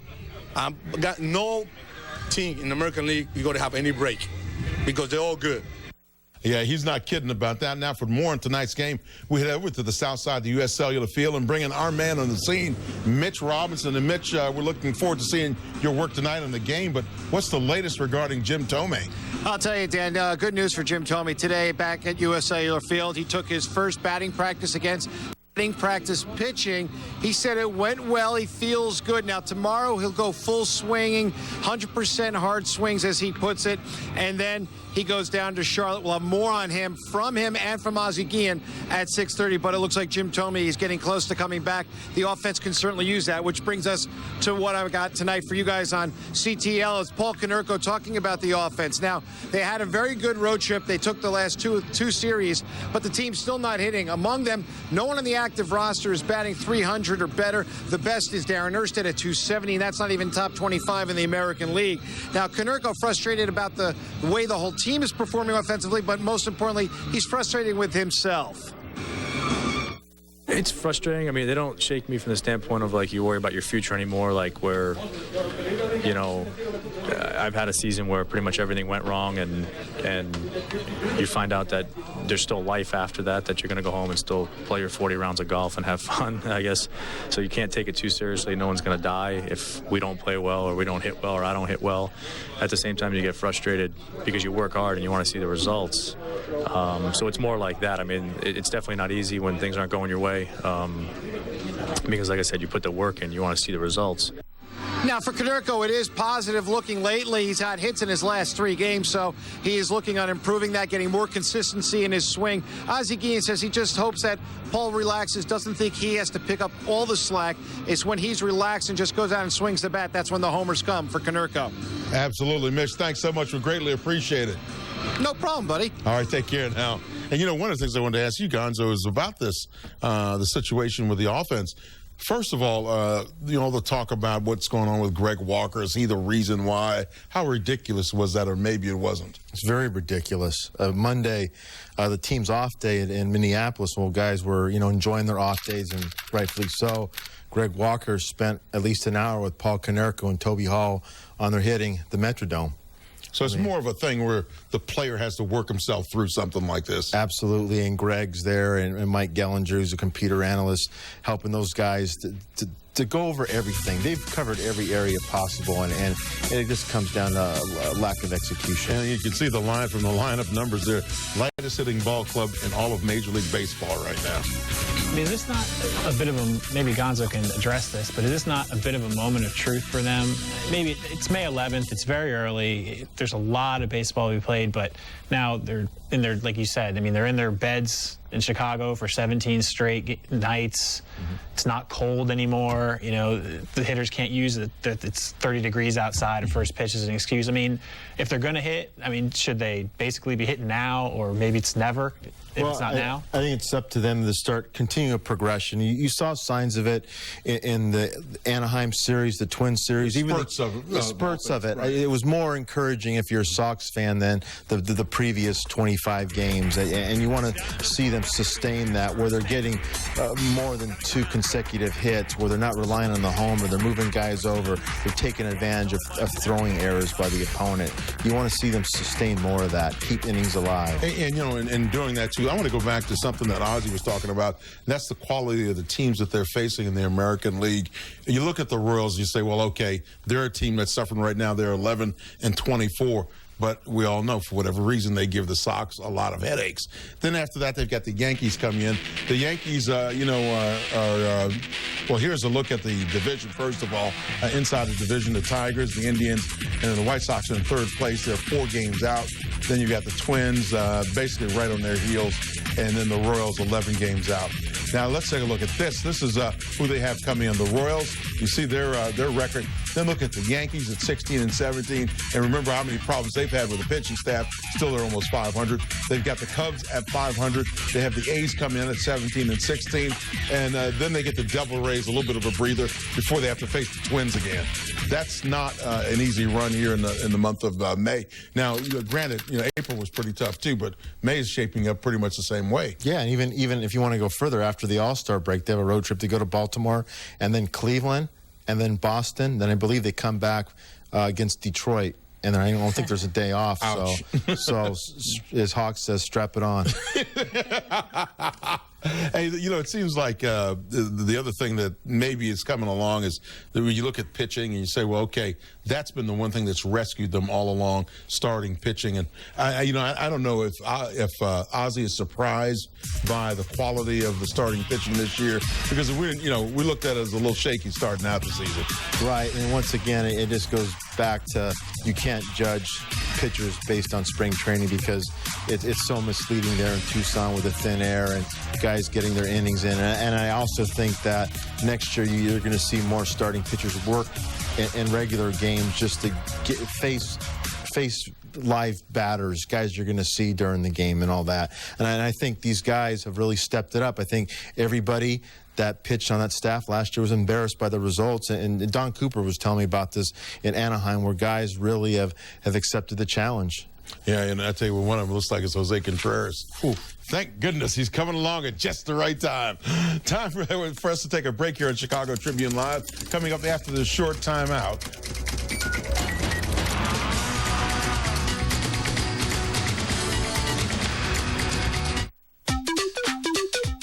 Sports news the way you want it, when you want it.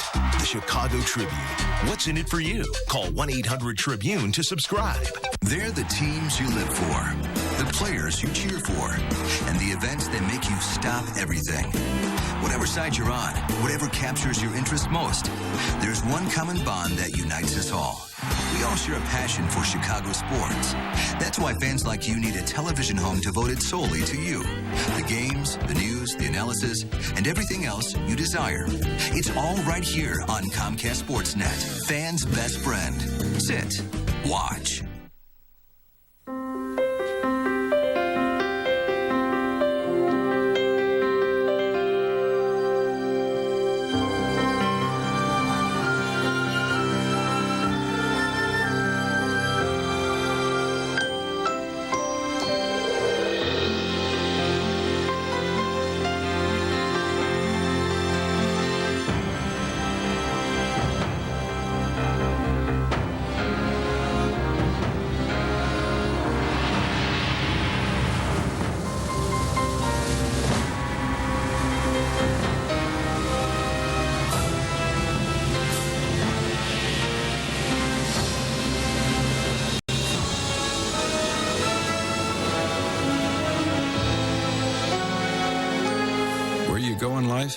is up to you. There's one airline that can take you there. United. It's time to fly. After every playoff game, don't miss Toyota Bulls postgame live on Comcast Sportsnet. Mark Shanowski, Norm Van Leer, and Kendall Gill break down all the action and bring you instant postgame reaction. Toyota Bulls postgame live after every playoff game on Comcast Sportsnet.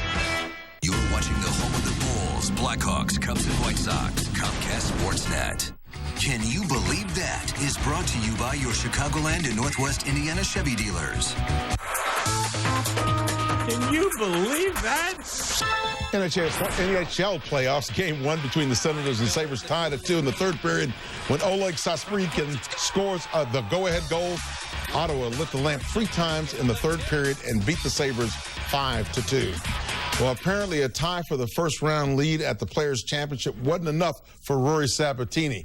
He also had to take a couple of swings at Tiger Woods. When talking about Woods, who was at that point 8 shots off the lead, Sabatini said, "I think he's more beatable than ever. I think there's a few fortuitous occasions out there that really changes around for him, and realizing that gives me even more confidence to play with him on Sunday." Referring to Tiger's run from 1999 to 2001, Sabatini said, "I've seen him when he figures it out. It's scary. I like the new Tiger. I'm waiting for him to have kids to really test his patience." And keep in mind, Tiger has won 9 of his last 12 events, including last Sunday when Woods came from a shot behind Sabatini to win the Wachovia. Tiger shot, by the way, a 1/73 today. He's at +4, which is right on the cut line. Sabatini shot a 7 over par, and he had a par on a par 5. He had 7, so he shot a 79 today and is at 2 over right now. So I guess sometimes you better be careful what you ask for. You might get that Sunday appointment. Yeah, he didn't get that fortuitous occasion. I would have to think it's a little bit more than that, wouldn't you? Well, Ed Sherman was saying Rory Sabatini is maybe the most disliked golfer on the tour. I mean, I don't know why you would run your mouth like this, and it has nothing to do with, oh my God, he's motivating Tiger. I mean, Tiger doesn't need anybody's help to get motivated to win tournaments, but it just seems so pointless to say a guy's beatable when, like you said, he's won 9 of 12. He beat you the week before. He's clearly playing in the same sort of groove that he was when he was just destroying everybody a few years ago. It just seems so ludicrous and pointless and sort of attention-grabbing, almost desperate just to say something like that. Yeah, I guess, it helped Rory get his name in the newspapers on TV today. I mean, it's all good from that standpoint. I have a feeling, though, that if it comes down to he and Tiger on a Sunday again, he's going to get a tail whipping from the tail of Tiger at this point. Hey, we'll be back to wrap up this edition of Chicago Tribune Live in just a moment.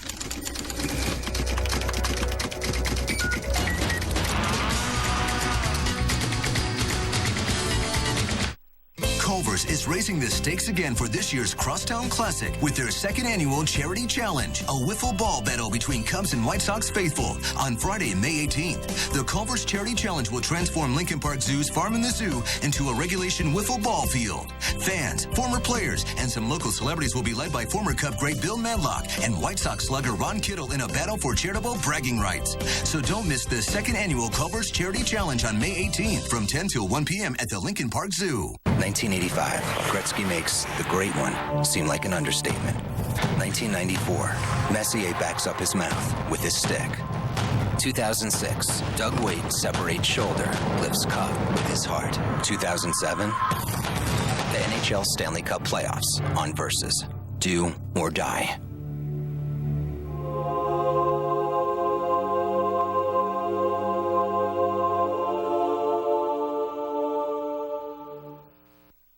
Reynolds Ford Service gives you what no other dealer does, a free loaner.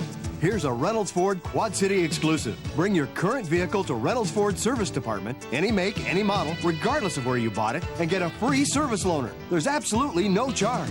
Plus, at Reynolds Ford, we'll thoroughly check out your car for trouble. Absolutely no charge. Reynolds Ford offers the area's best technicians, free diagnosis, and free loaners. Reynolds Ford Service. Free loaners, free diagnosis. Why take your car anyplace else? I remember when letters and pictures were sent through the mail. That was then. Now there's Mediacom online with download speeds up to 6 times faster than DSL. We get videos and pictures of the kids almost instantly. And MediaCom makes us feel safer with firewall and antivirus protection. Call 1-800-CABLE-TV and get MediaCom online for just $29.95 a month for 12 months. Call 1-800-CABLE-TV. Oh, now isn't he cute? Blackhawks, Cubs, and White Sox. Comcast Sportsnet. In our ChicagoSports.com poll question of the day, we said, can the Bulls salvage a game in this series? Here's what you had to say. 68% say the Pistons will sweep. 19% think the Bulls will win one. 10% think the Bulls will make history, while 3% think that the Bulls will take 2 of 3. Thanks so much for letting us know what you thought. What do you guys think? I think the Bulls are going to lose 168-5 on Sunday. Wow. I mean, that was just an evisceration that I cannot even imagine them winning Sunday. I think Skiles is not going to let them lose 165-3. No, but I don't think they'll lose by 77. I don't see them winning, but I'm kind of worried when Ben Wallace said we ran out of gas. I was wondering if he's talking about the team or his car. Or his car, exactly right. Hey-o. Well, that's it for today's edition of Chicago Tribune Live, presented by your Chicagoland and Northwest Indiana Chevy dealers. Thanks to our guests today from the Tribune, Mark Gonzalez, Melissa Isaacson, and Brian Hamilton. Marty Burns of Sports Illustrated, our very own Stormer Noam Van Leer, and Mitch Robinson, as well as Michael Barkan of Comcast Sportsnet Philly, and Ryan Sweeney of the White Sox. Sports Night is next year on Comcast Sportsnet, followed by the Sox and the Royals from U.S. Cellular Field. Now, as we do every week, we end our show with our headliner segment. Enjoy. So long, everybody. Prince's screen, and going under it was Jordan. The shot still put in by Chauncey Billups. We went into this series wondering if experience meant anything, if the regular season meant anything, if the Bulls' youth would help. But, I think we found that the Bulls looked like kids. They looked like, a team that was totally in over its head. The Bulls are playing like boys, and the Pistons are playing like men. Okay, that's the difference. That's the biggest matchup problem right now. That's what's so disappointing about watching this Bulls team. And I think Casey Johnson put it really well in the paper this morning. They've lost their identity. And it's not so much, you can break it down, and they're not defending the pick and roll, and they're not doing anything offensively to they're being out-rebounded, and second chance points are going to the Pistons. But it's just coming down to the Bulls are not looking like the Chicago Bulls. I think the hardest thing for the Bulls is that they have taken a left hook, right cross, and a lot of fighters go down after that. I think that this is a team that has to come into its home court, somehow find the arrogance that Detroit has, the walk, the confidence. In terms of the defensive stuff, is there something they haven't seen, or are they just simply not adjusting? To me, the NBA, if you takes you more than 2 games to adjust to something, there's something really wrong here. It is a little surprising that, they know that the Pistons have played a good zone defense all season, and yet they look like they've never seen it before. The Pistons didn't play it as much in the regular season meetings against the Bulls. They use it extensively against other regular season opponents, but not so much against the Bulls because they were injured and had some personnel situations that I guess Flip wanted to play more man-to-man. They showed it a little bit, but not as much as they are now. But, the playoffs are all about imposing your will, as we know, on another team, and the Pistons clearly are doing that thus far.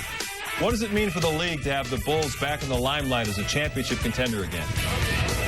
It makes it a lot easier to have big cities, whether they're New York or Chicago. There's something about Chicago which spreads its wings in a very Midwestern way that energizes a multi-state region, and that's a lot of fun.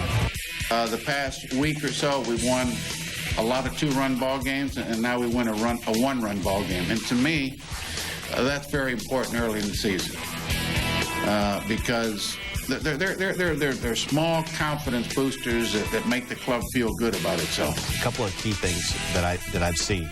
Alfonso Soriano starting to heat up.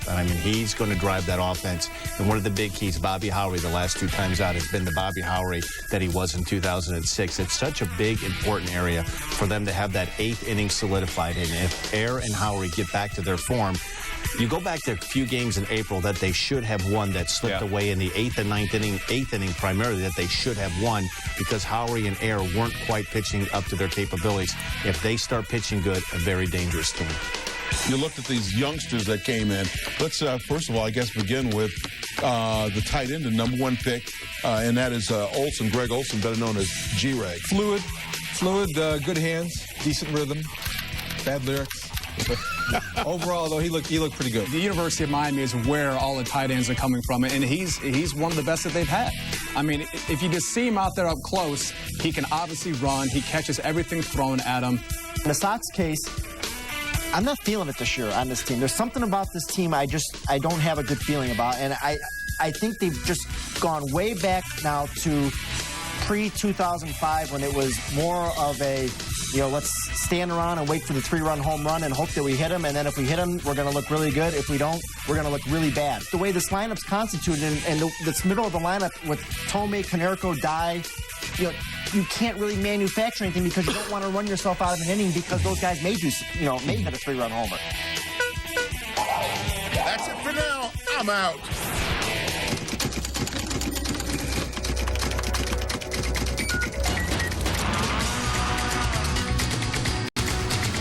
But, sir, sources indicate that you had first-hand knowledge of the investigation. How did she get in here? Sir, we're waiting. News. Hey, great place. How'd you hear about it? How do you think? Local scene. Come on, come on, come on! That's what I'm talking about! Yes! Hey, how about we do this again next week? Sports. The new Red Eye Weekend, home delivered and free. Sign up at redeyeweekend.com.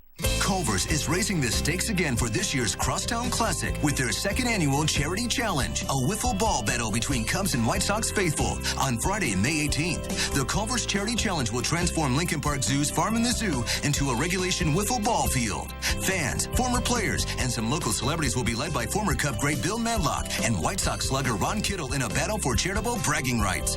So don't miss the second annual Culver's Charity Challenge on May 18th from 10 till 1 p.m. at the Lincoln Park Zoo. After every playoff game, don't miss Toyota Bulls postgame live on Comcast Sportsnet. Mark Chanowski, Norm Van Leering, Kendall Gill break down all the action and bring you instant postgame reaction. Toyota Bulls postgame live after every playoff game on Comcast Sportsnet. In 2006, Pat Milicich's Silverbacks dominated the IFL and won the World Team Championship. I know what it takes to be a champion. Now they look to their big guns to do it again in the Chicago area May 19th. Nobody can trade punches with me. Rough one. And I advise you not to blink, because with one blow, I can end the fight. See them live as they take on the Chicago Red Bears at the Sears Center May 19th. Also on the card, Super Fight Maurice Smith versus Marco Huis. Tickets available by calling 1-888-SEARS-TICKS or online at ifl.tv.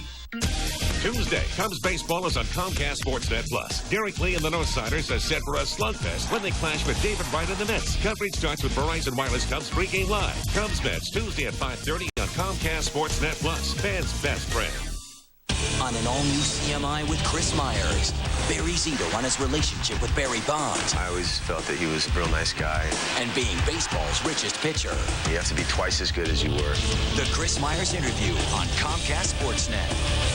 Every morning, start your day the right way with McDonald's Sports Rise. Wake up to the latest Chicago sports news and highlights. McDonald's Sports Rise. Every morning on Comcast Sportsnet. Fans' best friend. The following program is a commercial presentation of Total Gym Fitness.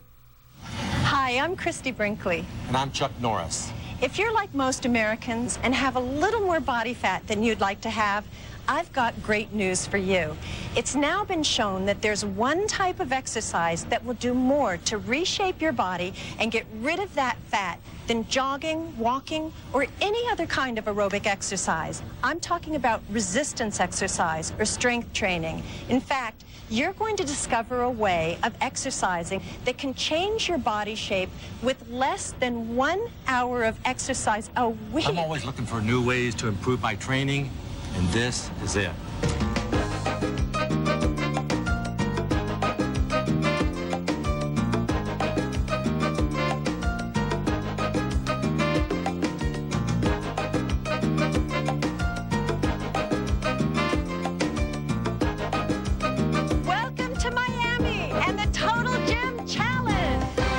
Miami's famous South Beach to give you a chance to finally get the body you want faster and easier than you could ever imagine. I've been using the Total Gym for over 25 years, and I can tell you, nothing can give you the workout a Total Gym can.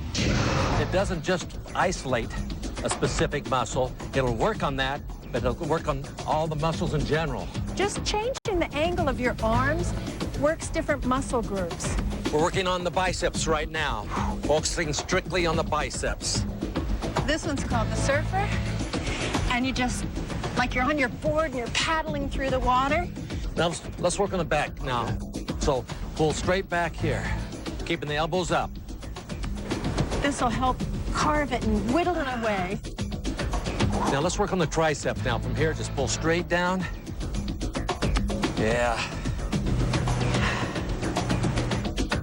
And then stretch it out. That's the great thing about Total Gym is you're always stretching and lengthening, so you never get bulked up. What I like about this bar here, if you notice, I'm really arching my back. I'm really gaining definition in my upper back here, which I really like a lot. You know, so we can go regular speed, going up and down. Again, fast twitch, slow twitch muscles. So I work the fast twitch by pulling up and down, which is a little more fast twitch. Then we can slow it down. And then really could do like a 5 count going up. I love the way you can just flow from one to the other. As soon as one muscle fatigues, just move right back and start your reps. This works on the back primarily, but it works on everything. There's no better way to get in physical and cardio shape than with the Total Gym. It's now used by world champion triathletes, Olympians, and pro baseball, football, and basketball players. But you don't have to be an athlete or a fitness fanatic to fall in love with the Total Gym. All you have to do is use it one time to be amazed by the workout it can give you in just a few minutes. To prove our point, we went out on the beach to get the reactions of people who had never used a Total Gym. Here's what happened. So, Stephanie, you're a lifeguard here, right? I am. And you look like a surfer right now, doing the surfer move. This is definitely good for my shoulders if you're a surfer, swimming, anything really. You know where I can really feel it is my triceps.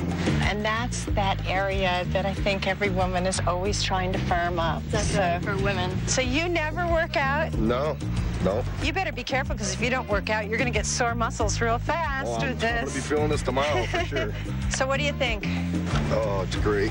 I got to get one of these. You feel it as much as your weight training, or more, or less? More. What's the difference? You're tired over here. You're constantly strengthening, but you're stretching at the same time, and so you'll be less prone to injury. Already, I can see your abs working. You feel that? That feels amazing. Pull around like this? That's the beauty of it. That's right, with the elbows slightly bent. Okay. And you're gonna hug the tree. I feel it.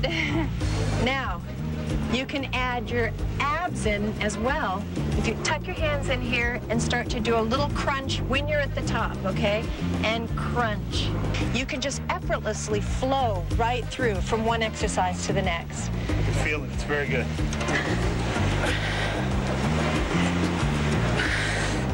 That what do you amazing. think? I could feel the burning up here. Yes. And I'm out of breath. So it was pretty good cardio. I like that. Very nice. Thank you. Great. Feel a good stretch. I feel it in my shoulders, arms, and here in my core. Right in my abs. Great. I love it.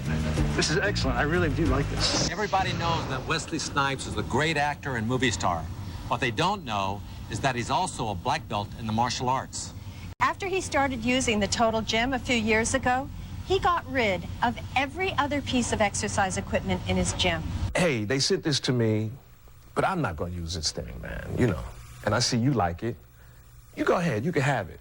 And his eyes got like this. Very excited. Hey, you always got to watch when cats get too excited like that. So he says, thank you, sir. Thank you very much. I was like, well, wait, why are you thanking me so much? I mean, I just gave you something I particularly don't want. You know, it's not like a pair of, like, the first Air Jordans or something like that, eh? He goes over to it and he starts to work on it. I say, well, maybe I should just try it to see how it works out. See if there's anything, you know, I can really benefit from it or why he's so excited about it. And as soon as I got on it, he started to show me the various positions and the various exercises you could do with the Total Gym. I was hooked. Just like that. Sort of forearms got nice and pumped, toned up. 6-pack became an 8. It's like, you know, Guru Cliff, I'm sorry, you can't have this, bro. This is a special gift to me, so you got to get one of your own. And that's how it all started out. So ever since then, I kind of take them with me wherever I go. When I'm filming in Europe, when I'm filming in Asia, when I'm filming in the States.